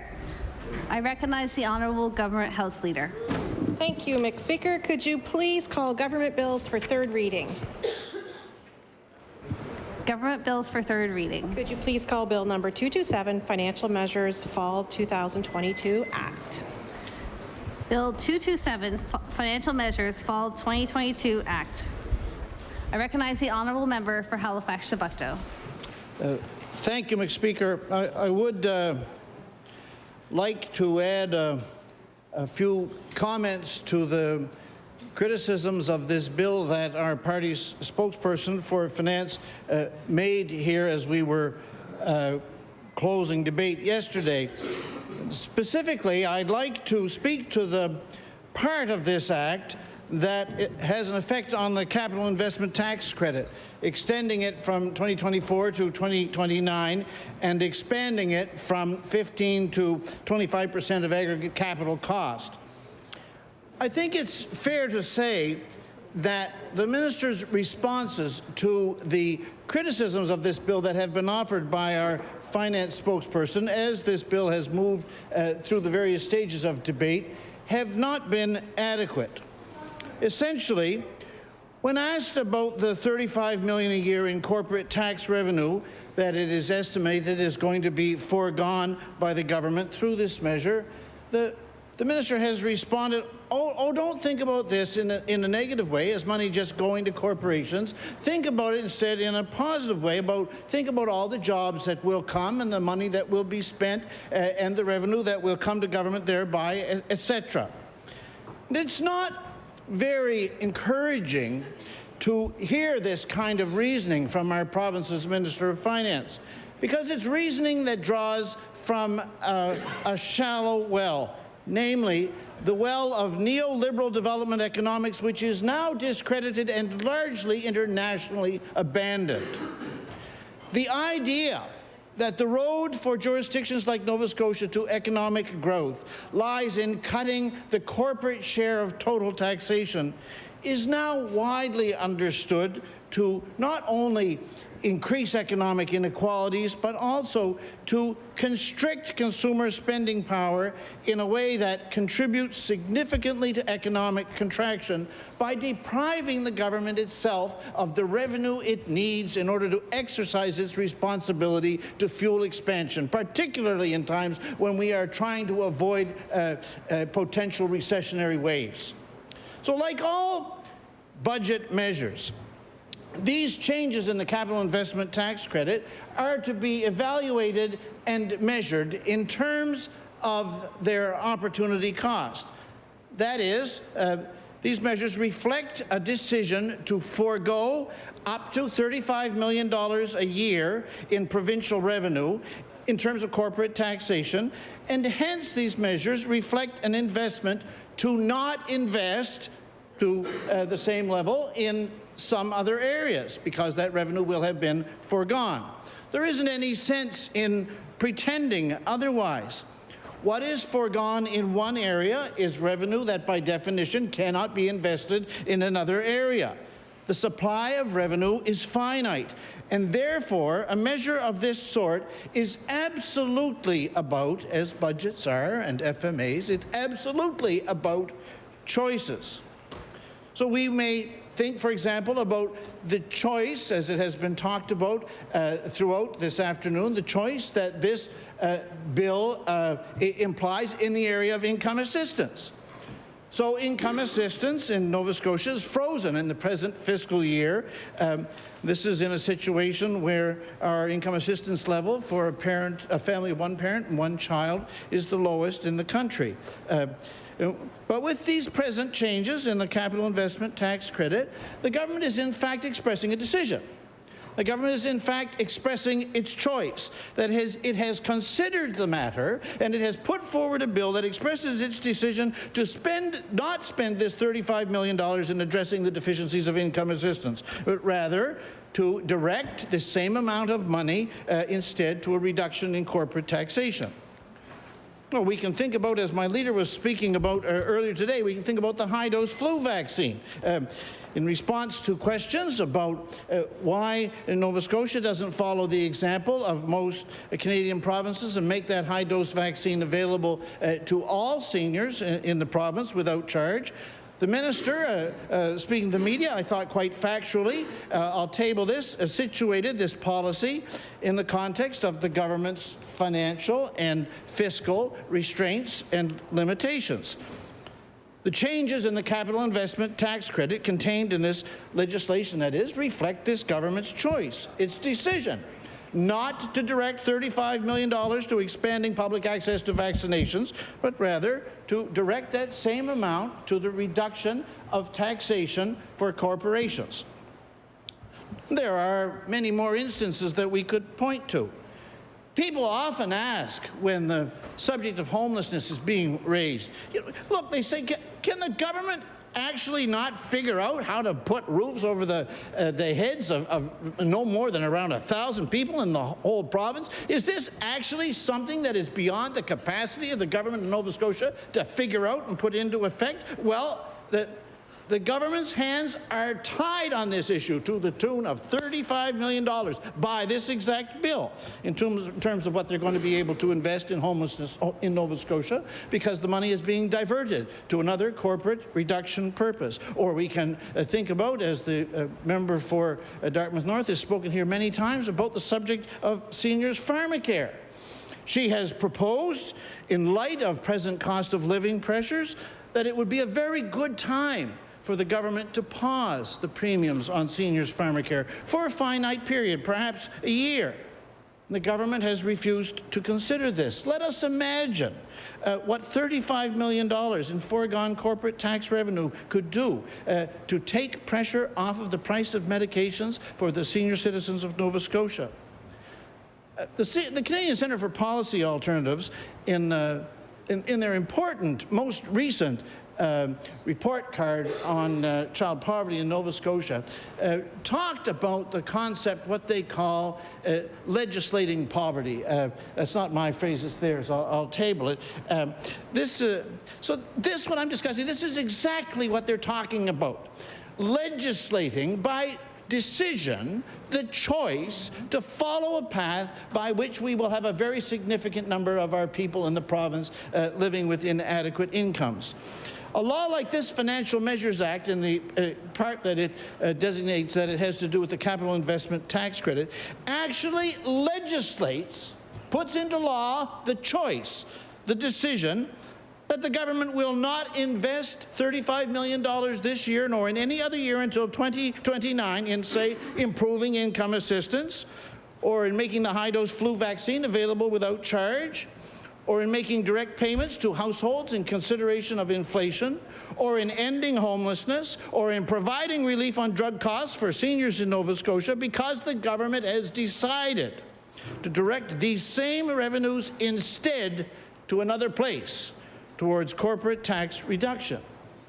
So this is a decision, this is a choice that in this bill is before us for evaluation. We are considering whether or not this is a prudent wise, careful, worthy choice. And that's the decision that is before us in the vote that we are going to make in this on this Financial Measures Act. Now, members of the government often point out the distinction between different kinds of conservatism. And I think that this is a legitimate thing for them to do. There are different kinds of conservatism, just as there are different kinds of liberalism, and there are different kinds of social democracy. There is intelligent liberalism, and there is stupid liberalism. There is intelligent socialism, and there is stupid socialism. There is intelligent conservatism, and there is stupid conservatism, and this Financial Measures Act is a clear example of the latter. This capital investment tax credit expansion belongs in the general fiscal family of the taxation measures that marked the economic policy of Poilievre, of O'Toole, of Scheer, of Harper. These broad corporate tax reductions appear uninformed by the intelligent conservatism which understands that if you want demand to be enhanced, you have to enhance demand, not just vaguely hope that somehow tax cuts to investors will somehow sift their way down into people's pockets. We are of the view that Nova Scotia can do much better. Thank you, Mr. Speaker. I recognize the honourable member for Yarmouth. Thank you very much, Mr. Speaker. Just one thing I want to point out, there is a back date, I think, to the previous October on the financial increase to this bill. So it would be nice if the government provided some clarity to the House on why this is backdated, if there was a promise that's already made, if there was a deal that's already been struck that the government hasn't told us about. Because right now we haven't been given any rationale for why there's a backdating on this, and that would make one wonder what the reason for that is. So if there is a current deal or a promise that happened before this legislation has actually passed, certainly I think the House and Nova Scotians should know what that is. Thank you.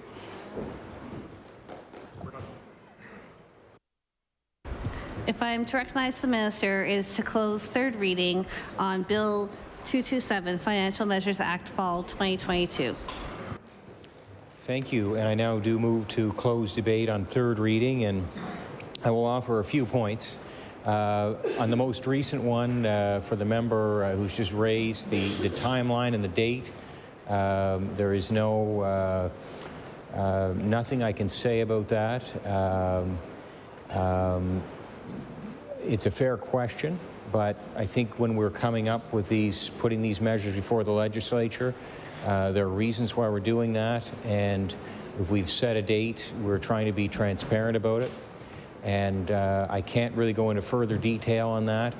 I might expound, although I'm not aware, because we don't have, I've not been approached as a minister myself, but there could be organizations the government is dealing with who may be looking at making a capital investment in the province, and they may be questioning it or asking what's available.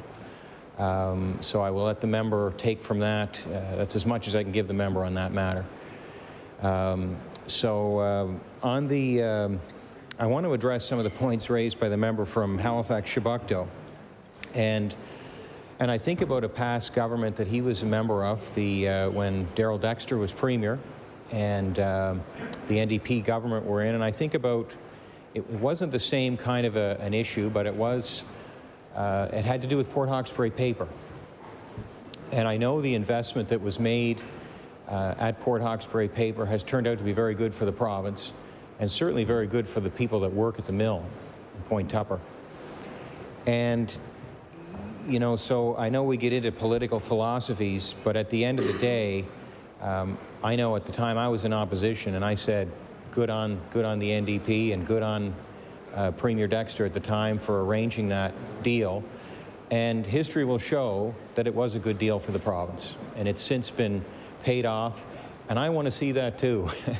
You know, I don't want anybody out there to think that this government wants to, in this case, extend a capital investment tax credit that doesn't pay for itself back for Nova Scotians. We would never want to do that, Mr. Speaker.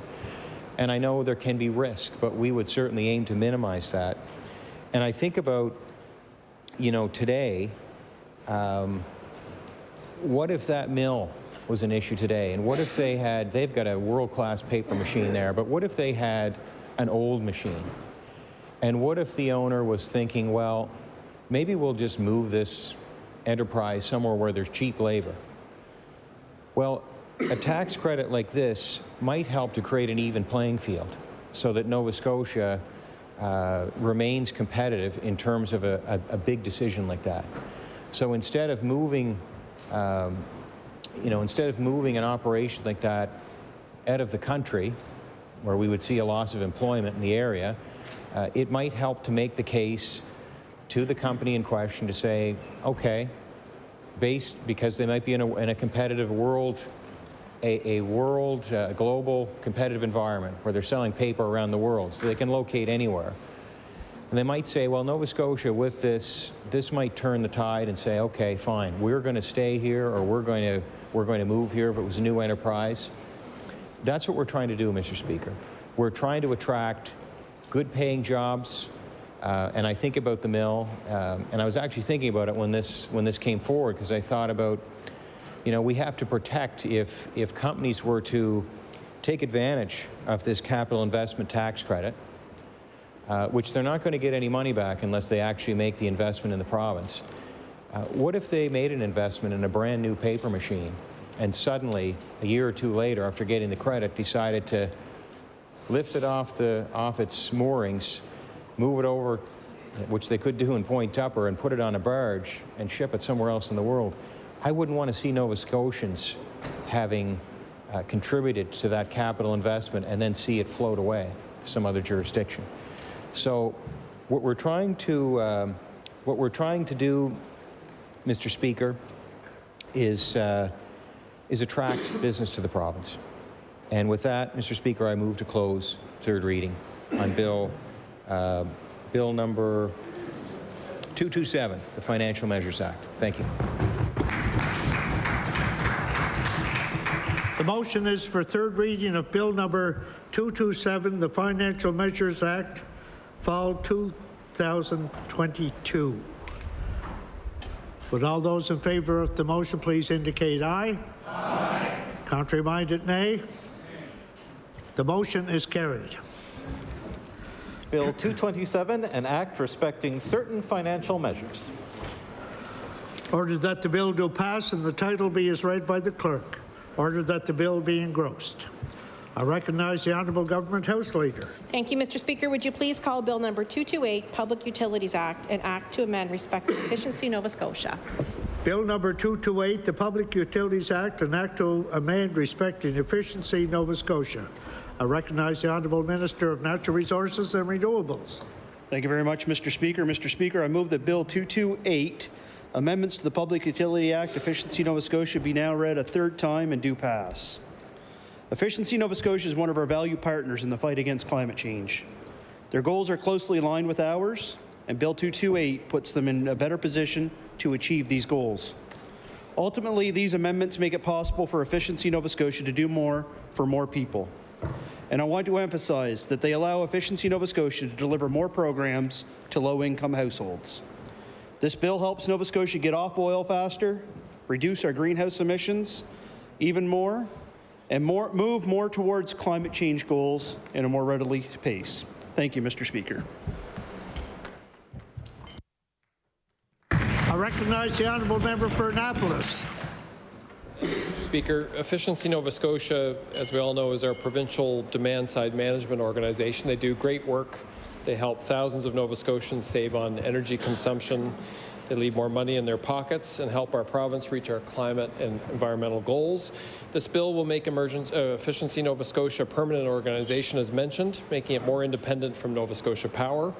According to the Minister and his staff, these changes will reduce regulatory burden, save time, money, and resources. This transformation will be implemented by, I believe, January 2023, and there'll be a doubling of investment, or near doubling of investment, from $35 million to $60 million a year, and we're certainly in favor of these positive benefits. Thank you, Mr. Speaker. I recognize the Honourable Member for Dartmouth North. Thank you, Mr. Speaker. The NDP caucus is supporting this bill. Thank you very much. If I'm to recognize the minister to close debate on Bill number 228. Thank you very much, Mr. Speaker. I thank the members opposite for the comments, and just give one last opportunity to give a shout out to Efficiency Nova Scotia and the great work that they do. They do for all Nova Scotians, and it's certainly appreciated by, I believe, everyone in this House, and I think the comments have echoed that. So with that, Mr. Speaker, I move to close third reading of Bill 228. The motion is for third reading of Bill number 228, the Public Utilities Act, an act to amend respecting efficiency Nova Scotia. Would all those in favour of the motion please indicate aye? Aye. Contrary-minded, nay. The motion is carried.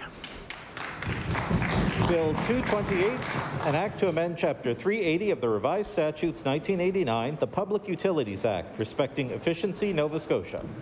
Ordered that the bill do pass and the title be as read by the clerk. Ordered that the bill be engrossed. I recognize the Honourable Government House Leader. Mr. Speaker, would you please call Bill number 224, the Perennia Food and Agriculture Corporation Act? Bill number 224, the Perennia Food and Agriculture Corporation Act. I recognize the Honourable Minister of Agriculture.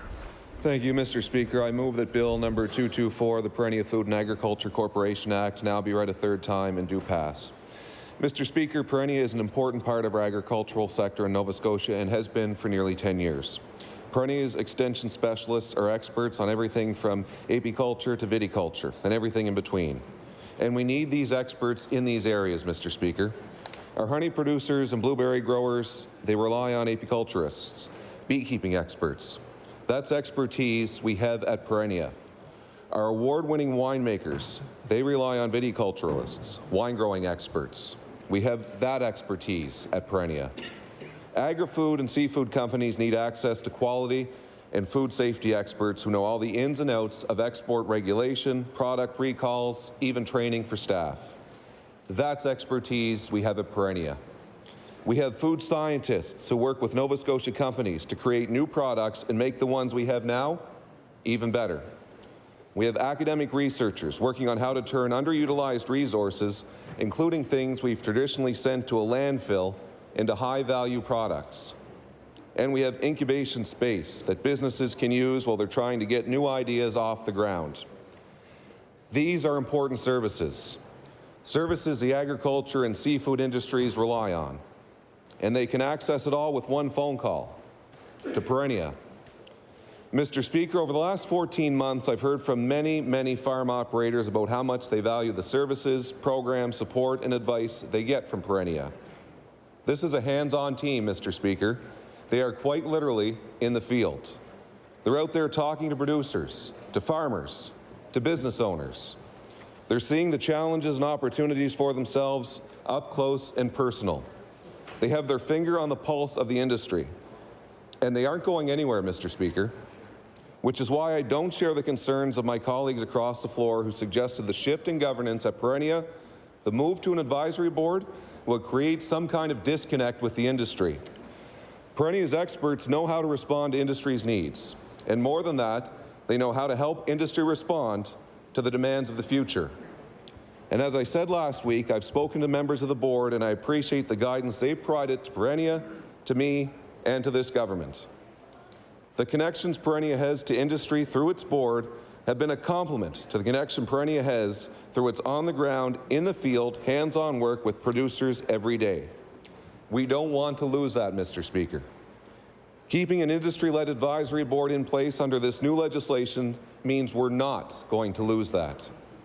Mr. Speaker, I've also heard concerns about Perennia's future role as it relates to the seafood sector.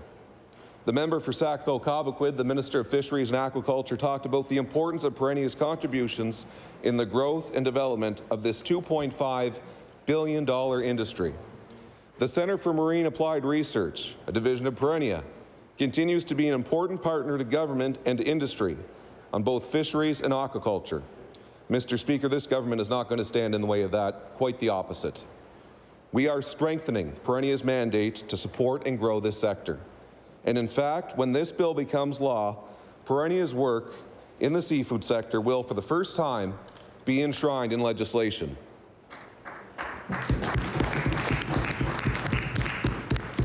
Some members also expressed concern about Perennia's ability to respond to the needs of industry quickly in a new structure where they report to a deputy and a minister. And I'd like to take this opportunity again to talk about the department's response to Hurricane Fiona. Fiona had the biggest financial impact on the agriculture sector of any hurricane in recent history. When I walked around those farms in the days after the hurricane, it was clear right away the sector needed our help. And Mr. Speaker, we did respond. We responded with almost $20 million in targeted funding to support the recovery of the agriculture sector. Funding to meet their unique needs, cash in hand, generators, insurance, and we did it quickly. We were out on farms within hours of that storm, pulling together partners within days, and had funding on the table within weeks. The role of a deputy and this minister is not to be a barrier for anyone. It's to help break down barriers, to pull every available lever, and to clear a path from industry to the government resources they need. That's the philosophy. We do not intend to change that with Perennia or any of our work in the sector. With that, Mr. Speaker, I'll take my seat. You'll get one. I recognize the honourable member for King South. Thank you very much, Mr. Speaker, and I'm happy to speak to Bill 224, an act respecting Perennia Food and Agriculture Corporation. And I agree wholeheartedly with the minister's comments about the value of Perennia, the work that they do, how important they have been to industry. But he failed to mention one thing. Perennia has been industry-led.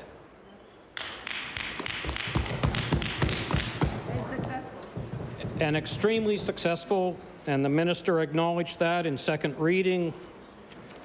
I can quote him on that. Perennia is working very well. So this is perhaps the solutionists in government trying to create a solution to a problem that doesn't exist. And so my comments will try to outline that, why this is bad legislation, and even more importantly, why the agricultural industry is very concerned.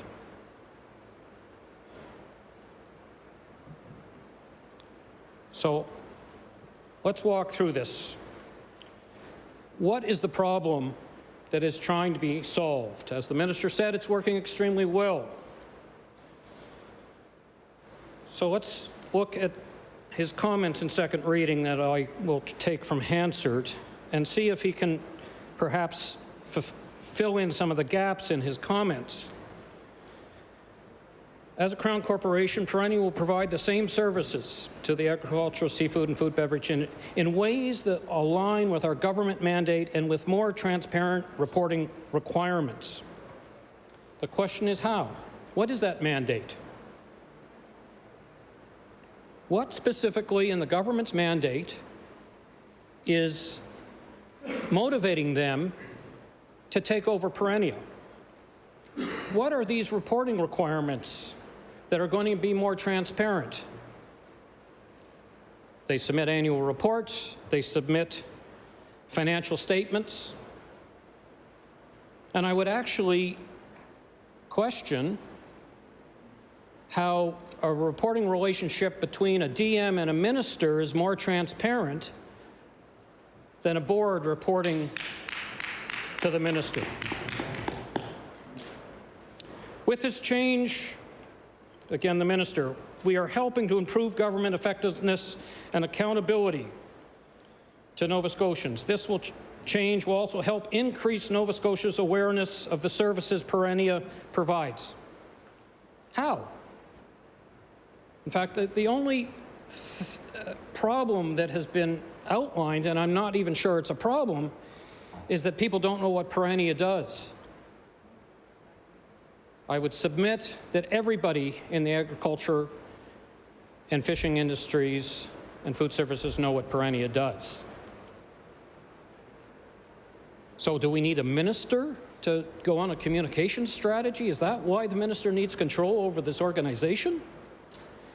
If the minister wants them to communicate, tell the board. They're accountable to the minister. You don't need to change the governance structure to go on a communications project. The minister said, we are governing with a long-term view with long-term goals. This legislation is part of that forward-looking focus. I don't know what that means.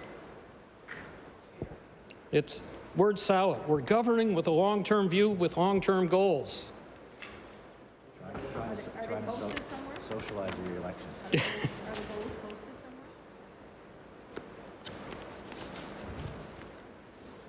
The Minister of Fisheries – in Hansard and second reading, the structure will help Perennia work more closely with government. Failed to tell us how. This will enable us to work more closely with them. Remember that, because I'm going to come to the comments from the Federation of Agriculture about their concerns.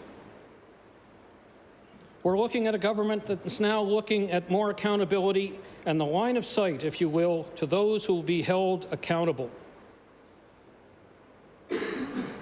This is the same government that is keeping secret the reason they are doing this. How do we believe that the government's going to be more transparent if they can't even tell us and show us and be accountable and transparent on why they're doing this? The report is secret. Again, the minister, Perennia is working very well.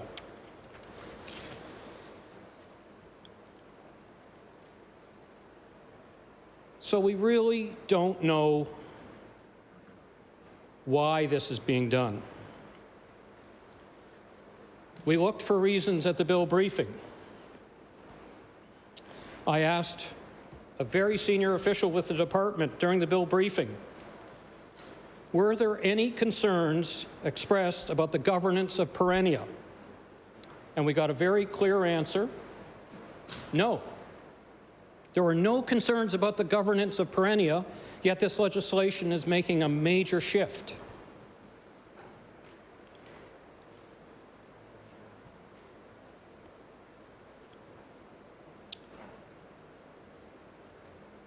We asked in the bill briefing about consultation. The response was, there was a survey conducted. Boy, I had to scratch my brain to think about what that was. So I went online and I found, yes, in February, the government did a 2-week survey. Was it good or great? A 2-week survey for 20 organizations. 1 press release. I would love to see the What We Heard report. But they will not release that. Did anybody respond? Perhaps there was a few Nova Scotians that missed the press release. Wouldn't surprise me.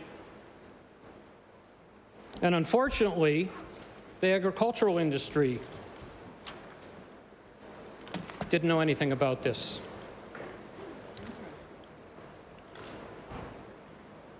So let's see what the Nova Scotia Federation of Agriculture has to say. And I have a letter here addressed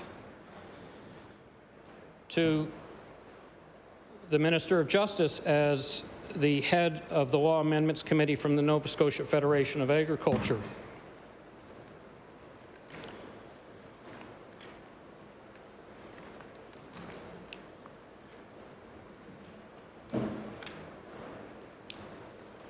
Since this bill has been introduced, this letter states in its 3rd paragraph, since this bill has been introduced, the NSFA has been hearing from several industry partners about their concerns regarding the proposed legislation. The lack of consultation with the industry in this significant shift in organizational structure leaves us concerned about the future engagements and priorities of the organization. We have a whole industry represented by the Federation of Agriculture. I believe it's some 2,000 farmers who were not consulted on a major shift to one of the key services for that industry.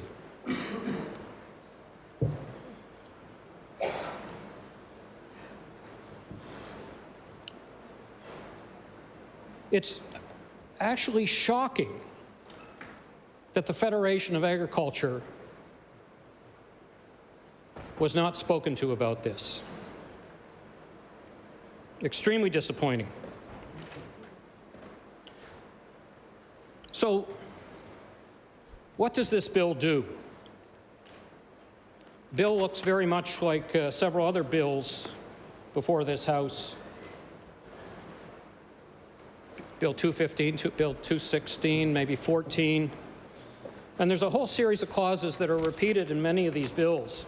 And I want to highlight a few of these clauses that really tells us what this bill is all about.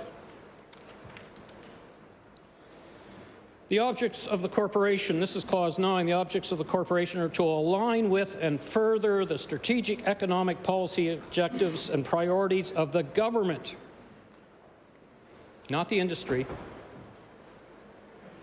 The corporation, 10C, the corporation may, where directed by the minister, provide such programs and services that the minister sees are appropriate. Corporation in E, with the approval of the minister, may enter into agreements. 11 sums it up quite nicely. The management and control of the affairs of the corporation are vested in the minister. 12, the governor and council shall appoint a chief executive officer, not the corporation. And that chief executive officer doesn't report to the board. Under 12.2, the chief executive officer reports to the deputy minister. 18, subject to the approval of the deputy minister, the advisory board may avail itself of the services of the employees. The advisory board reports to the minister, but the minister is not bound by any recommendation or resolution from the board. Another heavy-handed clause, the minister may issue such policy directions to the advisory board that are consistent with this act if, in the opinion of the minister, it's in the public interest to do so. And the advisory board must comply with the directions issued under subsection 1. So what's the board to do?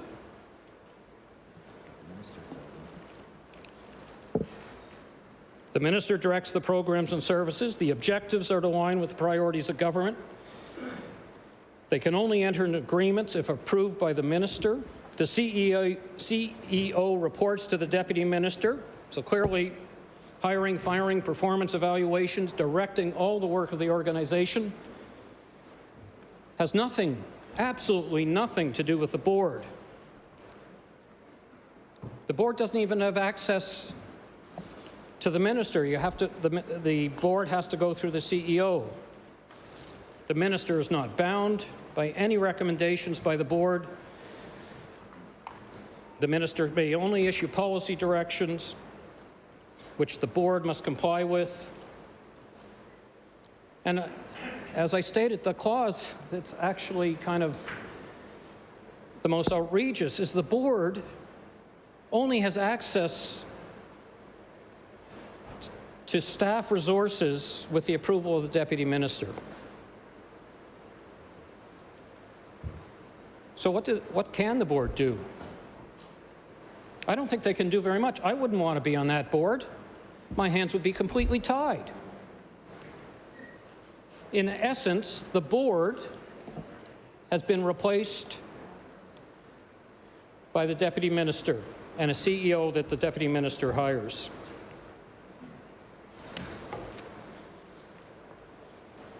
I spoke in second reading and perhaps committee of the whole on the importance of good governance. And as my colleague from Halifax Citadel did a bit of research on this as well in terms of what is good board governance.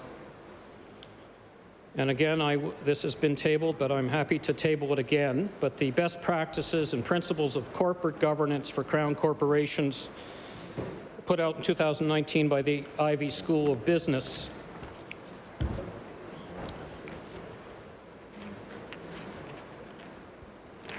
addresses these issues with respect to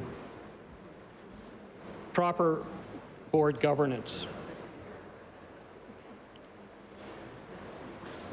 And under a section talking about how the board should be involved in the selection and the appointment of the chief executive officer, and I'll read this.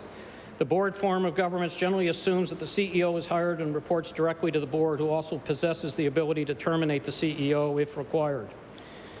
In the public sector, the board's ability to hire and fire CEO is not always clear-cut, as the CEOs of public sector organizations are sometimes appointed by the government through order in council.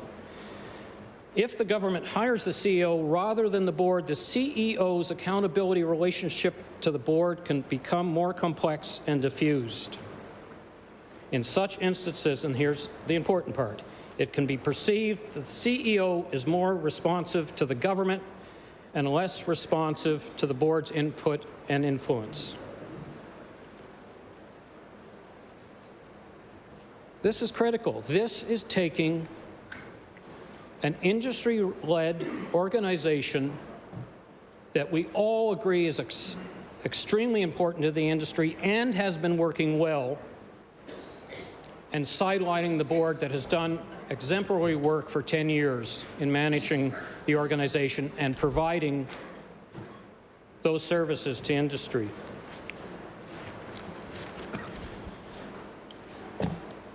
I also referred to the Treasury Board of Canada's review in 2005 of their Crown corporations, the review of governance framework for Canada's Crown corporation meeting the expectations for Canadians. In Chapter 4 of that document, strengthening the governance and clarifying accountabilities and assigning roles and responsibilities.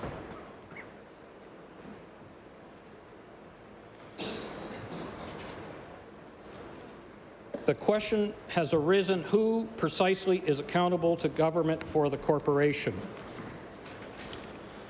And this document goes on to say that in the federal government, with respect to Crown corporations, we are going to make this crystal clear so that there are not those perceptions or realities in which a CEO is responding not to a board, but to a political master. The government has determined that the accountability structure under the legislation should more clearly be articulated. In particular, the following relationships should be set out explicitly. The responsible minister is accountable to Parliament for the Crown Corporation. The minister is answerable to Parliament for all activities of the corporation, including their pertaining day-to-day operations. The Board of Directors is accountable to the responsible minister for the stewardship of the corporation, and the CEO is accountable to the Board of Directors for the management and performance of the corporation. So they clearly outline that the government will clarify the accountability structure for Crown corporations, including in the FAA, in order to describe the relationships between Parliament, the responsible minister, Board of Directors, and CEO.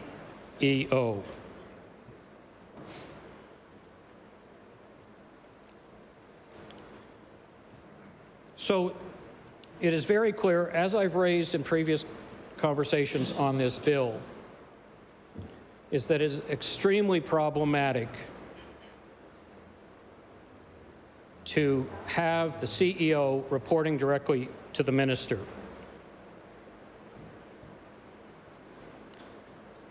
So How does industry feel about this? I'm going to refer back now to the letter from the Federation of Agriculture. A number of concerns. With a shift to an advisory board, the industry, and I'm again quoting from Tim Marsh's letter, the industry will no longer be leading the priorities of the organization. It is essential that the industry lead the strategic direction and mandate of Perennia. Industry organizations and farmers need to be assured that the work of agricultural extension is led by subject experts themselves, those with direct experience and expertise in the decisions pertaining to the sector impacts. They're concerned that the recruitment and retention of qualified specialists, key to the success of the extension and applied research mandates of the organization. It is unclear whether strategic recruitment and retention strategies will be in alignment with the proposed hierarchical structure. Successful extension and applied research require strong strategic partnerships with industry stakeholders. It is essential that Perennia grow these strategic partnerships to ensure the continued development of the industry.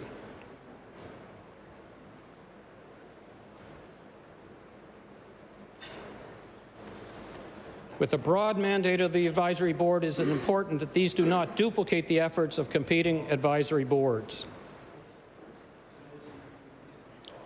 And perhaps most importantly, the message we want to make clear is the essential need for the government of Nova Scotia and the Department of Agriculture specifically to engage in meaningfully, consistent and authentically, consistently and authentically with industry and the farm families through the NSFA and commodity organizations.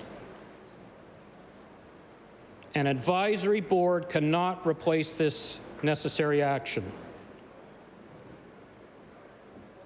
Further, we must assert that this legislation cannot impact Perennia's ability to maintain and grow its partnerships and relationships with stakeholders. That impact, intentional or not, would effectively fracture the strong relationship that industry has built with our partners. These are strong words.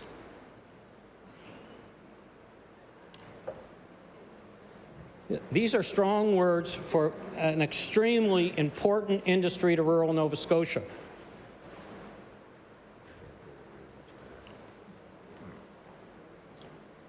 This legislation is doing a lot of damage between the Department of Agriculture and our farming and fishing communities.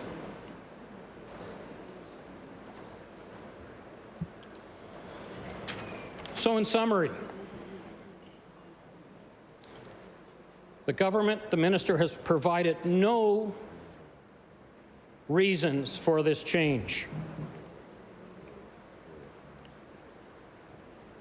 We are only left with an assumption that there is a power grab, that we have an $11 million organization that is industry-led, in which a government contributes $2.6 million in core funding, but the government now wants to take their hands out, put their hands on that money and shove the industry-led board members aside. The governance structure outlined in this bill is contrary to good governance models determined by academics and the Government of Canada's Treasury Board Secretariat. And most importantly, this change is not supported by the agricultural industry. There's deep concerns that these changes will slow decisions, slow the responsiveness to agriculture,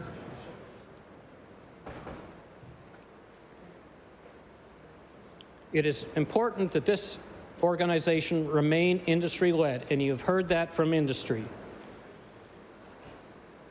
In short, this bill is a step backwards. It is bad legislation. and we will not be supporting this bill. Thank you.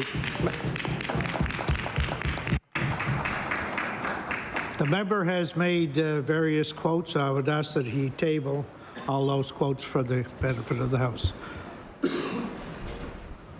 I recognize the honourable member for Halifax Citadel, Sable Island. Thank you very much, Mr. Speaker. So I'd first like to thank the Minister for opening up this third reading debate by outlining what a fantastic organization Prenia is. And Prenia has grown over the past 10 years in its current form by being a close partner with industry, by being a good corporate citizen in its reporting and accountability and transparency. And we have an amazing organization here in Nova Scotia. And yet, it is really unclear why this is happening and why it is being moved to a Crown Corporation under the direction of a minister. And I think in second reading, I invited folks to look under your chairs, because as far as I can tell, everyone's getting a corporation. So if you didn't get a corporation, like, just check, because there's been a dozen or so of them. I checked under my chair and there wasn't one, but I think it might be reserved for that side of the House. So it is astounding, actually, that we have made this decision. So let's, like my honourable colleague from Kings North, I also actually started my remarks with the question, like, I had written, how did we get here? Like, how does this even make sense, basically? So just to walk through, sort of where we got to this. So the minister's mandate letter talks about, the same blurb that was in most ministers, I think. Within the first 6 months, and as part of your department's mandate, you will work with me and other departments in reviewing the role and effectiveness of agencies, offices, and Crown corporations with the goal of ensuring the most efficient and accountable methodology for the undertaking of their respective tasks. So I'll table that letter. And I'd really like to emphasize the word methodology, because I think if we haven't heard anything, we have not heard any methodology through this decision making. The report that we have access to, again, the 2-pager, with regards to Prenia, what that said was currently a corporation established by the Companies Act. Prenia will be established as a new Crown Corporation with its own legislation similar to other Crown corporations. Legislation is expected in fall 2022. So I think there are two things to unpack from that report. And I'll use that word loosely. In terms of, first of all, what was promised, what was mentioned here is legislation similar to other Crown corporations. Well, in fact, what has been presented bears no resemblance to the establishment of a true Crown corporation. I think, I've talked about this in second reading. I talked about this in third reading for previous bill, and my colleague from Kings North also just walked us through the available literature that exists that's been recently developed about what Crown corporations look like, what they're supposed to do. They're supposed to have boards. The minister is not normally, is involved definitely in assuring their accountability and transparency, but is not the core decision maker in the organization. But even kind of more interesting in this case is that this was actually a private company. So again, we've talked and asked for information about what is our government's economic development plan. So what are we intending to bring together across immigration, across economic development, across agriculture, across other sectors? And so why, on one hand, we just really wanted to support the well-being of large corporations in this province, and we just passed an act supporting that. And on the other hand, we're taking away a company. We're actually just making it almost like a division of a department. And so I think there's, we have not been privy to this methodology that's been determined, that's been used to determine what is that efficiency and accountability mandate of each organization. And I think that is really a shame and really democratic deficit in this session. I think as well, following Law Amendments Committee and the Committee of the Whole House on Bills, I too shared the greater part of the letter from Tim Marsh on behalf of the Nova Scotia Federation of Agriculture. And I do actually want to revisit a couple of quotes from that, because I share sort of my disbelief and deep concern that the minister would bring forward a bill directly affecting the 2,000 members of the Nova Scotia Federation of Agriculture without engaging the Nova Scotia Federation of Agriculture. So here are two of the quotes I'd like to share, and then I'll retable. Well, I can actually retable the letter now. The lack of consultation with the industry and the significant shift in organizational structure leaves us concerned about future engagement and priorities of the organization. They said as well, we believe agricultural extension and applied research mandates of Perennia are essential to the long-term success of the industry. But without clear engagement and leadership from the industry on these mandates, we are concerned about the potential disconnect that may occur in the future. If the decision to shift the structure of an organization that is vital to the industry is made unilaterally, it weakens our sector's confidence that this work will continue in our collective best interest. I mean, that is the plainest way of saying, like, how could you not come to us as the major industry and sector organization? How could you not engage us in this? And what are we left to think about your respect for us and how you're going to engage us in the future? No, that's not for tables. And so in particular, so why is this particularly important to think about the impacts in agriculture, fisheries, and aquaculture? And these are sectors that we know are on the front lines of climate change. And this vulnerability was only reinforced through our most recent experience with Fiona. The damage, short and long term, and the recovery costs are only the start of the effects of climate change on these industries. At the same time, and as we've discussed, these industries are facing incredible costs of production and costs of living increases. So their inputs, from the start to the finish, and the Premier has been offering up some gardening lessons over the last couple of sessions. So from seed to fertilizer to harvest to market, all of those costs are increasing. At the same time, there's a labor shortage and a housing shortage for labor who want to move and contribute to these sectors but can't come to those parts of Nova Scotia. And also, they are facing a lot of uncertainty about carbon costs at this point, about what will the cost be for this government to have fallen short of the work they knew they needed to do to address carbon pricing in the province. So there's so many concerns. We also have an aging population of farmers, and we also have an absolute number of decreasing numbers of farms. So these are such important parts of our province. We all share that commitment. I think we all share that commitment to those sectors. I know that we do. But we need to be respectful of our engagements with them, and we need to be considering looking forward for them. And so this, we talked a lot about agricultural extension, and I thought I would just spend a minute talking about what that actually is. Because I think, it's important to realize that, basically it's one of the oldest applied scientific approaches that there is. In fact, the modern agricultural extension can be actually traced back 4,000 years to Mesopotamia, but really also took off following the Irish potato famine in the mid-1800s. And so if we think about that, there again was a climate disaster, a social disaster. The need was to have a rapid response from the agricultural sector to be able to support the population. And that's what agricultural extension does. Agricultural extension is regarded as a really important tool for supporting new farmers. So as we see the number of farms actually decrease in the province, and we want to support new Canadians, we want to support women, and we want to support young farmers, it's essential that we have agricultural extension that is well regarded by the industry.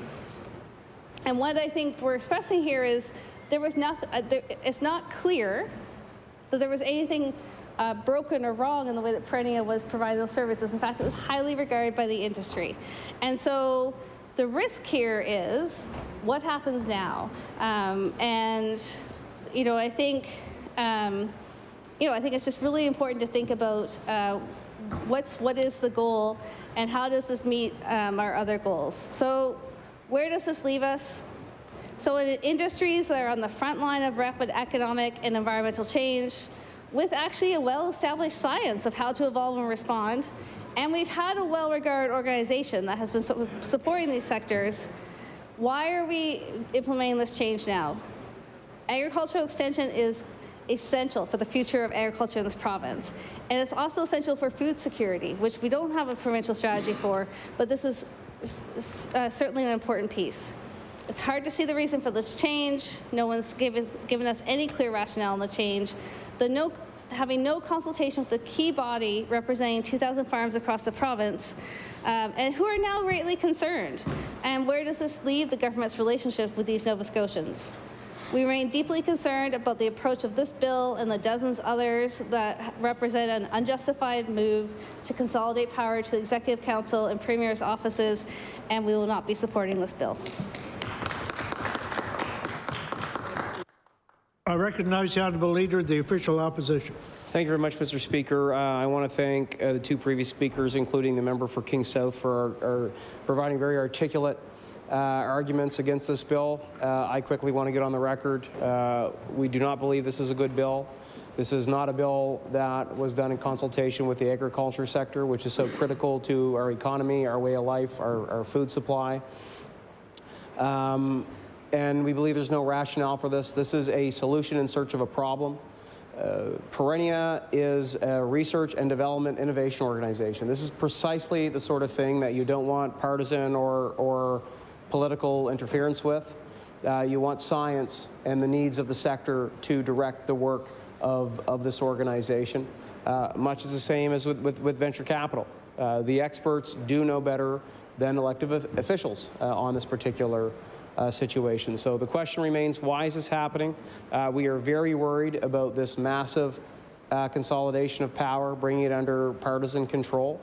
We've heard words like this is modernizing, this is moving us forward, but we really do worry we're moving back to 1980s conservative politics where patronage and slush funds are the name of the game and the political strategy to get reelected. That is something that we have to watch for and that this party will certainly be on the lookout for, and I know many others will be as well. So we do not support this bill. We do not believe this is good for the agriculture sector. We're worried about the implications and the control that this will give a partisan group of people over that sector. We've already heard that there's calls happening out of the Premier's office to agriculture people telling them to be quiet about this and not voice their concerns about it. And this is a very real concern, particularly when we're talking about science, innovation, research and development. This doesn't make any sense. It's not needed, and this could cause more problems than it's intended to fix. Thank you very much. Good job.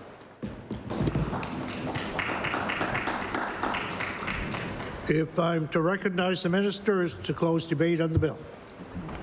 Thank you, Mr. Speaker. The members of this House may not agree on everything or anything at times, but everyone who stood in this chamber and spoke to this bill agreed on one critical point, that perennia is important to our province and to our agriculture and seafood sectors. I'd argue that's not just a critical point, it's the critical point here. Perennia's work is important. Too important not to be protected by and enshrined in legislation.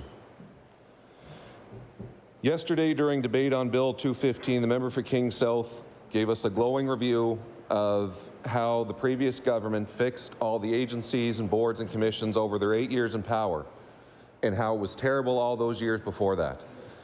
And what changed in those 8 years was they moved those agencies to Crown corporations, led by businesses, by business experts and industry experts, which is what we're doing with perennia, Mr. Speaker. We're changing it to a Crown Corp. We're not consolidating boards. We're taking this one board and changing it to a Crown Corporation. And the member just spent 23.5 minutes arguing against that. We're changing it from where it was a company under the Companies Act to a Crown Corporation.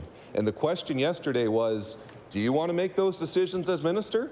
And I can tell you right here in this House, absolutely not. That's why we have an industry-led board of experts in their fields. And I'm happy to take their advice and their recommendations on what they bring forward.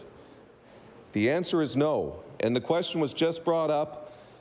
The chair doesn't have access to the minister under this new arrangement. I could show you my phone, Mr. Speaker, but it would be a prop. The chair of Perennia is in my phone. He can contact me anytime he wants, and he has. And the chair will always have this minister's number and will be able to get in touch with me if there's an issue. They can reach out directly. That will not change.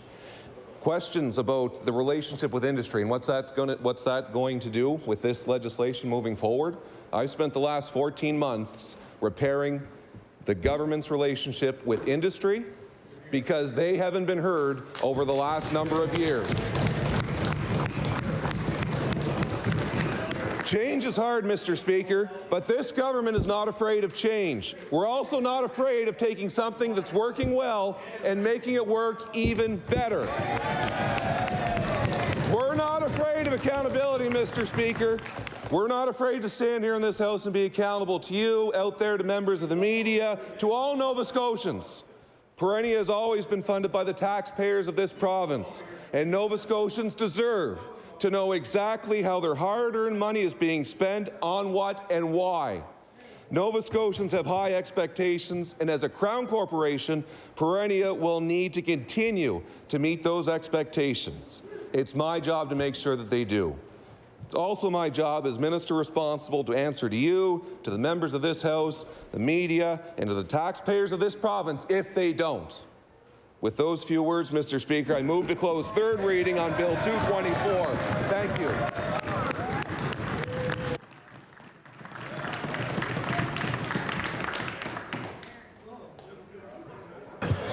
A little bit of passion there.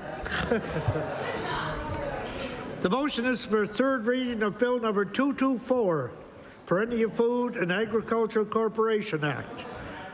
Would all those in favor of the motion please indicate aye? Aye. Contrary-minded, nay? Nay. The motion is carried. Bill 224, an act respecting Perennia Food and Agriculture Corporation.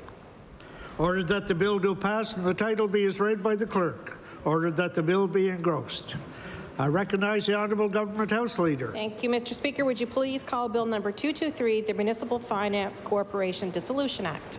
Bill number 223, the Municipal Finance Corporation Dissolution Act. I recognize the Honourable Minister of Municipal Affairs and Housing. Mr. Speaker, I move that Bill 223, the Municipal Finance Corporation Dissolution Act, be now read a third time and do pass. Mr. Speaker, I appreciate hearing from the members opposite about this bill during the second reading debate. The Municipal Finance Corporation does important work on behalf of the province municipalities, and through this legislation, this work will continue as part of the Department of Finance and Treasury Board. This change comes about, Mr. Speaker, as a result of the review of Crown corporations and agencies, which has had the goal of reducing duplication and improving efficiency and accountability.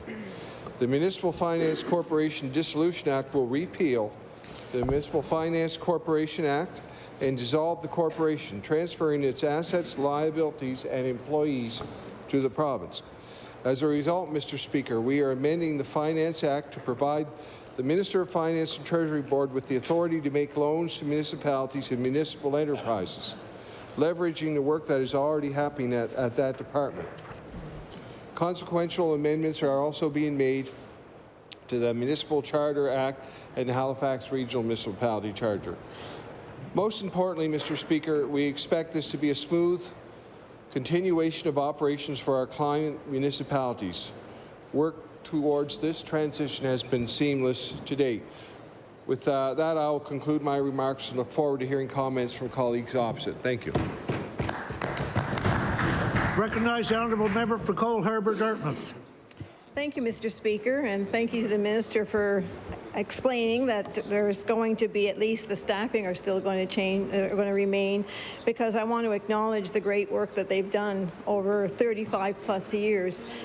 And this was what my concern was, but he will reiterate it, hopefully, that there's nothing going to change with the people that have been doing this for that length of time. We heard the term consolidation of power many times this week in this House, and there is a pattern forming.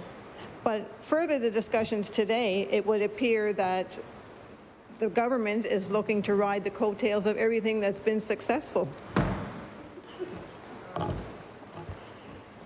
and changing the way they do things. The word dissolve the Municipal Finance Corporation, that needs to be further explored and understood in this House.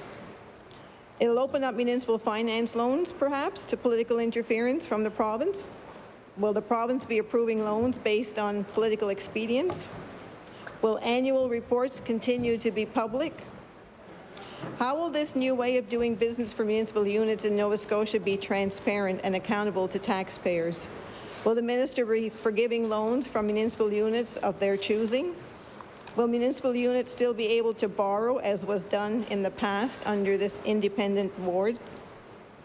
If the Municipal Finance Corporation was working well and it isn't broke, why are we feeling we need to fix it? Why is this government doing this? Like I said before, the first step in a hostile takeover is to take control of the funds. And is that why we're doing this? I know the pattern that's been forming, and I want to share the quote from the Premier that said that it's the reason that it's better to have elected officials accountable for decisions rather than appointed board members. And I'll table that. That's not the case, I guess, when you're an elected official with Halifax Regional Council. I'm hoping that they will explain in more detail as to why you felt the Municipal Finance Corporation needed to be dissolved going forward. I can't imagine what the people, the elected members on that board, and will there continue to be elected members on that board? They've done great work for many decades, and I just want to acknowledge that hard work. And I hope that they will continue to be able to do that hard work. Those are my words. Thank you. Recognize the honourable member for Cape Breton Centre, Whitney Peer. Thank you, Mr. Speaker. I want to echo some of the words of my colleagues that have said with regards to other bills that we have seen, and that is, why are we here? Why these bills? How did we get here? I heard the minister acknowledge the great work of the Municipal Finance Corporation.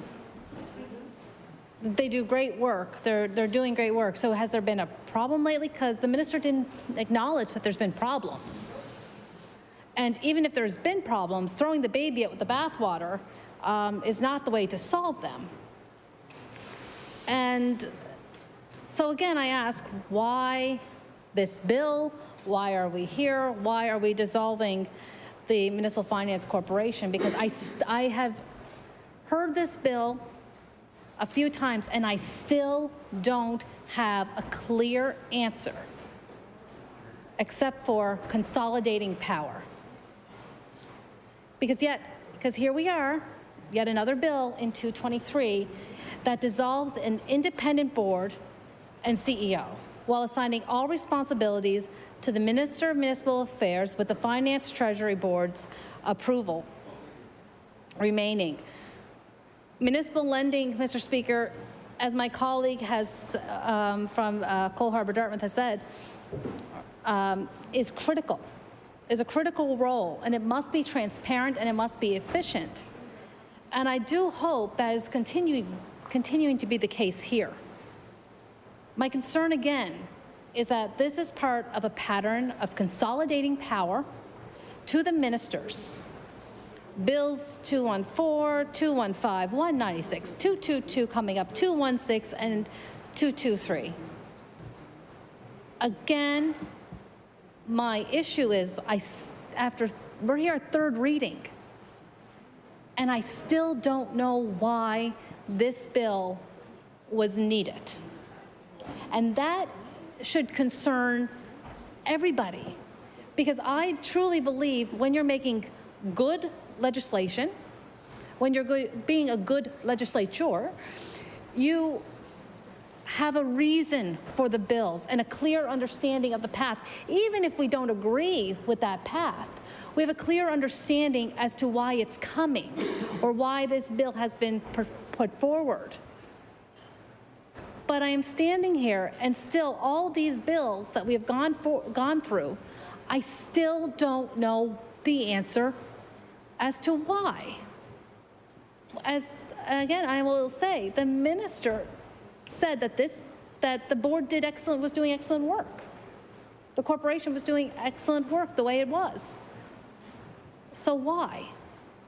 And with that, Mr. Speaker, I will leave you with that hanging question. Thank you.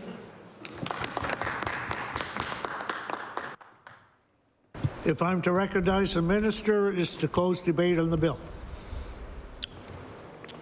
So thank you, Mr. Speaker. I will try to explain it again briefly.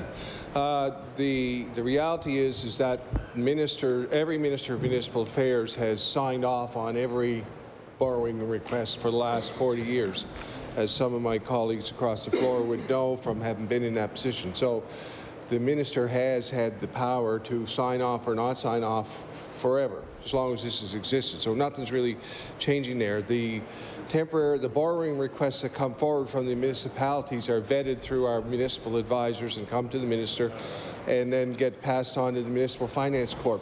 The Municipal Finance Corp is the shop, so to speak, that moves the money around. Now, if I was talking about a woodworking shop or a welding shop, I could describe exactly what they do, but I don't totally understand how people move money around, but that's also the shop, the much larger shop in the Department of Finance. So this is putting those people there. As far as our municipal partners are concerned, the temporary borrowing requests or the borrowing requests will still come through municipal affairs, through our advisors, to me, and will be sent to finance. So the reason to do it is to just have, the people who are doing this actual work with more of the people who are doing this actual work, if that makes any sense. So with that, Mr. Speaker, I move to close third reading. The motion is for third reading of Bill number 223, the Municipal Finance Corporation Dissolution Act. Would all those in favor of the motion please indicate aye? Aye. Contrary-minded, nay? Nay. The motion is carried. Bill 223, an act to dissolve the Municipal Finance Corporation. Ordered that the bill do pass and the title be as read by the clerk. Ordered that the bill be engrossed. I recognize the Honourable Government House Leader. Thank you, Mr. Speaker. Would you please call Bill number 222, Housing Supply and Services Act? Bill number 222, Housing Supply and Services Act. I recognize the Honourable Minister of Housing. Thank you, Mr. Speaker. Mr. Speaker, I move that Bill number 222, an act respecting housing supply and services, be now read a third time and do pass. As I've said many times in this House, Mr. Speaker, we are in the midst of a housing crisis, and over the past year, we've been working on a number of fronts with all levels of government, business, and community partners on solutions. Speaker, the proposed legislation will replace the Housing Act and, at a later date, the Housing Nova Scotia Act. It's designed to modernize government structure for provincial housing programs and will increase accountability by creating a new Crown Corporation responsible for public housing in Nova Scotia. Speaker, as a Crown Corporation, the Nova Scotia Provincial Housing Agency will have a dedicated focus on public housing and provide consistency in policies and procedures across the citizens system. Our residents deserve that. Speaker, a new advisory board will be established and the department will provide strategic oversight to the new Crown Corporation to ensure policies and actions align with government priorities. Mr. Speaker, the department will maintain responsibility for all other non-public housing related programs, agreements and initiatives. Mr. Speaker, with that, I look forward to hearing from my colleagues' comments in third reading. Thank you. I recognize the Honourable Member for Cole Harbour Dartmouth. Thank you, Mr. Speaker. I don't have much to add to this, but if the minister responds, I would like to understand. He said this is to consolidate the Housing Act and the Housing Nova Scotia Act.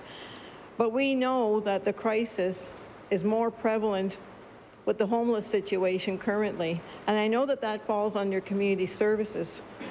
So why, while we're doing this, bringing the Housing Act and the Housing Nova Scotia Act together, wouldn't you incorporate the piece with homelessness as far as if you're looking at things, at modernizing things, and the province having the housing under their jurisdiction. It was interesting earlier. I heard the Premier speak during question period, and he says when it comes to housing and people get in the way, that's not the way to respond to housing. We're here to serve all people, including those who get in the way.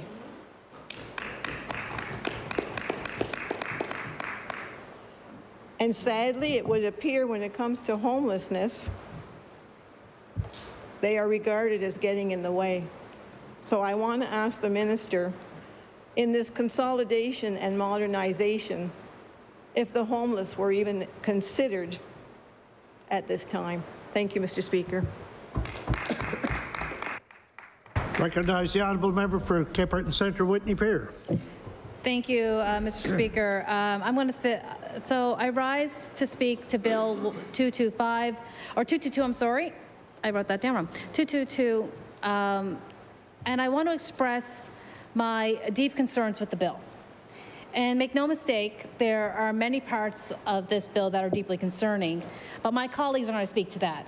I'm going to focus my remarks on Part 2, Sections 48, 49, and 50. In general, the Act is very broad, Mr. Speaker, and provides broad powers to the minister. What else is new? With respect to where employees with respect to where employees end up. Although there is reference to successor rights, provisions in the Trade Union Act, sections of this bill limit the union's ability to make representations at the Labor Board. Because these powers are simply given to the minister with respect to the configuration of the bargaining unit. This bill, according to the unions, specifically CUPE, this bill does not seem to acknowledge that there are two unions involved, NSGEU and CUPE.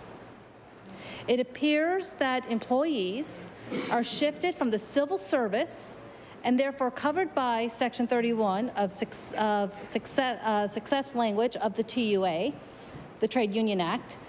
The legislation appears to contemplate that after December 1st, the agency could make an application to the Labor Board to deal with any lingering issues. Of course, but Section 49(1) will give the minister the power to determine if an employee will or will not be a civil servant or agency employee by a letter. There's no transparency as to how this will occur. These sections nullify any entitlement workers may have under this respective collective agreements with regards to them being laid off or terminated. This is deeply concerning to have the minister have all the power and be able to circumvent the collective agreements. Mr. Speaker, these concerns were brought to us, and they were brought into law amendments by CUPE. And as of right now, we still don't have answers to this, but in the bill, it was laid out perfectly clear in those sections 48, 49, and 50. And that is, as the critic for labor, this is deeply concerning to me, that we have two unions, CUPE and NSGEU, and CUPE was not engaged in this process. With that, I'll take my seat. Thank you. I recognize the honourable member for Cumberland North. Thank you, Mr. Speaker. Housing is a significant issue in Cumberland North. It is probably right on par with healthcare, with the number of complaints and concerns that come into my MLA office. Housing is directly linked to healthcare, and there's evidence-based research to prove this. I will table a bill, Mr. Speaker, that just reinforces this. And this research paper that I'm going to table is actually a compilation of studies that were carried out that looked at, identified, and measured additional exported costs to services such as health, education, and policing where there was poor housing conditions. And it showed a 7-fold health improvement in areas where there was an investment in housing. So I will table that document. Thank you. Of course, the direct relationship between health and improved housing is predictable. It's common sense, but it's always nice when you have data and research to support that. I commend the government for this bill. I commend them for making an effort to make changes to the province in their approach to housing. Ideally, the minister and his staff in the department will combat the problem with a lack of housing, and in particular, affordable housing, the lack of affordable housing. This is such an important topic in my area, Mr. Speaker. I'm sure others here in this chamber have similar issues with the number of people living unsheltered, but it is a huge issue, the lack of housing in Cumberland County. We should never, ever accept someone not having a place to live or living unsheltered. And growing up in Cumberland County, I never saw anyone living unsheltered. I think we took care of each other. And I remember the first time going to the big city of Toronto and people just being on the streets. And I just remember being shocked that people actually allow other humans to live in those conditions. Well, we're not used to seeing this here. We're not used to seeing people lying on a sidewalk, living on a tent, sleeping in front of Dollarama. And that's exactly what's happening right now in the town of Amherst and in the county of Cumberland. I know that homelessness and lack of housing has a long history, but it has not had a long history of being seen, or visible at least, in my area. I was thankful yesterday to see the NDP propose the idea of an emergency debate on homelessness. And while I respect the Speaker's ruling, always, I was disappointed with the ruling because I think it's something that we should have talked about more in this fall session because of the crisis that we're in the province. Housing or lack thereof has led people who in the past could find something to live in, even if it were modest, now cannot find anything to rent. Bill 222 is the legislative beginning of change in housing here, but we need to see immediate, urgent work on the ground, literally. Upon the study of Bill 222, I'm concerned that the minister hasn't taken the advice of the Housing Commission, and that's been discussed in other readings of the bill. And it does remove redundancy. However, it does remove the redundancy and confusion of the two acts. And I will read a quote from the Halifax Examiner that was published immediately after Bill 222 was tabled. The PC government's proposed reorganization of provincial housing organizations flies in the face of the primary recommendation of the Nova Scotia Affordable Housing Commission, charting a new course for affordable housing in Nova Scotia. As the Halifax Examiner reported at the time, the Commission recommended the creation of a new arm's length provincial housing entity.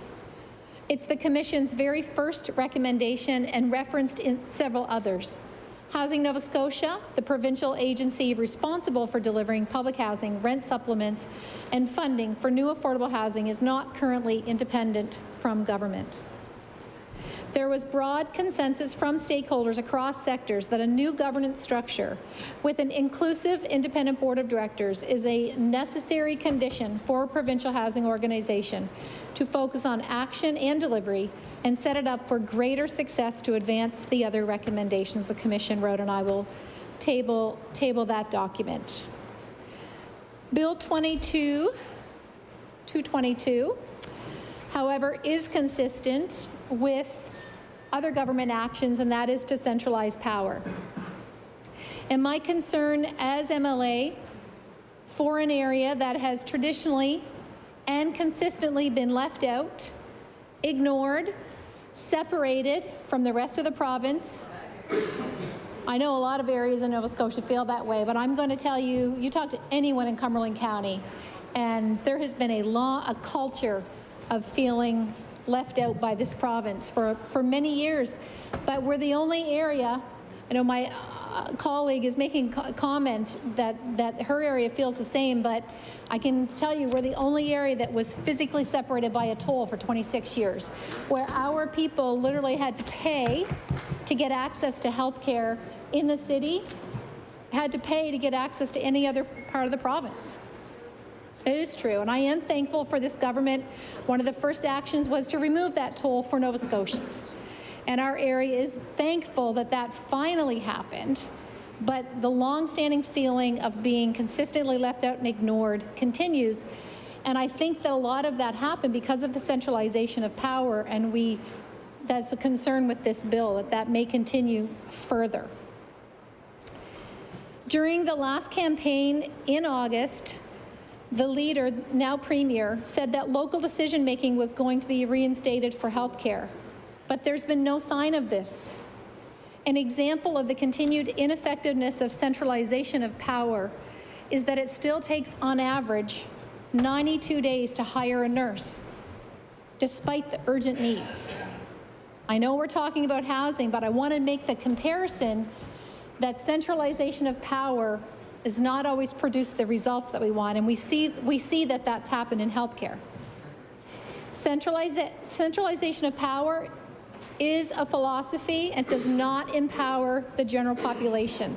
Centralization of power does not allow government departments to be nimble and flexible to meet local community needs. Centralization of power can potentially leave people behind. Personally, I believe a stronger governance model in housing is one that is based in communities, where the power is local. This will bring a collective strength to our province, to our region in Cumberland. Housing is local. Housing is physical. More housing is needed in just about every area of the province, I know. But my fear with the centralization of power that this bill reflects will result in further weakening of rural communities in Nova Scotia. Rural communities like Cumberland County will be left behind. Again, I will compare with health. From my understanding of this bill, Bill 222, we're going to see 4 zones set up in the province for housing. Well, we've seen that in health since 2014. And again, it has not produced the results that Nova Scotians need and that Nova Scotians deserve. There is not enough local decision-making. There's just simply not enough local input and not enough respect of local knowledge and of the local people. This bill also makes no reference to homelessness. This is a concern as there are many people living unsheltered, like I mentioned in my opening comments, living unsheltered in our area, and I believe throughout all of Nova Scotia. Lack of affordable housing, causing people to live unsheltered, is an emergency in this province. Literally tonight, and many nights when I'm lying home in my own bed, I worry about the people that don't have a bed to be in at the same time. Like in healthcare, there is a need to prioritize people with acute disease entities and chronic disease, such as on the need a family physician registry. Similarly, there is a need to identify the urgent need for those living unsheltered and homeless in our communities to ensure there's an urgent solution in place literally within the next month. With regards to Bill 222, I do agree there is a need for a change in the governance model. Consistently since being elected in 2017, housing needs were not met in my area. For those needing public housing, when my staff or I contacted the local Cobequid housing offices, we constantly received messages like there's a 2-year wait or, quote, nothing can be done. And when seniors when seniors contacted me to share their concerns about 4 years ago, due to the lack of maintenance in their building, public housing building, they were actually chastised. And they were scared to further reach out to me as their MLA. Although, I will say, recently I was so encouraged after Hurricane Fiona to be visited by two men that live in public housing in Amherst, in seniors housing. They gave me a letter, and I believe the minister received a copy of it, signed by all the tenants except for one, highlighting the deficiencies that they experienced during and after Hurricane Fiona. And I love that. I love seeing people empowered to communicate their concerns so that we can make things better for them. The culture of trying to silence people with concerns may work if government is trying to hide problems in the short term, but it doesn't produce positive results in the long run. And I've seen a similar culture in healthcare, and I might add, it's a very unhealthy workplace culture. When people are silenced and told they cannot contact their elected representative for fear of repercussions, this flies in the face of democratic representation. It flies in the face of democracy, and it's not healthy. And we've seen this for years in healthcare, and we all know that it didn't work. It does not produce a stronger government or communities and people. I am hopeful that this culture will change under this government and under this minister. Both the Premier and the Minister are from rural Nova Scotia, and I am confident that they also experienced this unhealthy approach to democracy over the last few years. It doesn't foster the needed communication to actually make the improvements that are needed. In the current governance model that Bill 222 strives to change, currently has 5 boards, and their primary function is to decide who gets placed in housing, who gets evicted, which isn't good use of board function. These actions should be staff or operational staff's responsibilities. I believe that this bill and the governance structure could be strengthened by further adding a housing coordinator, and I've communicated that to the minister and his department previously. I believe that we could benefit by having a housing coordinator, certainly in Cumberland County, but I believe having housing coordinators in each county, having 18 housing coordinators would benefit housing and provide that local voice. The housing coordinator could work in structures already in place through provincial RENs. I know that that's through a different department, but there is already RENs set up through the province, or they could work with municipal governments. Or Department of Housing could have individual housing offices in each county connected to the central office. As I mentioned earlier, lack of housing has been a major issue in my area, especially for the last 2 years. I've engaged with developers, contractors, landlords, municipal governments, Town of Amherst and County of Cumberland, as well as residents, to seek more housing to be built and constructed in our area. I've held public meetings and private meetings. We've had several contractors. Several contractors, but one of the main messages that I receive from them is that there's too much bureaucracy to access funds to increase housing. They highlighted too many municipal bylaws, too many delays, not all rules or laws make sense and are often prohibitive to getting work done. Thankfully, our local mayors of the Town of Amherst and the County of Cumberland did attend a meeting that I held with developers, and we've seen some changes since that meeting from the Town of Amherst. For example, developers had been told up till now that they have to build roads and that they have to put up the money for the infrastructure of building the roads to new subdivisions, when they simply, the banks won't actually finance them that money until the housing is being built. So thankfully, we've recently seen the Town of Amherst make changes to those bylaws. Most all funding is only accessible, also the Housing Nova Scotia's funding. We have found in our area that most of the funding is only accessible by nonprofits. And in fairness and with respect to nonprofits, at least in our area, many nonprofits have board of directors with worthy and ambitious goals, but don't always have the time or the financial or human resources around them to build affordable housing. So we have seen that as a barrier in our area, that seems to be where the money is most accessible, but we just don't have the volunteer base with the expertise. I don't believe that affordable housing should be placed on the backs of volunteers. Make funding more accessible for developers that can turn things around quickly and get the results done. That is what we need to get more housing built quickly. To respond to the need, there are nonprofits that are trying to increase affordable housing, like in the town of Amherst, we have the Cumberland YMCA that worked with Affordable Housing Nova Scotia to build 4 affordable housing units. And we also have a nonprofit named Cornerstone, or Cumberland Housing and Homelessness Support Association. They've also joined forces with stakeholders and local residents in the area to get a winter emergency temporary shelter set up as soon as possible in the town of Amherst, and we're just waiting on Department of Community Services to give us approval or not on that.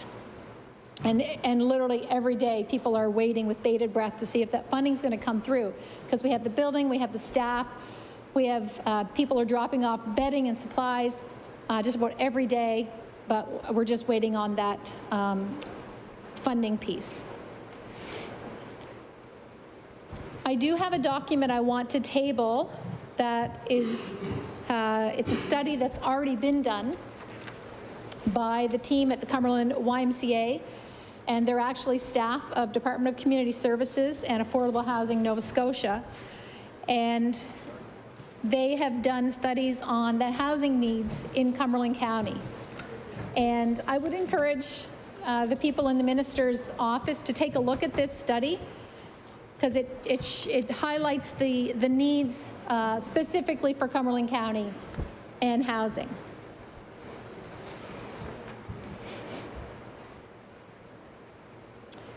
I should emphasize the need specifically for affordable housing. We need housing for everyone. We've had nurses that have wanted to come to our Cumberland Regional. Right now we're 24 nurses short, understaffed at the regional hospital, 22 RNs and 2 LPNs. And we've had to turn some away because they cannot find a place to live. So lack of housing. But lack of affordable housing is definitely an issue. And I want to just mention that from Statistics Canada, it showed that Cumberland County has the greatest number of people living below the after-tax low-income measure in the province. So we do have the lowest documented after-tax low-income measure in the province of Nova Scotia. And I'm emphasizing that, Minister, because of emphasizing the need for improved affordable housing in our area.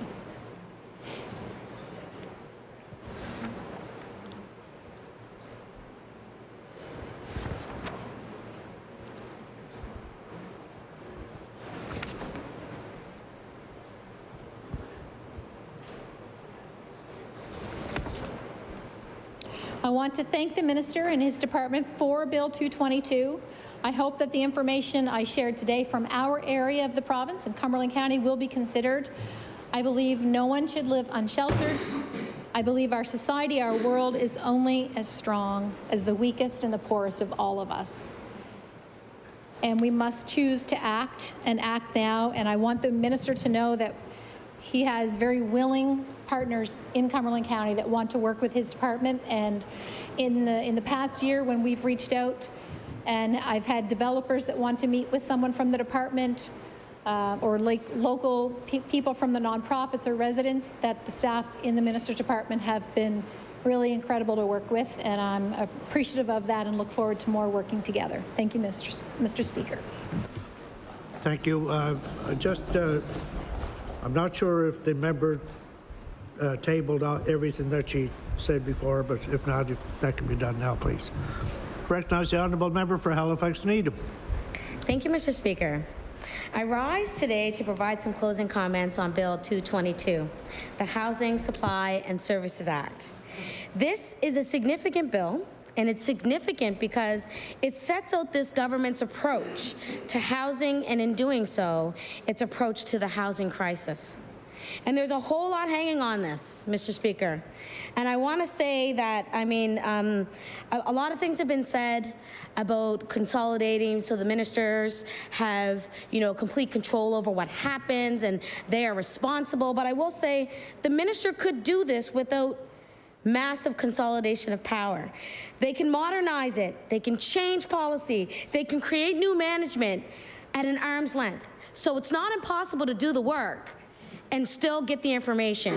I just want to make that clear, because from what we're hearing with the number of bills that my colleague from Cape Breton Center, Whitney Peer, had spoken to, as well as a number of members across this aisle, I mean, we're seeing some concerning things happening with these bills when we talk about a massive consolidation of power. So there are folks all across this province, from Yarmouth to Digby to Bridgewater, through the Valley, all across Halifax to Pictou and New Glasgow, Port Hawkesbury and Sydney, and all in between, who are crunched, stretched, squeezed by the government's inaction on this file. There are folks living in their cars, couch surfing, staying with friends, moving back in with their parents as grown-ups, living in tents and sleeping in stairwells and lobbies. There are countless people living in inadequate housing, apartments with mold, drafty doors and leaky windows, apartments with not enough rooms for the people living there. Lately in Halifax, it feels like every park, every ditch, every area of shrubbery has a tent hidden somewhere. There are people who have no idea where they will live when their fixed term leases is up. There are people waiting to get booted once the weather turns nice so their apartment can be listed on Airbnb. And so what's laid out in this bill is very, very crucial. And I say that because this government will or will not take in the face of an explosion of homelessness and a dramatic increase in average rental costs, all of which did not begin on their watch, but has most certainly drastically accelerated under their watch. So I will say it did not begin on your watch, and we can go back in history, we can talk about all the many, many things that have happened behind this point. But I will say this is a government sitting today. This is the government that was sitting when they were elected last year. So this is the government that is responsible for what is happening from the time you were elected moving on, no matter what you inherited. This is your government. So I want to say, you know, and I also want to point out that this minister and a number of other people who are sitting across the aisle watched and heard solutions when in opposition, and now as ministers don't look like the passionate opposition and the debates that they had when they were sitting in opposition. It doesn't seem like they're here holding themselves accountable for what they were pushing forward. So I want to say that because I've watched Hansard. I've actually watched Ledge TV. I've done my research, and there's a lot of things that are being said here that aren't being said now that they're in government. So let me point that out to you. We have heard from countless Nova Scotians that what this crisis means for them. We have heard from experts at law amendments committees who told us about the many opportunities to improve this bill, which our caucus attempted to do during committee of the hosts on bills, but which this government ignored and rejected, similar to the number of other amendments that were rejected on a number of bills that were put forward in this sitting. And so because this is such a critical bill and a crucial moment, it is important to set the record straight on a number of myths that we have heard the government repeat since it was elected last year, and that is reflected in this overall approach to the housing crisis, including in this bill. Many of these are dangerous myths that do not serve the interests of thousands of Nova Scotians in need of safe, secure, adequate, affordable, accessible housing. Housing that is their right per our country's international obligations. So one myth, it's simply a supply issue. Well, we have heard this government repeat this trickle-down housing myth again and again. The idea that it's simply a housing supply issue, and that if we build more housing stock, affordable housing will magically appear. Certainly, there is a massive shortage of housing across the province of thousands of units, and we need to build a lot of housing to address this issue. But it matters greatly what kind of housing is built and how we protect existing affordable housing and the people who live there.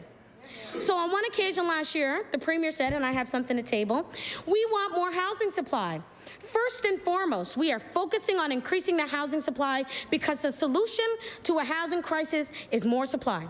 The real answer is more housing supply, and that's the focus, Mr. Speaker.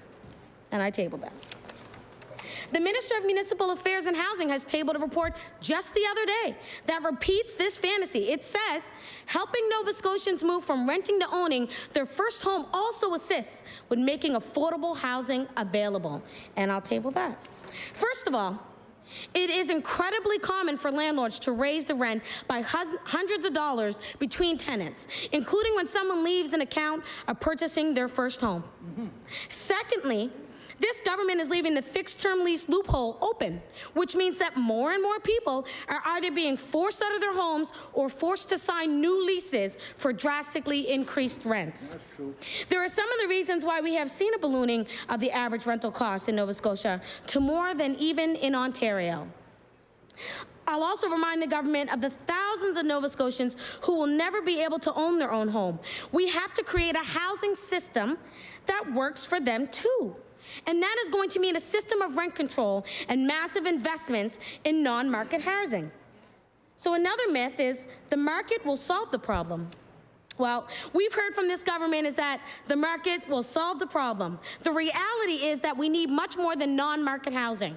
The government has, through tools like the Housing Task Force, doubled down on the approach of building more for-profit housing, and they've given a $22 million forgivable loan to Clayton Development to build attainable housing, and that hurts my heart to say that because you know how I feel about affordable. The minister has said the 373 units will hold the designation for 20 years. Rent will be between 60 and 80% of the average market rents for the area, but this does not even necessarily mean they will be affordable for low or even middle income people. True. This approach of steamrolling municipal processes to grease the wheels for private developers has been called into question by many, and many of us in here have also called that in question. The government refers to this approach as cutting the red tape. But this red tape are things like community consultation, environmental approvals, planning checks and balances to ensure that there are adequate services in the area, such as transit, schools, and green space. Thank you very much. The government is also doubling down on its rent supplement approach. These are really helpful, of course. Hold on a second. For people who are receiving them. But I will say I'm not a fan of them because we don't have a whole lot of housing supply. So, you know, we have to question whether funneling public money to private landlords without a permanent asset at the end of the day is a wise use of public funds.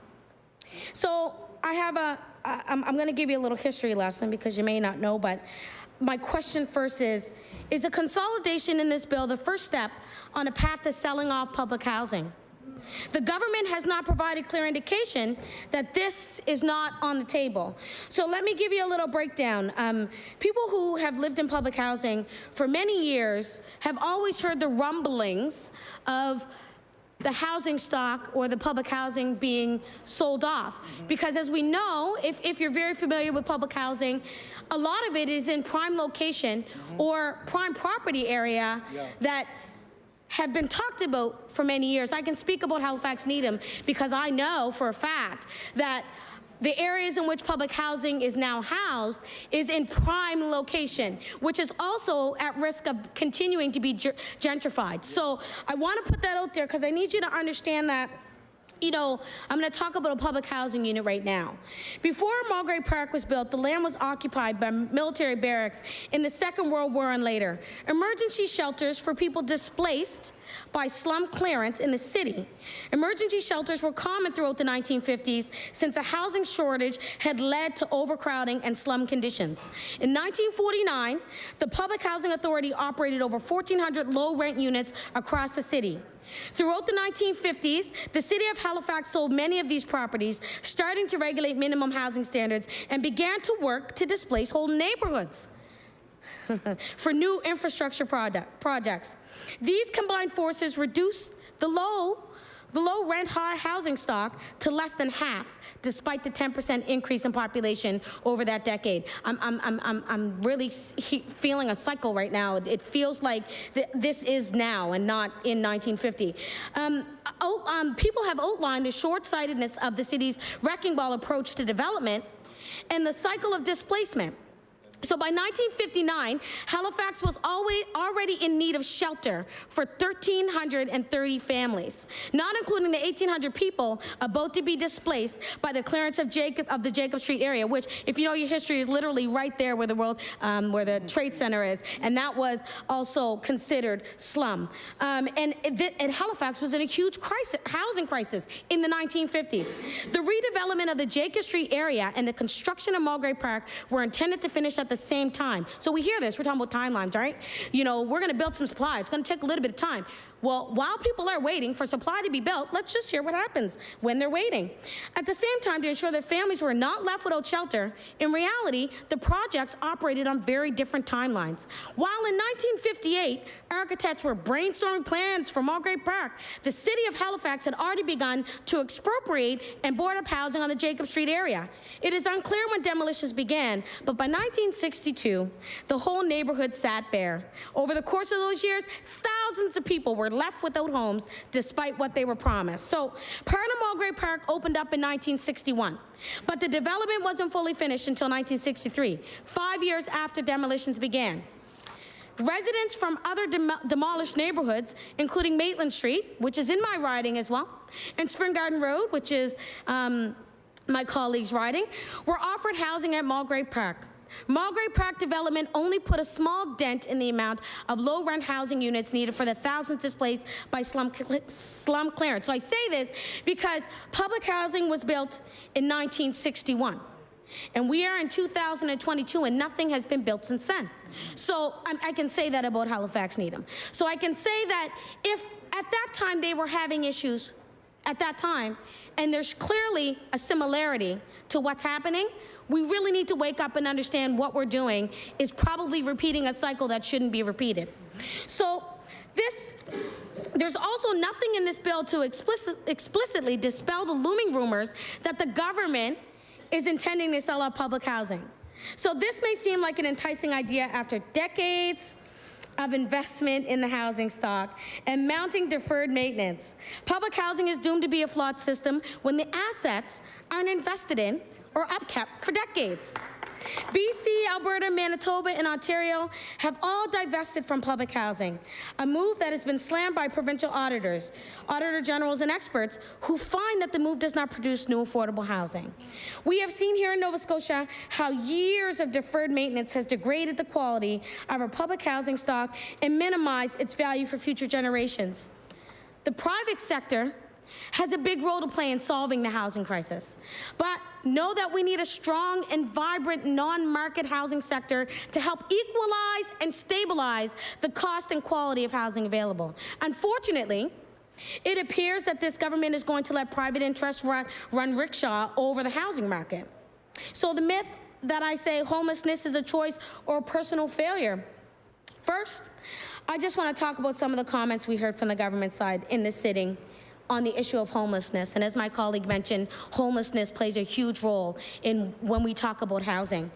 On October 14th, the Minister of Community Services said, I want to reassure everyone, when we speak about the point-in-time count, as a member indicated, there were 500 some on the list. Those individuals aren't homeless. Those individuals aren't shelters. They're being cared for. They're being cared for if they want to be. My point is that we will continue to find them permanent housing, but they are being looked after right now if they want to be. Now, the minister has since apologized and clarified those comments, and I want to acknowledge that she has done so. However, when she clarified her comments, she did not acknowledge the fact that it is near impossible to find someone a shelter bed right now, and that more and more organizations are resorting to giving out tents to people to live in this winter, literally a couple weeks. Supportive housing programs are full. If you call them, and as an MLA, we get calls every single day about this. If you call them, there is no answer. If you go to their office, there is no answer. I told you about my CA a little while ago. Aisha does go to people's doors, checks in, does all that good stuff. So I know for a fact it is not happening. She also did not acknowledge or retract the sentiment that people are being cared for if they want to be. The idea that people on the street are there because they want to be flies in the face of everything we know about homelessness and about the state of our housing situation right now. The suggestion that homelessness is some kind of choice or as a result of personal failings is really alarming. For example, Mr. Speaker, we heard recently about a gentleman in his 60s who has recently started sleeping in his truck after losing his housing. This is one of countless stories that I know all of us have. The government repeats the refrain that there are many reasons why people become homeless. But I want to be very clear, Mr. Speaker, that the main reason people are homeless is because they don't have a home. And the reason they don't have a home is in large part because of this government's presiding over an accelerated housing crisis over the last 14 months. For the government to assert that homelessness is anything but this, while not addressing head-on the epidemic of rent evictions, implementing a permanent system of rent control, and ensuring wide access to adequate and affordable housing is a sloughing of responsibility. Not to mention that the list of reasons that the government references for why people are finding themselves homeless, income, addictions, mental health struggles, residential tenancy issues, are squarely within the responsibility of this government. I will quote the experts at the Canadian Centre for Policy Alternatives on this aspect of the bill. The third root of our housing and homelessness crisis is the gaps in our social safety net, which we spoke about earlier, that have left many Nova Scotians living in deep poverty, whether because the income supports provided to them where the government, provided to them by the government are intentionally below the poverty line, or because labor laws, including the regulation minimum wage, leave people without sufficient income. On the other side of the equation, people are struggling because the cost of other essentials needed to live and work, including food, rent, utilities, childcare, healthcare, transportation, is taking up more of household budgets with little government action to address those costs, and I just tabled that. So let's be clear. High rents and low incomes are the perfect storm for the current homelessness crisis, and both are well within the control of the government. This myth is one of the reasons why it's so critical that this government recognize housing as a human right. We talked about the social safety nets. We talked about how this government can put forward some solutions to make sure that people don't experience this. And we've heard from this government the many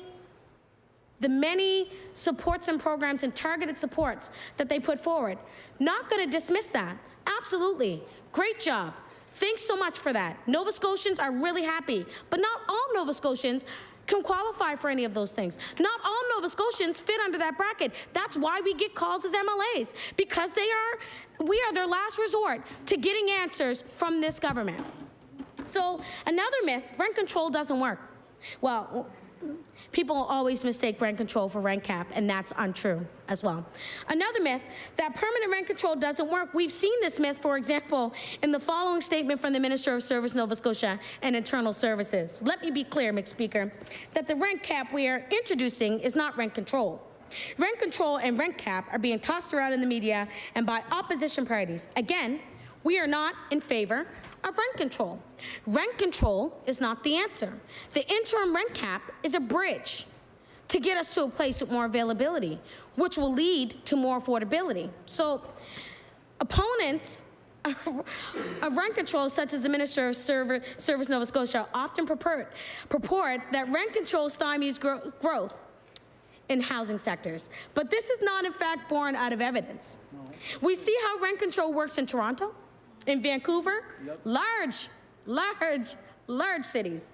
We see, but we also see that it has not reduced housing construction in those cities. We know that.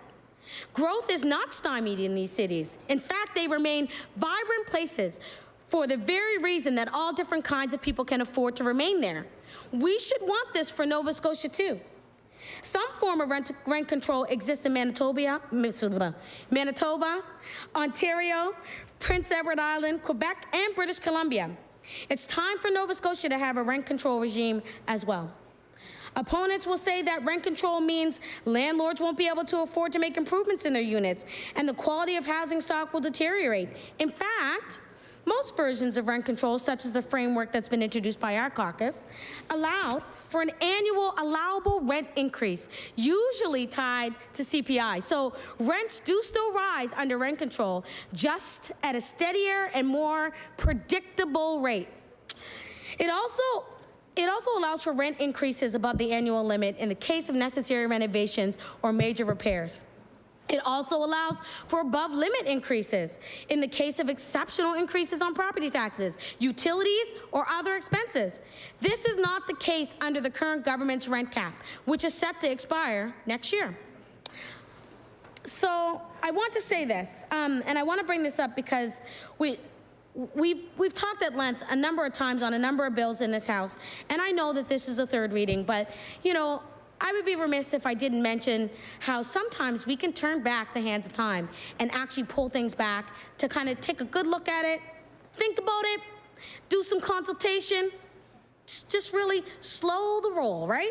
I wanna bring up an article here that in the spring, we were all here in the spring sitting, and I want to talk about the non-resident property tax and how when we sat in law amendments, we heard from lots of people that came forward from rural areas in particular, and they talked about how it wasn't a good idea, how it was a bad bill, how, you know, it's affecting the area and where they live or where they sometimes reside. And I wanna just mention this because it triggered something for me. I want to read, so I'm just going to read from this. It says, May 5th, Thursday, the government will not proceed with the planned property tax increase for non-resident property owners. So we had already put a bill forward, and then we realized, or this government realized, sorry, that it wasn't a good idea. So the Nova Scotia government has scrapped a plan, that's a good word, a plan to increase taxes for non-resident property owners. And I'm going to quote from the Premier here. My intention all along, and the intentions of our government all along, were to improve home affordability, he said. That was never meant to be at odds with our core value, the core value of our government, the core value of our province, which is being more welcoming. So today, I'll put my personal pride to the side, and I'll continue on later. I'll speak on. So this was in the spring budget. The news of new taxes was met with criticism from seasonal residents and municipalities. And so on Tuesday, Premier announced changes that would see the property tax amount vary depending on the value of the property. Then, on Thursday that week, the Premier announced the non-resident property tax will be completely removed. Completely removed. How wonderful. Like, I thought that was absolutely wonderful because there was a lot of debate in law amendments about how this was a bad idea, not a good look for this province, so I want to say, the minister said the tweaks he announced Tuesday were to make the policy more fair, but as time went on, he understood that there was a broader risk. I wonder what that could have been. I believe the risk of reputational damage to Nova Scotia is becoming more and more real, and it's something I'm not willing to accept. So we'll find another way to address the housing issue. So I'm just going to read a reaction from one of the investors here. An investor said the tax had him considering pulling up stakes, moving back. Where he's owned property for about 30 years, said he was going to get up and take all of his money investment out of Nova Scotia. But then after he heard the decision on the Thursday, it's wonderful in a democracy that our elected officials are so responsive to citizens when they are in a position to express their discomfort with policy change. So I'm delighted that the Premier and his government listen to us. So I'm gonna leave this in the hands so that this can be tabled. But I wanted to bring that back because, you know, there's a lot of things to be said about that. So, and this ties right in with housing, absolutely. So, seasonal residents have articulated in many articles that that tax would not address those concerns, and that the tax resulted in many business decisions being made that negatively impact the economy in the immediate and long term. A company that was planning to build a $20 million manufacturing plant in Lunenburg has shelved its plans.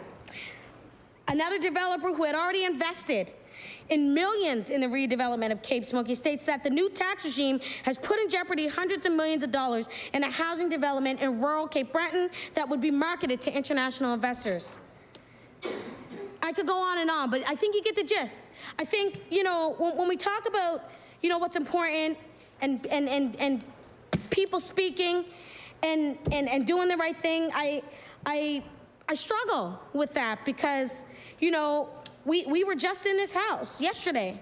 There were people from community in here. There were people saying, this is not a really good idea. You know, we don't support this. There's a number of pieces that are on the table today or that have been on the table since we've been sitting that were not good ideas. People have spoken. So I was just kind of trying to piece those things together. And the thing that struck the most to me was the fact that we can remove things when it comes down to million-dollar investments and when it comes down to developments that are being built and created in spaces of rural areas that could possibly help their economy. Absolutely, I agree with that. But when it comes to African Nova Scotian communities and people coming in here and talking about this isn't a good idea because it takes away generational wealth and legacy, this particular bill still stays on the table. So I'm really kind of, you know, thrown for a loop with that. So I want to say this is concerning because it seems like, you know, it seems like there's not a fairness when it comes to these decisions, when it comes to the bills that are being put forward. And I want to say that so many people in this province need us to get this bill right.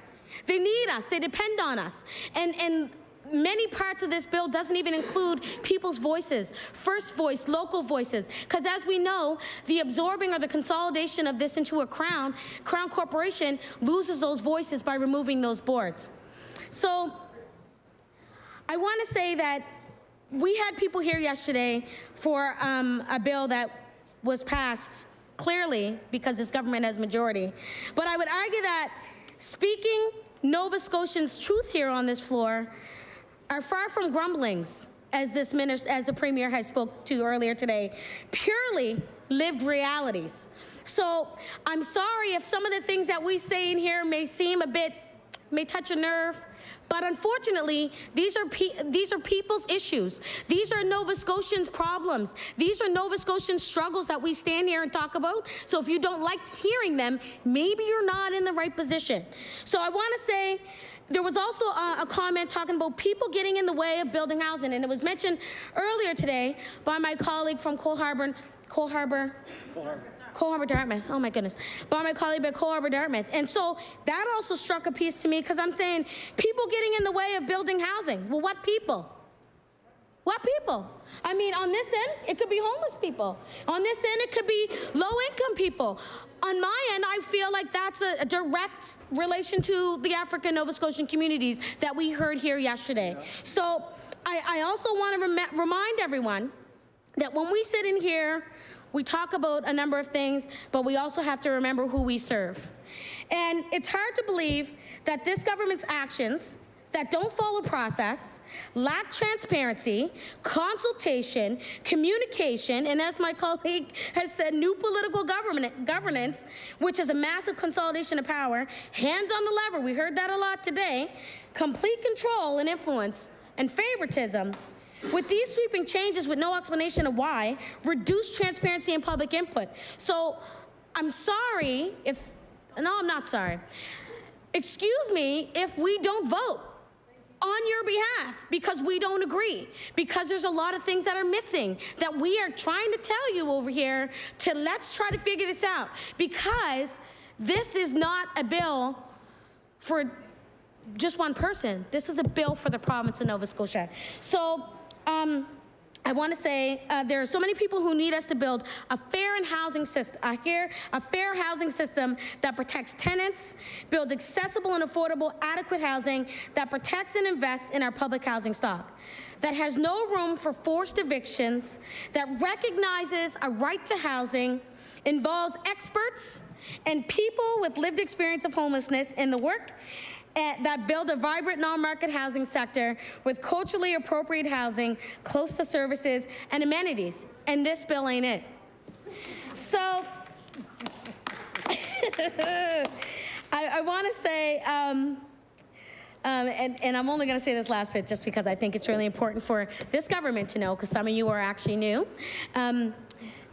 When you consolidate and you put things together and you remove boards, it's probably not a good idea, because now, luckily the members are going to receive a flood of phone calls. It's going to be the same thing that I said when I was on school board, and I went to see a lot of members about disbanding and dissolving boards. You know that now the voice that you will be hearing are the people that it is going to be affecting the most. It's no longer going to be us having to funnel that information and try to figure it out. Oh, no.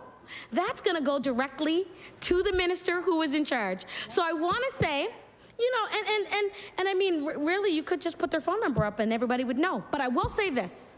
I want to caution this government that what you reap is what you sow. So what you get is what you're going to get. So, thank you. I recognize the honourable member for Halifax-Chebucto. Thank you, Mr. Speaker. I'd like to add a few comments to the introductory comments that have been given for our party by the member for Cape Breton Centre, Whitney Peer, and to say a few things in support of the position that has been outlined by our party's spokesperson on housing, the member for Halifax Needham. I'd like to begin by placing before the House the situations of three people of whom I'm aware. A senior man with a physical disability who's living in his car, who has applied for priority access with Metro Regional Housing and has had the application for emergency housing declined. A senior couple who today are housed in a hotel. The husband at this moment, however, has been in the hospital, and he can't be released to home because the hotel home where they are will not receive a person in his recuperating condition. A senior man who lives in a shelter and has a medical condition that it is difficult to properly attend to for him in a shelter, and as a result, he quite frequently ends up at the emergency room because he has contracted infections.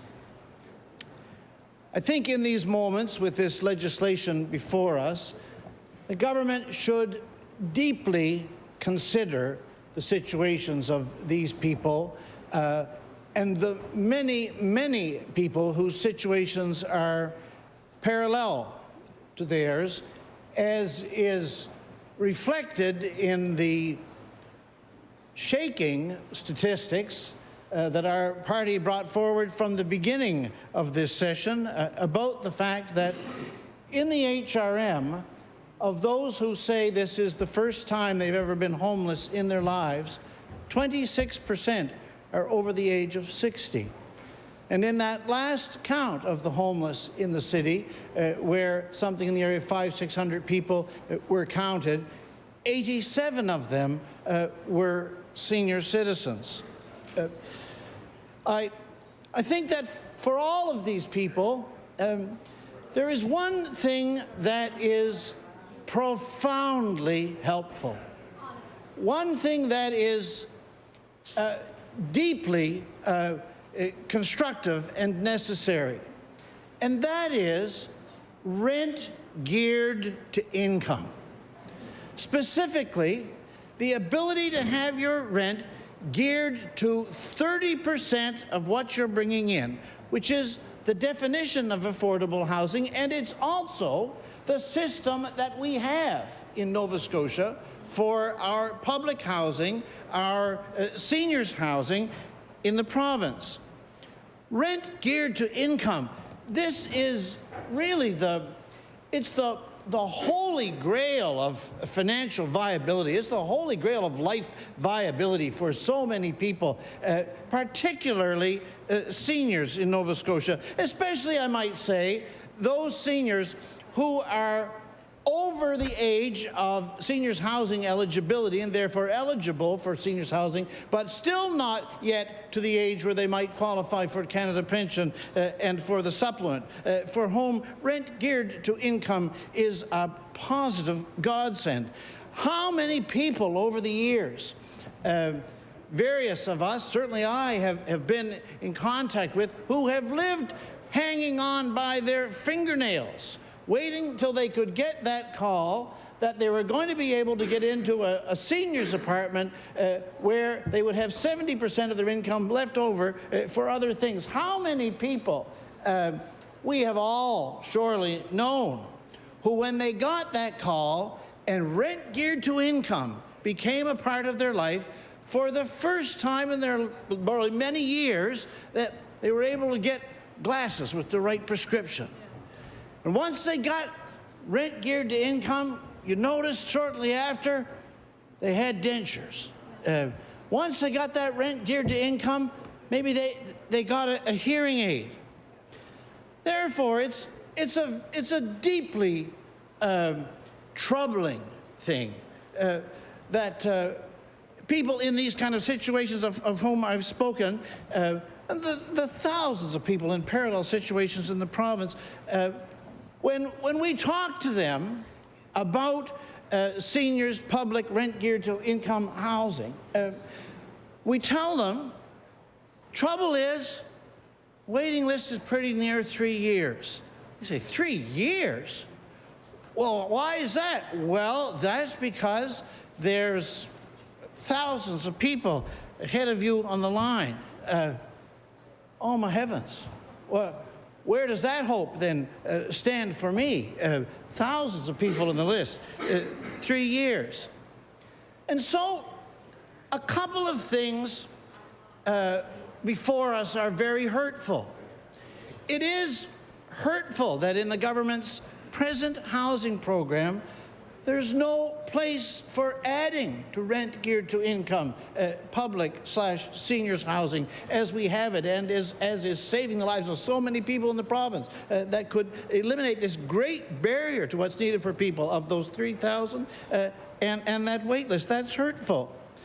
And it's very hurtful that the government, when it has looked all across this landscape of housing-related suffering, has decided that the thing in their view that's called for from them, the improvement in their view that's required from them, the commanding urgency of the situation that requires making legislation and bringing it for the legislature of the province of Nova Scotia for them, is to reorganize the internal bureaucratic structure of public housing and seniors housing in the province.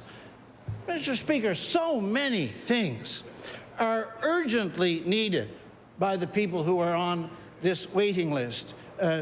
And so many things are needed by the thousands of people for whom this wonderful principle, rent geared to income, is intended.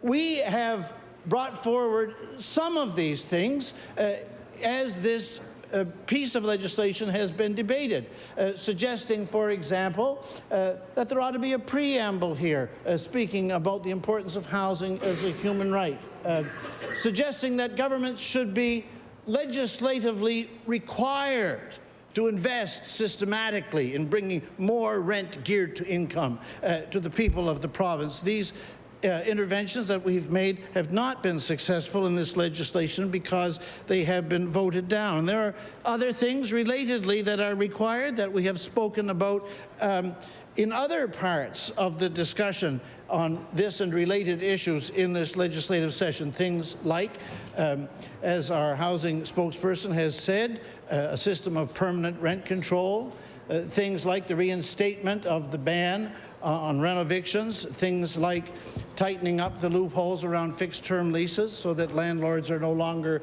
able to use them to undermine the rent cap.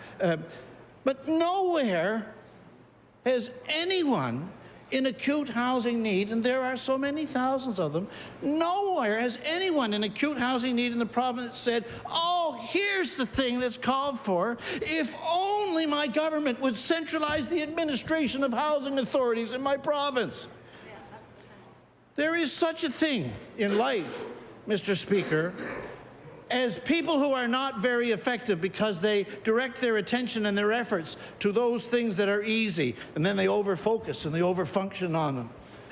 The government is overfunctioning on the very easy here, administrative reorganizing, as though they feel compelled to do something on public seniors housing, but don't have required what it is required to deal with the real demands and challenges of the situation.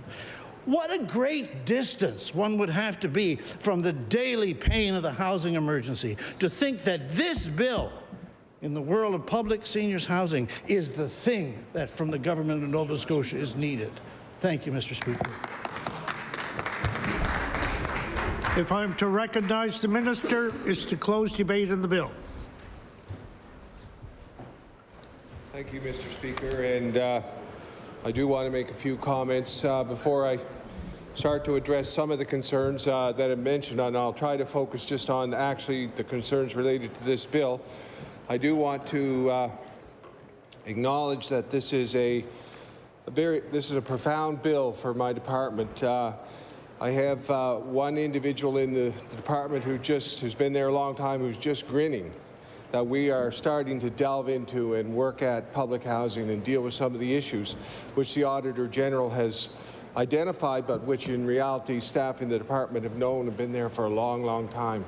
And my staff have been energized by this, and this bill profoundly affects our staff, the staff of the 5 housing authorities, the reorganization, and I hope the 18,000 people in public housing will receive, because of it, more consistent, more uniform service. So I want to say thank you to all of the people in the department who worked so hard on putting this together, and there was a lot of legal advice, and this took a long time to put together. It's been being worked on for quite a while. I want to let you know that the Auditor General's report, which I would encourage you to read, was, and I will table it after I'm done talking about it, was a guiding for us. And there are a number of things in the Auditor General's report that you need to know about public housing. And as I unpack some of them, some of the concerns that you've raised will be addressed. But the Auditor General had 25 key findings and observations. And the first category of 7 of them were governance and oversight severely lacking in delivery of public housing. So governance and oversight severely lacking in the delivery of public housing. And this Auditor General's report is really an indictment of the management of public housing for a long time, really. And point 119, governance structure, a known issue that needs to be addressed. It was known. Our department knew it. We knew it in the department, but the reality was there wasn't the appetite to address it. And the fact is that we're in a housing crisis. We recognize that, and that provides the impetus to do it. But that prior to being in a housing crisis, I think the motto for previous governments was no bad news, no bad news stories, so don't address it. That's my observation, and I think that's what was happening. So another statement would, another point 131, department management failing to hold regional housing authorities accountable. 133, public housing policies are not regularly reviewed and updated and contain gaps. Point 138, regional housing authority boards have a limited role in providing oversight. And the reality is the boards of our 5 regional housing authorities were mainly there to sign off on people coming and going. So one of the consequences of that was if the board met one Tuesday night a month, let's say, if there was a recommendation for a family to move into a unit that happened to come in on Wednesday, well, it waited a whole month for the board to meet again. And in reality, the boards almost always Oh my goodness, no. The board's, in reality, there's much more that I could say.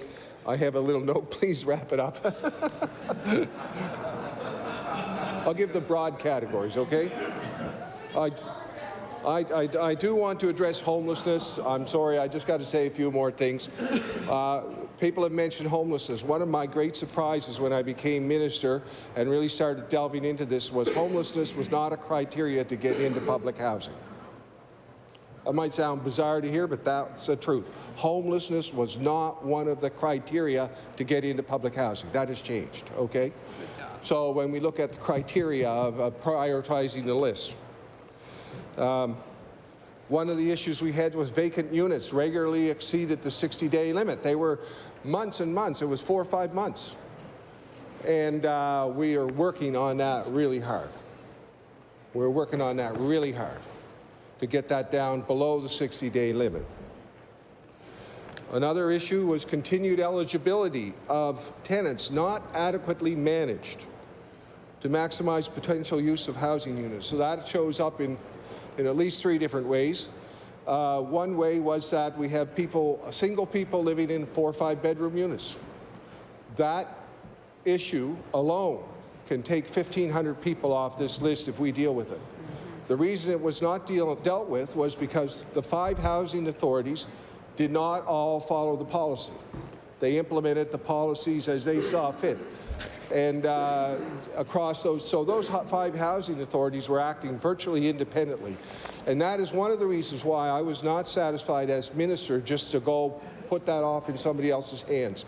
I will answer to the questions about public housing in the legislature here, and future ministers will. And I want, that's a chain of accountability of our democratic process. Which housing authority CEO ever answered a question? Do you even know who they are? But they ran these things quite independently in terms of how they implemented these policies. All right? So this is a reason why we're doing it this way. Another issue was that status, and this is a little bit mind-boggling to me, but this is what it is, status of tenant home ownership after entering public housing not assessed. In other words, there's a small number of people in public housing who still own a house. Okay? Income verification not completed to recalculate rent or lease renewals. So there's another issue in public housing. So it might say, so it's RGI, but sometimes the actual verifications weren't done. We know that sometimes, in a very small number of cases, the income goes up, but that's not being done. So things like that need to be addressed. And also, tenant engagement initiatives not effective. So I do want to respect my House Leader, and there's...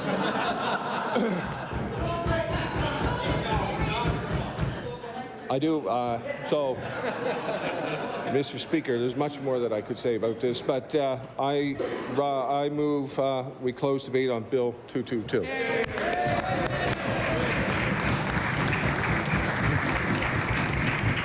The motion is for third reading of Bill number 222, the Housing Supply and Services Act. Would all those in favor of the motion please indicate aye? Aye. Contrary-minded, nay? The motion is carried. Bill 222, an act respecting housing supply and services. Order that the bill do pass and the title be as read by the clerk. Order that the bill be engrossed. I recognize the Honourable Government House Leader. Thank you, Mr. Speaker. Would you please call private members' public bills for third reading? Private members' public bills for third reading. Would you please call Bill number 230, the Provincial Lichen Act? Bill number 230, the Provincial Lichen Act. I recognize the Honourable Member for Digby-Annapolis. Thank you, Mr. Speaker. Mr. Speaker, I move that Bill 230, the Provincial Lichen Act, now be read a third time and do pass. Mr. Speaker, I hope this is the moment that everyone in the House has been waiting for, because I know that there are many lichen enthusiasts across the province who are also waiting for this particular moment. They've been patient. They have asked myself to come forward and bring this bill forward. And Mr. Speaker, I do have to recognize two of those enthusiasts who are, of course, members of my riding of Digby-Annapolis. I have to recognize and thank Jonathan Riley, who is the Trails Coordinator for the municipality of Digby, and of course, Harold Clapp. So, Mr. Speaker, we also, yeah, thank you. They were the two that brought this forward, and I said that I would do my part to make sure that this got passed. But, Mr. Speaker, we also know that Nova Scotians voted for the blue felt lichen to be the provincial species for Nova Scotia. It was part of a national campaign so that each province and territory would identify a species for their province or territory. But, Mr. Speaker, we know that Nova Scotia is a leader, and we're a leader in many different ways. And now by identifying and declaring the blue felt lichen as the provincial species, we'll be a leader once again. We'll be the first jurisdiction in Canada to designate an official lichen. And, Mr. Speaker, we may be the second jurisdiction in the world after California. And I know that many other jurisdictions will follow our lead. So, Mr. Speaker, once the blue felt lichen is declared, it will join a list of other official symbols for Nova Scotia. The flora emblem, the Mayflower, was designated in 1901. The tartan, the Nova Scotia tartan, designated in 1963. The tree, the red spruce, designated in 1988. Bird is the osprey, designated in 1994. Dog, Nova Scotia duck taller, designated in 1995. The fruit, the blueberry, designated in 96. Mineral, stillbite, designated in 99. Gemstone is agate, designated in 1999. Fossil, the Hylonomus lily, designated in 2002. Fish, the brook trout, designated in 2006. The horse is a Sable Island horse, designated in 2008. And the soil, Mr. Speaker, is the Queen Soil Series, designated in 2008. And so now, Mr. Speaker, I'm very proud that the blue felt lichen will join this very impressive list. And with those few words, Mr. Speaker, I will take my seat.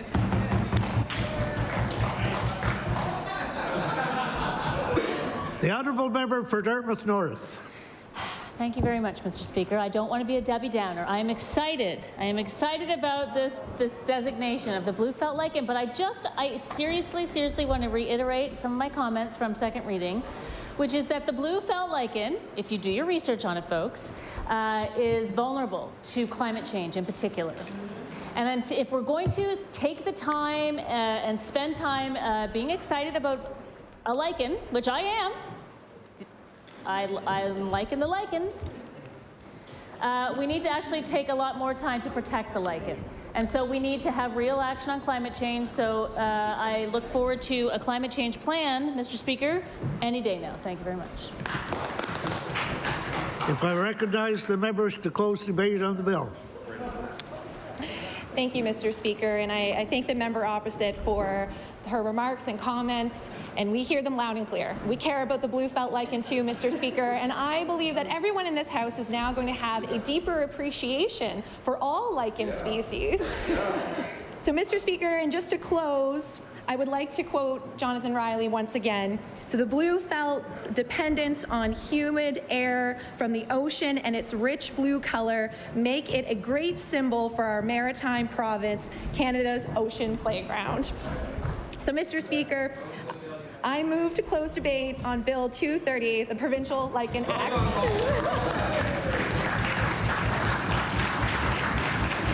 The motion is for third reading of Bill number 230, the Provincial Lichen Act. Would all those in favour of the motion please indicate aye. Aye. Contrary minded, nay. The motion is carried. Bill 230, an act to declare the blue felt lichen to be the provincial lichen of Nova Scotia. Ordered that the bill do pass and the title be as read by the clerk. Ordered that the bill be engrossed. I recognize the Honourable Government House Leader. Thank you, Mr. Speaker. Would you please call private and local bills for third reading? Private and local bills for third reading. Would you please call Bill number 205, St. Francis Xavier University Act, an act to amend? Bill number 205, the St. Francis Xavier University Act, an act to amend. I recognize the honourable member for Antigonish. Thank you, Mr. Speaker. I now move third reading of Bill 205, an act to amend St. Francis Xavier University Act. If I'm to recognize the member is to close debate on the bill. The whole speech. As an alumni, Mr. Speaker, no, I'm honestly. I now move to close debate on Bill 205, an act to amend St. Francis Xavier University. The motion is for third reading of Bill number 205, the St. Francis Xavier University Act, an act to amend. Would all those in favour of the motion please indicate aye. Aye. Contrary-minded, nay. The motion is carried. Bill 205, an act to amend Chapter 29 of the Acts of 2014, the St. Francis Xavier University Act. Ordered that the bill do pass and the title be as read by the clerk. Ordered that the bill be engrossed. I recognize the Honourable Government House Leader. Thank you, Mr. Speaker. Mr. Speaker, I ask for unanimous consent to waive Committee of the Whole House for Bill 239 and for it to proceed directly to third reading. Request for unanimous consent. Is it agreed? Agreed. Thank you, Mr. Speaker. Would you please call Bill number 239, an act to incorporate the Amherst Curling Club, an act to amend? Bill number 239, an act to incorporate the Amherst Curling Club, an act to amend. I recognize the honourable member for Cumberland North. I'm not sure what to say. I now move the third reading of Bill 239. Okay. And that's it. If I'm to recognize the members to close debate on Bill number 239. Oh, okay, sorry. Thank you. You move to close debate. Thank you. I just want to thank everyone. This amendment to this bill will allow the club to receive charitable status and will help ensure the club continues to be open for years to come. I now move to close debate on Bill 239. Thank you, Mr. Speaker. The motion is for third reading of Bill number 239, an act to incorporate the Amherst Curling Club, an act to amend. Would all those in favour of the motion please indicate aye. Aye. Contrary-minded, nay. The motion is carried. Bill 239, an act to amend Chapter 70 of the Acts of 1938, an act to incorporate the Amherst Curling Club. Order that the bill do pass and that the title be as read by the clerk. Order that the bill be engrossed. I recognize the Honourable Government House Leader. Thank you, Mr. Speaker. Would you please call government bills for third reading? Government bills for third reading. Would you please call Bill number 208, the Environment Act, an act to amend? Bill number 208, the Environment Act, an act to amend. I recognize the Honourable Minister of Environment and Climate Change. Thank you, Mr. Speaker. Mr. Speaker, I move that Bill 208 be read a third time and do pass. Mr. Speaker, Bill 208, amendments to the Environment Act, will protect the environment, it will reduce greenhouse gas emissions, it will hold large emitters accountable, and Mr. Speaker, it will protect ratepayers. Mr. Speaker, I look forward to the comments from colleagues. Recognize the Honourable Member for Timberley Prospect. Thank you, Mr. Speaker. When Bill 208 passes, home heating and gas will go up in this province come January. Make no mistake, and I want to be clear about this, our provincial government, with this bill passing, will trigger Part 1 of the Federal Greenhouse Gas Pollution Pricing Act. Now, there's two parts to this act. The first part will be, the act has two parts. One part imposes a fuel charge on fuel producers and distributors. And Part 2 introduces what this bill does, an output-based pricing system, OPBS, for large industrial emitters. I'm quoting from the Supreme Court of Canada decision that was made last year, which the Leader of the Opposition referenced in question period and the Premier admitted as being the law in the country now. And I will table it, but it goes on to talk about how at least one part of the Act, which is the imposing of the fuel charge, gas tax, applies in New Brunswick, Ontario, Manitoba, Saskatchewan, Alberta, PEI, Nunavut, and Yukon. Guess which provinces it did not apply to? Nova Scotia and Quebec, because we had a system, we still have a system today until this bill gets engrossed, a cap and trade system. Now, the status quo that we have here with cap and trade is compliant with the pan-Canadian framework that I tabled in second reading.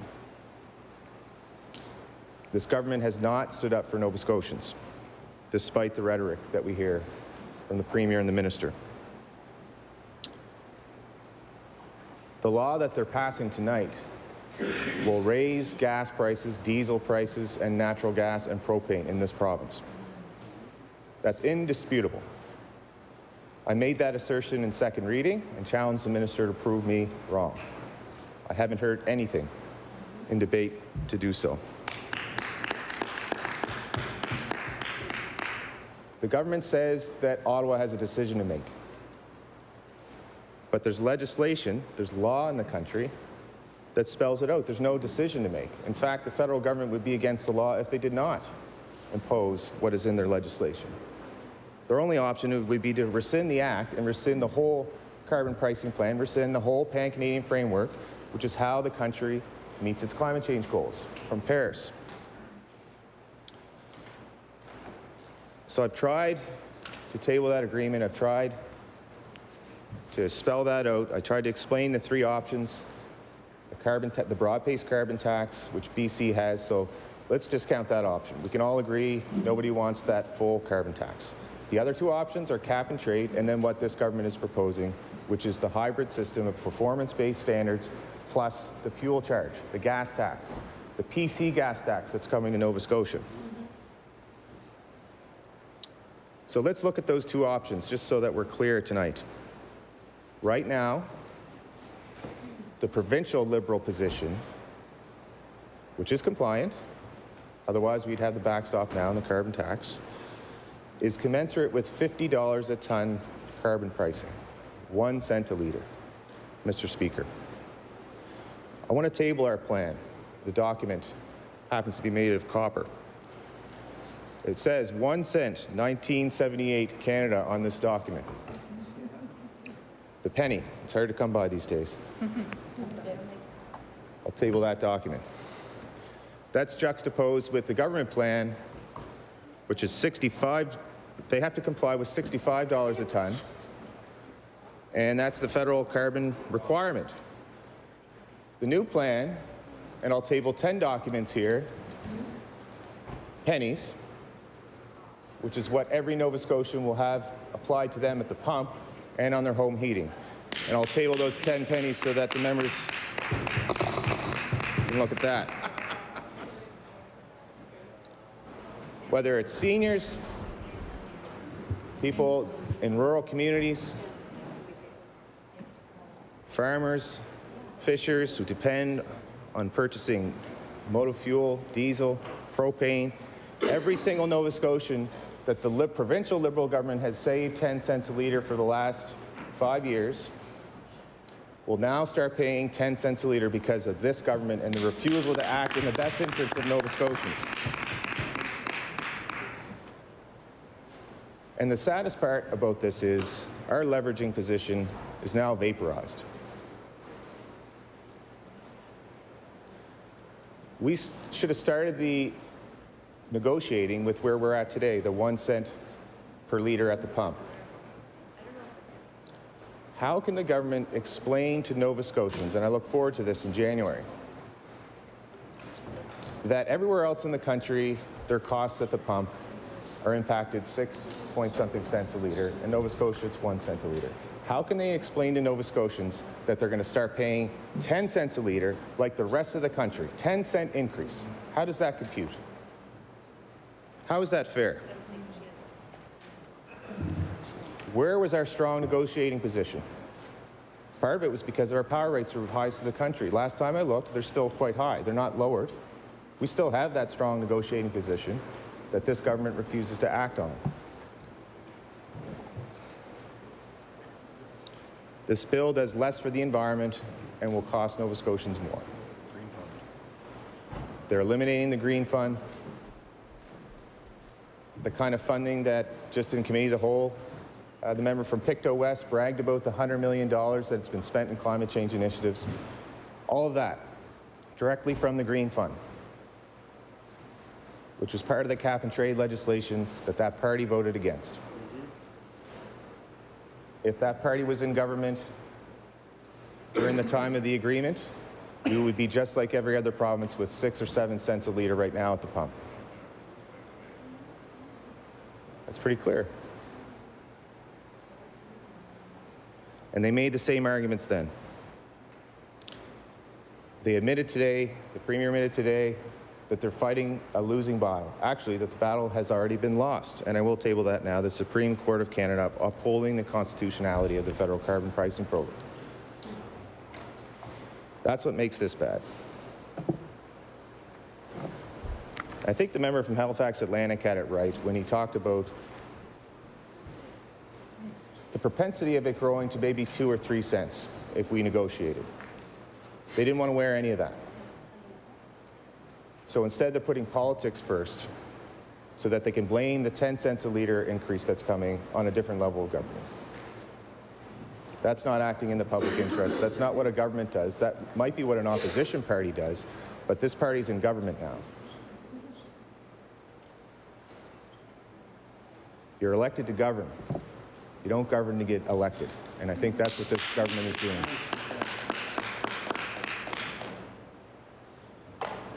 So they have a duplicitous position here. To the public, they're saying they're against carbon tax. But by passing this legislation, they're choosing the hybrid system, which increases gas, diesel, propane, natural gas. They haven't said what rebates Nova Scotians are going to get, or if there is a rebate. And they haven't said if they're even asking for an exemption, which Newfoundland had for their home heating. Why can't they explain to that in any reading of this legislation? So I'll just end with a quote from someone I think the Premier admires. When Brian Mulroney, Prime Minister, said in 1984 to John Turner, "You had an option, sir." I recognize the member from Dartmouth North. Thank you very much, Mr. Speaker. I'm going to begin with a quote. "Pardon me, thou bleeding piece of earth, that I am meek and gentle with these butchers." William Shakespeare. But it is a beautiful quote about war, actually. But it speaks, I think, volumes to where we are with what's going on with protecting the environment in this province. Things are bad, Mr. Speaker. And, you know, again, that can be Nellie naysaying or Debbie Downing or whatever, but it's true. We need to act very quickly if we are going to avoid the worst consequences of the warming of the planet. And part of acting is making sure that when we're putting policies in place, they make sense, and they help the environment, but also make sure that life is still livable for the people of the province. So I've said lots of stuff on climate policy lately and about how we're waiting for our climate plan. Still waiting, yeah. But I want to speak specifically to this bill tonight, and that is, well, you know, as I've spoken about it in second reading and in committee of the whole, I've said it's a half a hybrid plan. It's not a plan. It's not really anything that this government is presenting us with. And it's really disappointing. And I'll reiterate that when the minister called a press conference in August to announce his amazing plan that was going to go forward to the federal government, which the federal government asked for because there's a legislative need to price carbon. The plan was, well, we've got great targets and we've got all this great stuff happening, and we're going to reduce, you know, carbon emissions by 17%, where the carbon tax is only reduced by 2%, blah, blah, blah, blah, blah. But it's not a plan, Mr. Speaker. And so, of course, surprise, surprise, the federal government rejected it.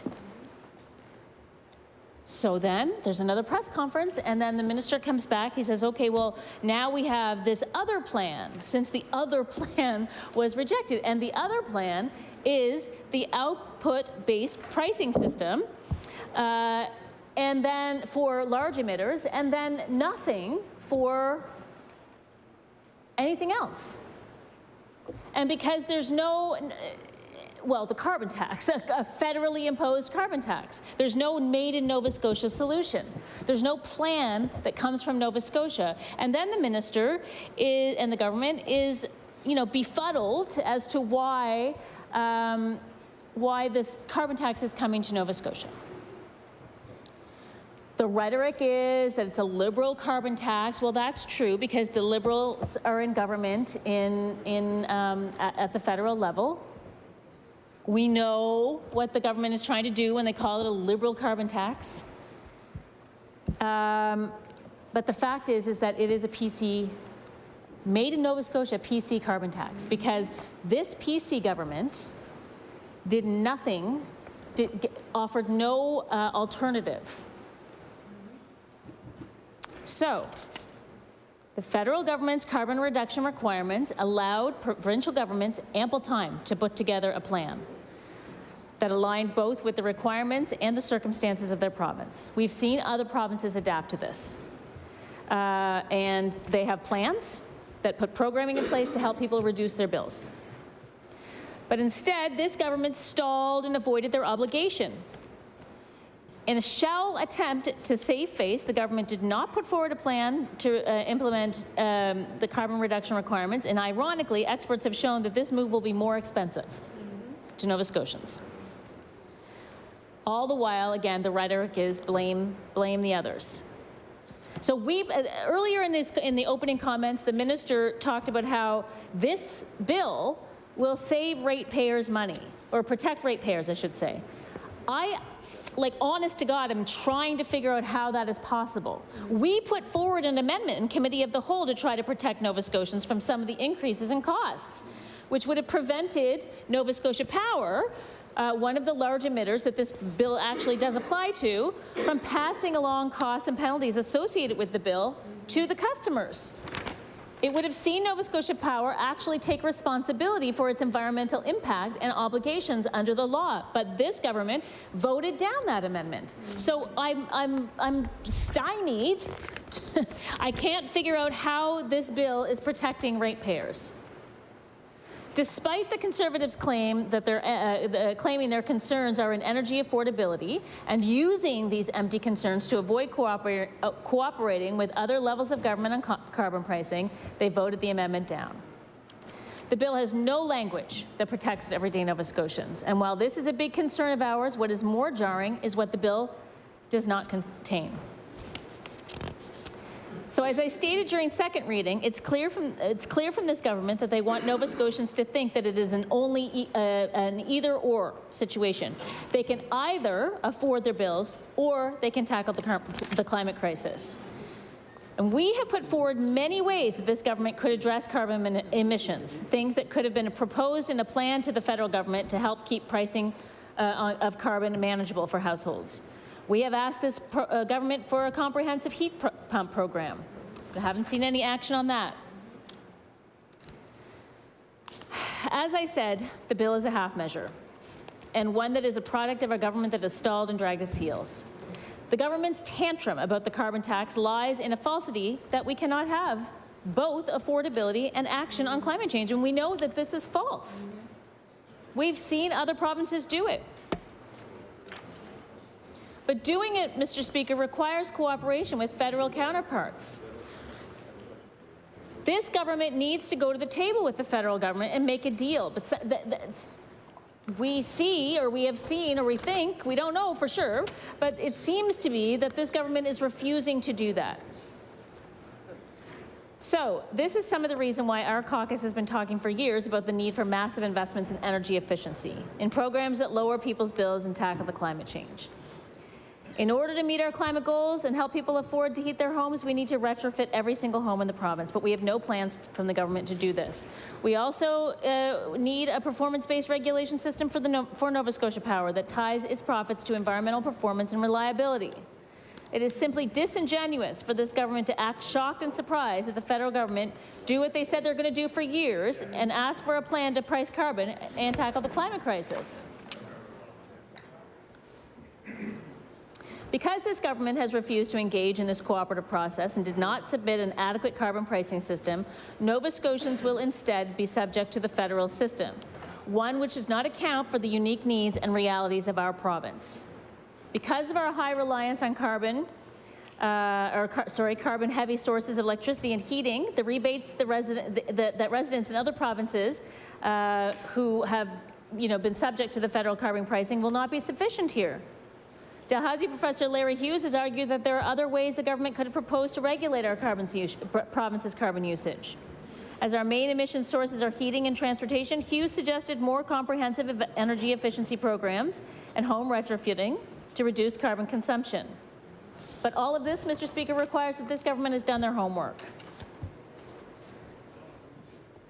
On top of refusing to come up with a plan, the government also has the position that they should be allowed to keep the revenues from the carbon tax. Now, this is something that the minister said in that second press conference. Oh yeah, well, we'll get those revenues. We have not, since that conference, as far as I can tell, we have not heard anything about that. So is the government getting the revenues from the carbon tax, or is it not? And if it is, what is it planning to do with it? Will it come back to Nova Scotians in the form of rebates? Will it go directly into the efficiency fund, or whatever the new green fund is called? What is going to happen with that money? Or, in fact, are we just not hearing about it, Mr. Speaker, because it is not going to be managed by the provincial government? In fact, will be managed by the federal government. It'd be really good to know if, when our prices for oil and gas go up in January, if we're actually going to see rebates on those. What is happening?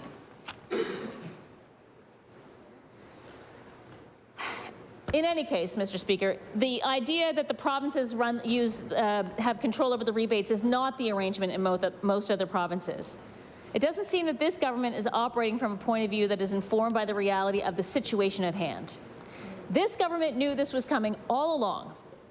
Instead, we're seeing them pick a fight with the federal government in a blatant act of politicking, rather than genuine concern for Nova Scotians. And if this government truly had concern about the welfare of Nova Scotians and had done its homework, it would be clear that their chosen approach to bury their heads in the sand is a more costly approach. I can hear chattering over there, Mr. Speaker, and if this is not burying heads in sand, then please use the minister's comments at the end when he closes this bill to explain to Nova Scotians how it is going to protect us and everyone, the province, from this price on carbon. So our caucus fully supports measures taken to reduce carbon emissions. However, we know this can be done in a way that does not cause undue hardship on Nova Scotians. The priority here has not been the average Nova Scotia household. This government is rushing through this bill and warns that if we don't have our regulations in place to hold large emitters accountable by January 1st, the federal backstop on large emitters could be imposed. Well, where is that sense of urgency when it comes to protecting the rest of us? We know, Mr. Speaker, that it is fully possible to tackle the climate crisis and make life more affordable for regular people. We can do this, but we need a government with the vision and imagination to make it happen. Thank you. I recognize the Honourable Leader of the Official Opposition.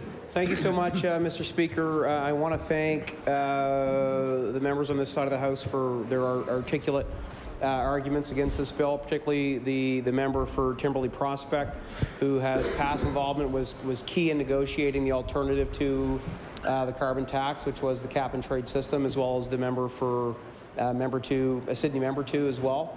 Both members were key to ensuring that, to this date, Nova Scotia did its part to tackle climate change by pricing carbon, but not transferring that cost onto consumers in the form of increased taxation on gas, propane, natural gas, and fuel.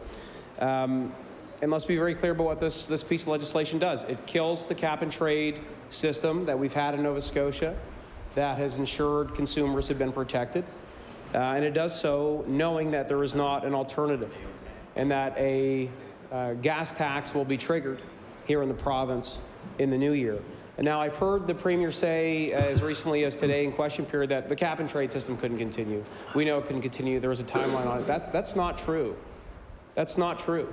Cap and trade is continuing in other jurisdictions, including in Quebec, here in our country, in California. What did need to happen was a new negotiation, an expansion of the trade market for cap and trade, which could have been done with the other Atlantic provinces who had voiced opposition to an increased taxation on gas. There seemed to be a political willingness there to work together on this. That was not capitalized on by this government. We could have reached out to Quebec and talked to Quebec about entering into their cap and trade system. California. We are part of the Western Climate Initiative, after all, which is the cap and trade initiative in the western part of the world, and we share the same carbon tracking system as all these other jurisdictions. And we don't believe that this work has happened. We believe the government was caught flat-footed on this.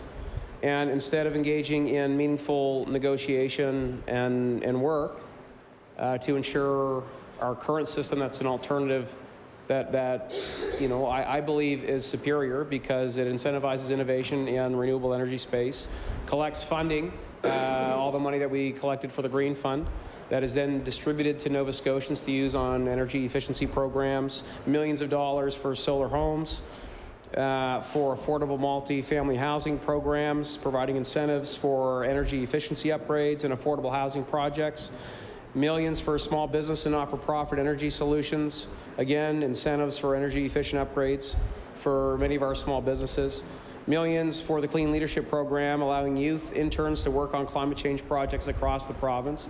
All of these incentives now may be on the chopping block, or the government is going to have to find upwards of $100 million in the Treasury to keep them going at a time when they're already driving the deficit up in this province, when they're searching for money to invest in health care, when they are signing, big, which is a good thing, big salary and wage increases in the collective bargaining processes that they're having. These things are going to accumulate, and we wonder if this government is actually still going to find $100 million to continue on with these programs, and we don't know whether that's going to happen or not. And we do believe that the government is governing for optics on this and not outcomes. And this is really demonstrated in the repeated message from whichever minister or the Premier when they're speaking that, the opposition parties didn't stand with us and fight Ottawa. In fact, the Provincial Liberal Party actually voted for the resolution on this matter that was presented by the government. It passed in this House. What good did it do? It didn't do anything. We did stand with the government on this issue. But you have to have an executive council, a Premier that are willing to actually go the extra step, do the hard work, the negotiation, not just with the federal government, but with other Atlantic provinces, other participant jurisdictions in cap and trade system, and fight for an alternative. And that didn't happen. So instead, we're here playing the blame game. And I'll admit, the government has a very easy message. Blame the federal government, blame any Liberal that they can point at. But as a former leader of the opposition once said, who's now Premier, you can't govern in sound bites. And we hope that this government and the Premier takes his own advice, particularly on something as important as this, which is going to impact the price on many things in Nova Scotia at a time when the cost of living crisis is impacting families in our economy across the board. And it's also contributing to a potential recessionary environment.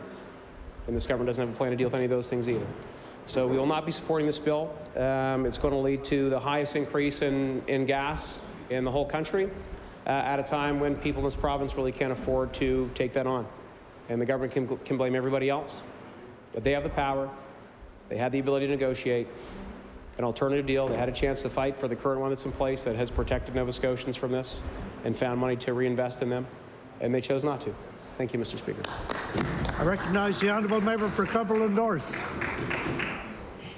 Thank you, Mr. Speaker. I'm going to speak to this bill just for a couple of minutes, and for the main reason is this bill is controversial for the simple reason that it potentially will increase fuel costs as of January the 1st, 2023. And that, Mr. Speaker, is not okay for the people that I represent in Cumberland County, in Cumberland North rather. Cumberland cannot afford an increase in the price of fuel and diesel. Simple. Cannot afford it, cannot take that risk.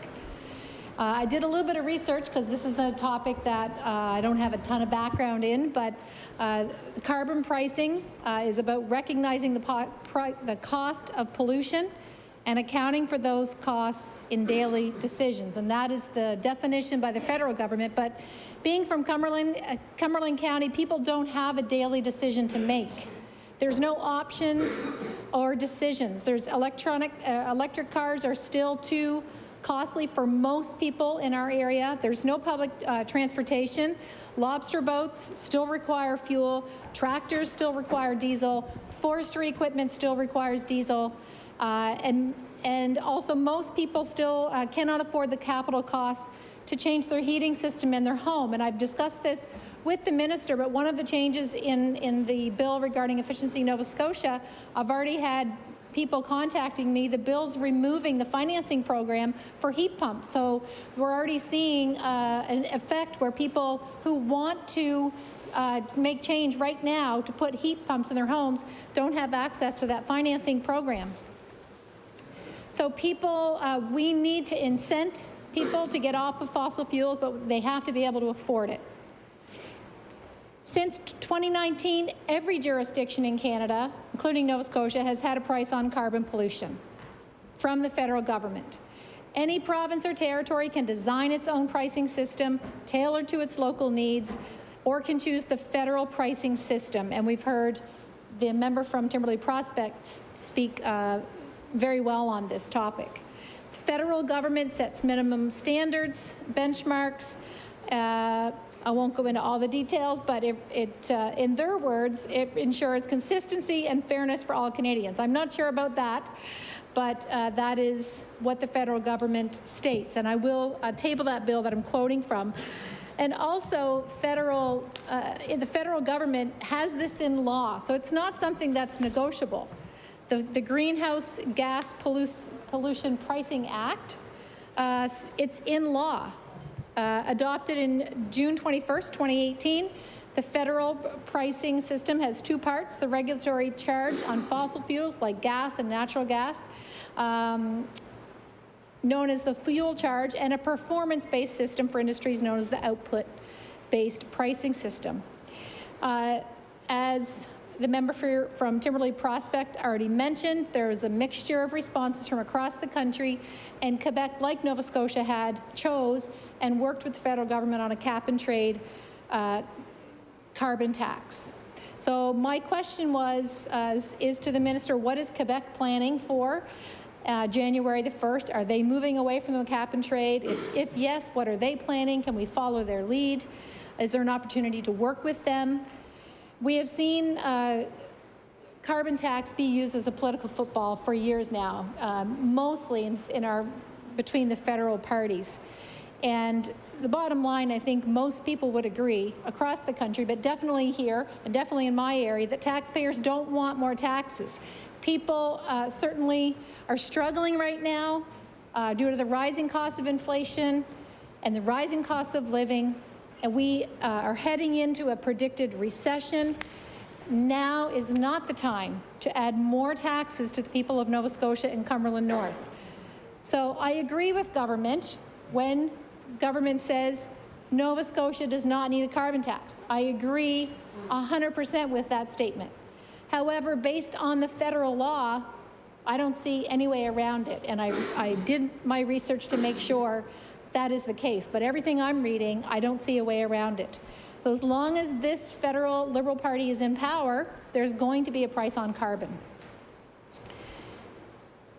Putting the blame on this side of the House with the provincial Liberal Party, I don't think is really helpful. And you know, I guess what I would suggest is ask them to help and have a collaborative approach. Have a Made in Nova Scotia plan with all three parties, plus an independent, and then bring that to the federal Liberal government and see if they would sit down and discuss that. I think the people of Nova Scotia want to see collaborative approaches on many things, and this would be a great topic to do it on. And in my opinion, the whole approach to carbon reduction is wrong. I believe that if you want to create change, first provide options for people to choose. And in Cumberland North, Cumberland County, and a lot of rural Nova Scotia, people simply don't have a choice to make because they need to drive to work. They need to drive their tractors. They need to use their boats for fishing. And cleaner options are just not available. The argument and battle of carbon pricing between political parties, I don't think is helpful. I think people are tired of it. I think it turns the general population off. And it's reflective of a much bigger global problem, and people want to see us treating it with the respect that it deserves, and people want to see us working together on this. So as I close my comments, I would just ask the minister, maybe the premier, jump on a plane Monday morning, go talk to your federal our federal counterparts, sit down with them, say we're not you know, close the door and we're not leaving the room until there's a deal made. But because we simply cannot afford an increase in fuel prices come January the 1st. Thank you, Mr. Speaker. I recognize the leader of the New Democratic Party. Thank you, Mr. Speaker. Mr. Speaker, I've been following as closely as I can the conversation about carbon pricing. And because there has been so much rhetoric and so little clarity, I began this session by saying that I didn't think that the government had done their homework. That when they introduced this bill, they did half their homework and they turned it in late. But listening over the last few weeks, I want to posit a different theory. I think that, in fact, the government has a deal with the federal government. We heard the finance minister say today in question period, we can't remove the fuel tax. The government told us, the federal government told us a carbon tax was coming and that we couldn't remove the motive fuel tax. Well, if the federal government told them a carbon tax was coming, that's certainly the first we've heard in this House. And so I think that what's happening in this bill, and I'll remind members that this bill purports to institute an output-based pricing system that is compliant with federal requirements, but we actually have no assurance of that. There's been no public statement that this bill does that. There's been no clarity that there is a deal, but this bill actually comes into force on January 1st of 2023. It has effect. They're not hedging their bets. There are whole sections of this bill that they're holding to come into force on such a day as the Governor and Council orders and declares by proclamation. That's Section 8, Sub 1. Those are the parts that would repeal the carbon tax, because it will take some time and nobody knows when that date is. But they know when the date that this will come in is. And I think that's because they have a deal with the federal Liberals. And I think what they said to the federal Liberals is, okay, we'll do an output-based pricing system. You'll impose a carbon tax. We'll say we oppose it. And we're off to the races, which is the conservative way. That is the pattern we've seen across the country. And so I think it's very worrisome that they've told us today that the Conservative carbon tax is coming. The Minister of Finance told us that, and yet we don't know who will have control of the proceeds of that tax. We don't know if Nova Scotians will get rebates in the way that other Canadians get rebates. We don't know where the proceeds would go if we did have control over it. Maybe there's a deal on that too. Maybe the minister could mention that in his closing remarks. So what we know is that we have this bill in front of us that establishes an output-based pricing system. And this bill will usher in a carbon tax. And one thing that we haven't talked about is that right now, our understanding is that this bill will apply to the two biggest emitters in the province, Nova Scotia Power. We've talked a lot about Nova Scotia Power this session, and Lafarge. Here's the thing. The costs that Nova Scotia Power pays, Nova Scotia Power doesn't pay. We pay it. We pay those costs. Those are pass-through. Unless they passed our amendment. So we know that this bill will cost us more on our power bills, period. We know that it will create a carbon tax, so it will cost us more at the pump. But here's what this bill and nothing else that we are seeing in this legislative session will do is soften the blow. None of it. Under this legislation, in fact, there is a fund similar perhaps to the Green Fund, and that is, let me just find it, Mr. Speaker, Section 112 ZC sub 2. The minister is helpfully reminding me that it is called the Climate Change Fund. And one of the things that this government can do under the Climate Change Fund is mitigate the economic and social impacts of climate change and greenhouse gas emissions. But of course, they don't need this act to do that. They could do it already, and they're not doing it. And so what we are left with is a bill that costs us more at the pump, that costs us more on our power bill, that leaves many more questions than it does provide answers. It absolutely does not in any way protect ratepayers. I don't even know how that assertion could be made. And so what needs to happen now is that the government needs to come clean and tell us what is going on. We don't have a climate plan. We don't have clarity on carbon prices. We don't know what the carbon tax will look like. We don't know where the proceeds will go. And Mr. Speaker, we will be watching. Thank you. If I'm to recognize the minister, it's to close debate on the bill. Thank you, Mr. Speaker. Mr. Speaker, I want to take this opportunity to clarify some misunderstandings with respect to Bill 208. Obviously, Mr. Speaker, every day we hear that climate change is severely impacting our planet.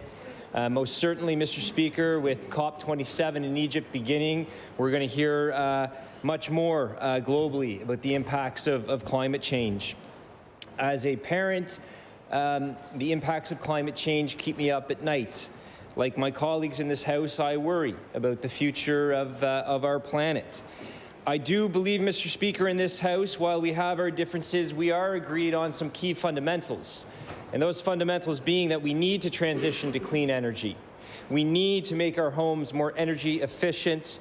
We need to make our buildings more energy efficient. We need to shift to electric vehicles and to change how we commute to work, school, and other places. And there's so much more that we need to do, and that's why we passed the Environmental Goals and Climate Change Reduction Act last fall. Now, Mr. Speaker, Nova Scotia is a small place geographically, but we're committed to making the changes that are required to secure our future. And again, Mr. Speaker, that's why the first act we did was passing the Environmental Goals and Climate Change Reduction Act with the strongest greenhouse gas emission targets in the country, 53% below 2005 levels. Now, Mr. Speaker, shortly after I became Minister of Environment and Climate Change, the first file that landed on my desk was carbon pricing. And from there, I immediately directed my staff to get to work analyzing the options before us, because it became very crystal clear early on that the previous government didn't leave us much of an option. And Mr. Speaker, because carbon pricing was one of the very first briefings I had early on in the days, and the work that I directed my staff to do, to say that we waited until the 11th hour is simply not true. We spent a year looking at every possible option, Mr. Speaker, that would help to reduce our greenhouse gas emissions and be the least costly to Nova Scotians. And we've met the federal deadline in submitting our plan. Mr. Speaker, we only had 3 options to respond to the strict new federal requirements on pricing carbon. The first was to continue a cap-and-trade system, and certainly that was analyzed. A second option was to have the federal backstop imposed on us, which will raise electricity rates by 8%. That's not an option. The path we chose was to develop a new output-based pricing system for industry that is customized to our needs here in Nova Scotia. Because if a federal OBPS system was imposed, we would see an 8% increase. That is not acceptable to members on this side of the House. Mr. Speaker, our government spent months looking at whether extending cap and trade was a viable option. And believe me, we looked at that. So much so that our Premier here in Nova Scotia reached out to Premier François Legault of Quebec and engaged in conversations. Is this viable, linking with California and Quebec? Mr. Speaker, based on an extensive analysis, it's not, and I'll tell you why. Nova Scotia is simply too cap and trade to meet the strict new federal requirements. When we looked at linking with other markets and we did a thorough analysis, it showed that by linking with Quebec and California, less revenue would have been available to be spent on priorities here in the province, and that would have been given to other jurisdictions. And that doesn't make any sense, Mr. Speaker. So, Mr. Speaker, I do not believe that loss of revenue to the province would have been in the best interests of Nova Scotians. As mentioned, Mr. Speaker, allowing the federal government to implement their output-based pricing system backstop here in the province, it's not an option that we were willing to consider because of the impacts it would have on power rates, an 8% impact. Mr. Speaker, we really only had one viable option of the ones the federal government gave us, and that is to create an output-based pricing system on industry that is designed in Nova Scotia and considers the local context of our communities. Mr. Speaker, a system that holds big industry in Nova Scotia Power accountable to do their share to reduce emissions, those who produce about 50% of our emissions. And then with respect, I've heard some commentary about smaller emitters. In the regulations, as we develop that, there'll be voluntary participants in this. And in our analysis, we do believe that they'll sign up for the OBPS because it is in their interest, because if they don't, then the federal carbon tax is imposed on them, which would cause more financial hardships for their business. So, Mr. Speaker, the Environmental Goals and Climate Change Reduction Act, it has the same goal, to require large industry and Nova Scotia Power to do the work to transition away from fossil fuels and reduce their emissions. The reality is, the federal rules have changed significantly on pricing carbon, and cap and trade will not work going forward under those strict federal rules. As it nears the end of its 4-year implementation period, we are also starting to see that it did not achieve the goal of reducing the emissions of Nova Scotia Power, our province's highest emitter. We've had a lot of discussion in this chamber, in this session, on whether the Government of Canada will now impose the federal carbon tax. Mr. Speaker, the decision is before the federal cabinet. All provinces are awaiting the decision from the federal cabinet, even provinces, Mr. Speaker, that submitted in April. And certainly, it's our hope that we shall hear soon from the federal government. But let me be clear. If Ottawa imposes their liberal carbon tax, it is going to cause a lot of financial pain for many Nova Scotians. And that's why on this side of the House, since the summer, we have been crystal clear, no to a liberal carbon tax.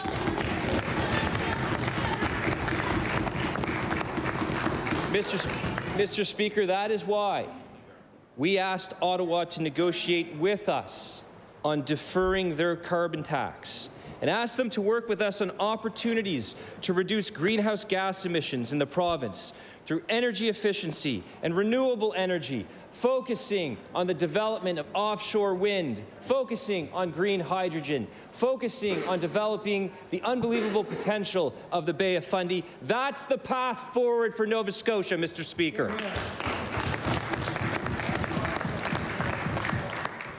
Mr. Speaker, if Ottawa chooses not to defer the carbon tax, we will do everything we can. We will do everything we can as a province to help Nova Scotians with the added financial burden that a consumer federal carbon tax that could potentially be imposed on us. And that is why we have asked the federal government, Mr. Speaker, to give Nova Scotia a chance to show that our plan will achieve the same results as a federal carbon tax. We agree on the same outcome. We want to preserve the planet. We want to adapt and mitigate to the realities of climate change, but imposing a punitive tax on Nova Scotians in a time of historic inflation is simply not acceptable. Mr. Speaker, those are the goals that we made law last fall, combined with ongoing investments we have committed to make in energy efficiency and further actions in the coming climate plan, which will achieve the same outcome that the federal government wants to achieve with its carbon tax. Mr. Speaker, before I close, I want to quickly speak about 2 points that have been made about Bill 2.8. First, that Bill 2.8 doesn't go far enough and only targets 2 emitters, Nova Scotia Power and Lafarge. Mr. Speaker, to be clear, the forthcoming regulations will provide an option for some other industrial emitters to opt in. We expect all greenhouse gas emitters in Nova Scotia to contribute to achieving the legislated goals and targets as established in the Environmental Goals and Climate Change Reduction Act. There is no choice for anyone to not begin the path to net zero. Mr. Speaker, these regulations, in concert with renewable energy targets, coal closure requirements, and other programs, will significantly reduce greenhouse gas emissions here in the province. And as we develop the regulations pertaining to the output-based pricing system, we hope to reach out to the industry that emits greenhouse gas emissions with a goal to get their feedback, which will then help to shape the regulations. This includes industry and sectors such as mining, manufacturing, packaging, and cement production. Second, Mr. Speaker, there have been comments made that investments in energy efficiency and helping Nova Scotians make the changes they need to respond to climate change will stop. That is unequivocally false, Mr. Speaker. Bill 208 creates the Nova Scotia Climate Change Fund. And Mr. Speaker, the title of the fund may change, but the fund still has the same goal and purpose and the same commitment from our government to invest in the actions we must all take in the face of climate change emergency. $44 million invested this year from the Green Fund, $57 million invested from general revenue for energy efficiency. And Mr. Speaker, on Monday, we launched the Sustainable Communities Challenge Fund, $15 million put aside so communities, not-for-profits can apply to the NSFM to deal with their climate change initiatives. That's climate action, Mr. Speaker. And Mr. Speaker, our government remains fully committed to funding actions on climate change, and we'll continue to make those key investments as we move forward. Mr. Speaker, I am not only professionally accountable for our province's response to the existential threat that is climate change, I'm personally committed to doing it the right way for our planet, our province, and for my children and my community.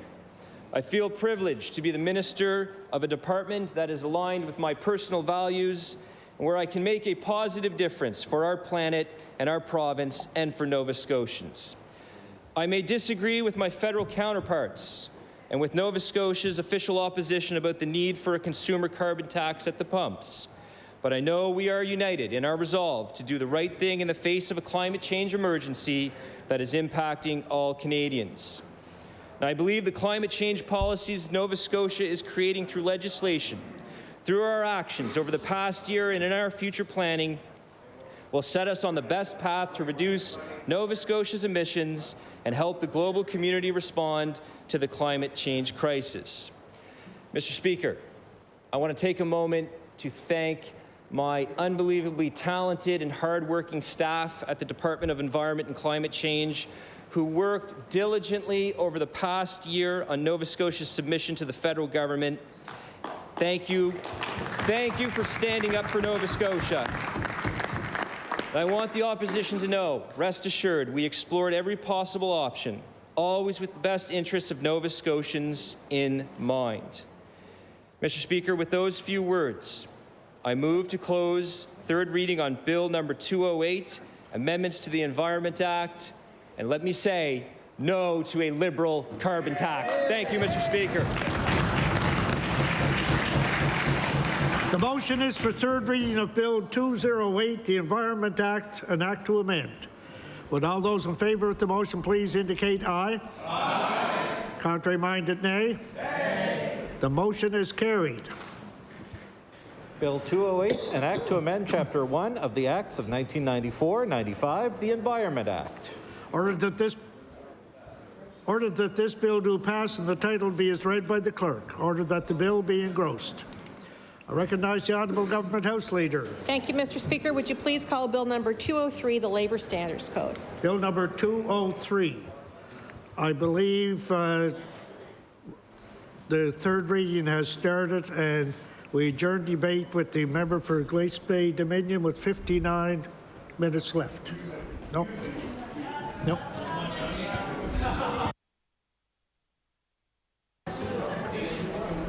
Okay, I recognize the Honourable Minister of Labour Skills and Immigration. Oh, yeah. Oh, if I recognize the Minister, it's to close debate. This is even better. Close debate on Bill number 203. The Honourable Minister of Labour Skills and Immigration. Thank you, Mr. Speaker. Mr. Speaker, I move to close debate on Bill 203, an act to amend the Labour Standards Code. The motion is for third reading of Bill number 203, the Labour Standards Code, an act to amend. Would all those in favour of the motion please indicate aye? Aye. Contrary-minded, nay? The motion is carried.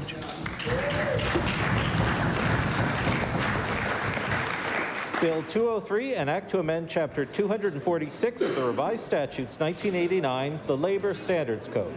Ordered that the bill do pass and the title be as read by the clerk. Ordered that the bill be engrossed.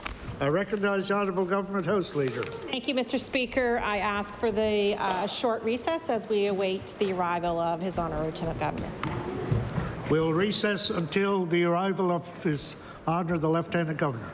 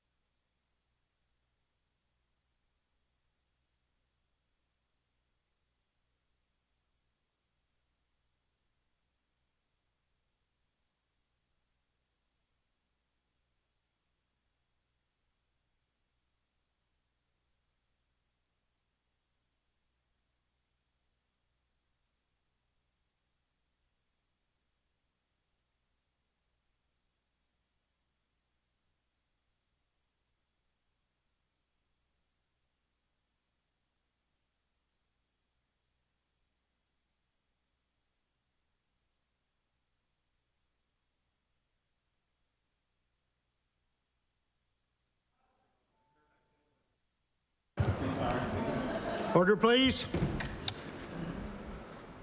His Honor, the Lieutenant Governor is without. Let His Honor the Lieutenant Governor be admitted.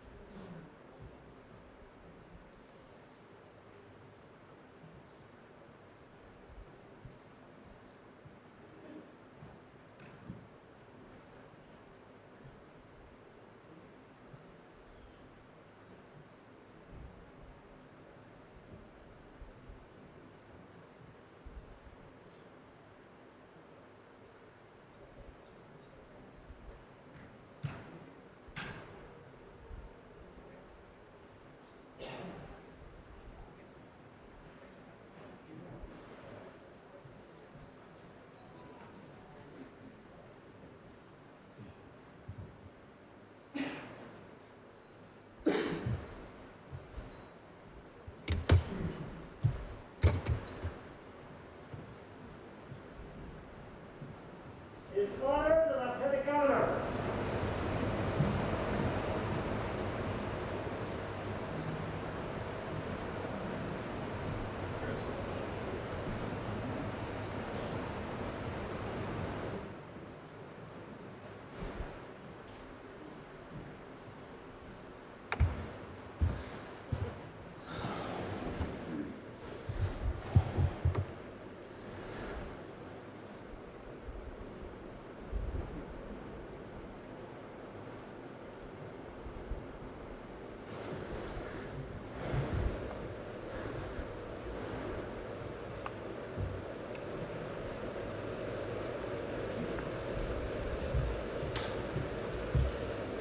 It is the wish of His Honor that everyone present be seated.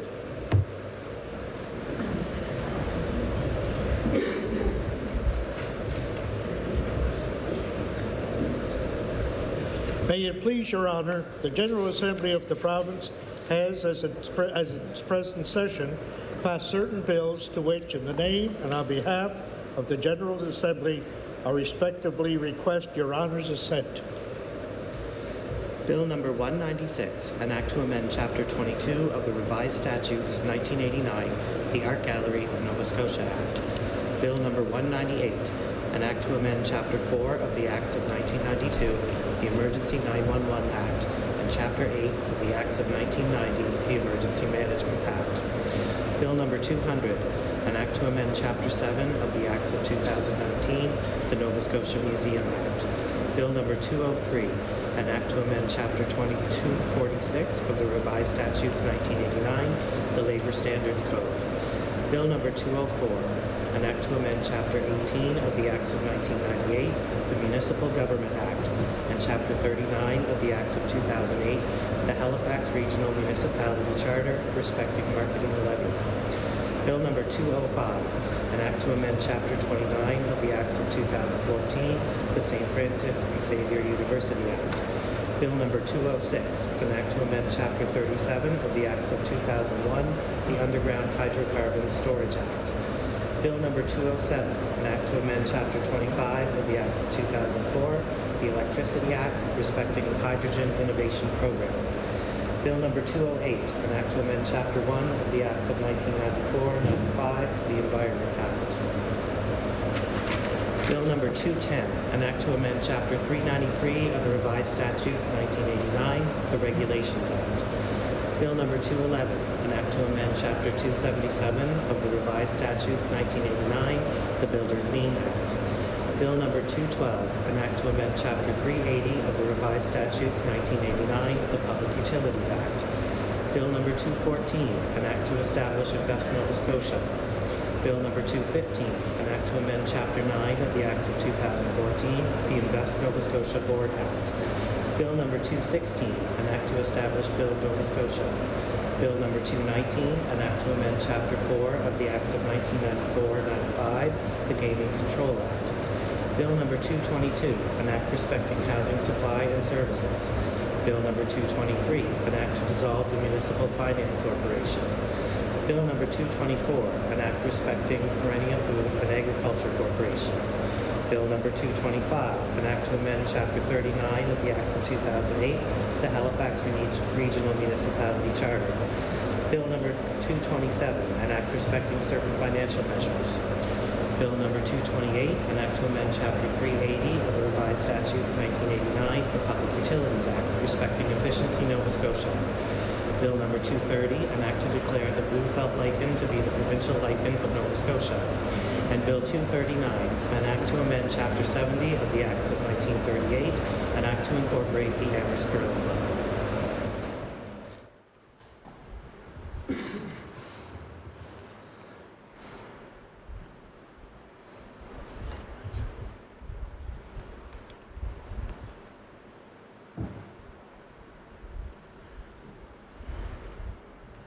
In His Majesty's name, I assent to these bills.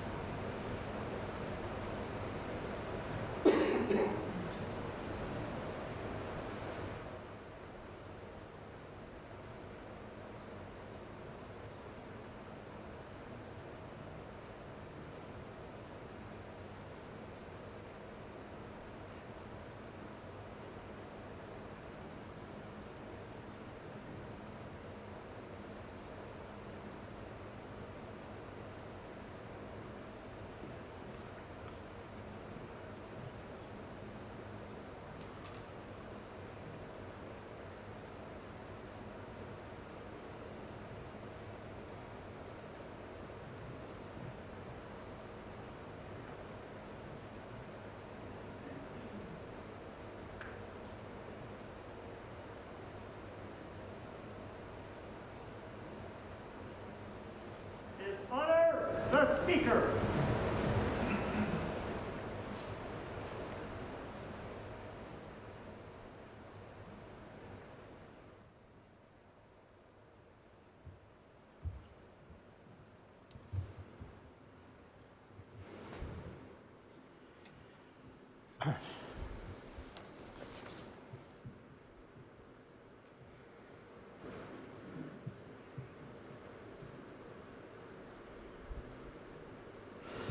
I would ask the members to join me in the singing of O Canada. O Canada, our home and native land, true patriot love in all of us command. With glowing hearts we see thee rise, the true north, strong and free. From far and wide, O Canada, we stand on guard for thee. God keep our land glorious and free. O Canada, we stand on guard for thee. O Canada, we stand on guard for thee.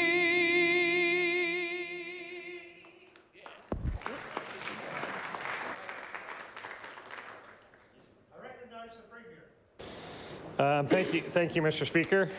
Before I move to adjourn, I'd like to thank a number of people who helped make this session run smoothly. Mr. Speaker, on behalf of all members of the House Assembly, I want to acknowledge the pages. Come on in, guys.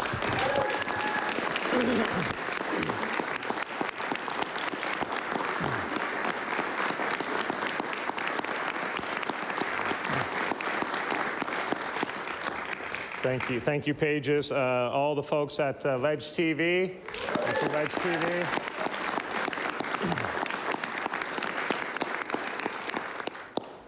The clerks of our House, James and David and their teams. The team at Ledge Council office who draft the bills that we debate on the floor every day. Thank you to Ledge Council. The team in the Legislative Library for their help. They're a little too quick with the research sometimes for the opposition members, but House Operations staff, thank you to the House Operations staff. Our fantastic Sergeant at Arms, thank you, Dave. The Commissioners, of course, thank you to the Commissioners. Of course, our constituency assistants have been mentioned many times on the floor here, but the team that keeps everything going for us back at our offices when we're here, thank you to our constituency assistants. Thank you to the entire public service. The public service in this province is second to none. I assure you, their dedication to Nova Scotians. Thank you to the public service. And of course, all of our families that make it possible for us to be here and take care of everything that needs to take care of at home. Trips to dance or practice or whatever the case may be, but just being the supportive family that we have to allow us to do our jobs on behalf of Nova Scotians. Thank you to our families at home.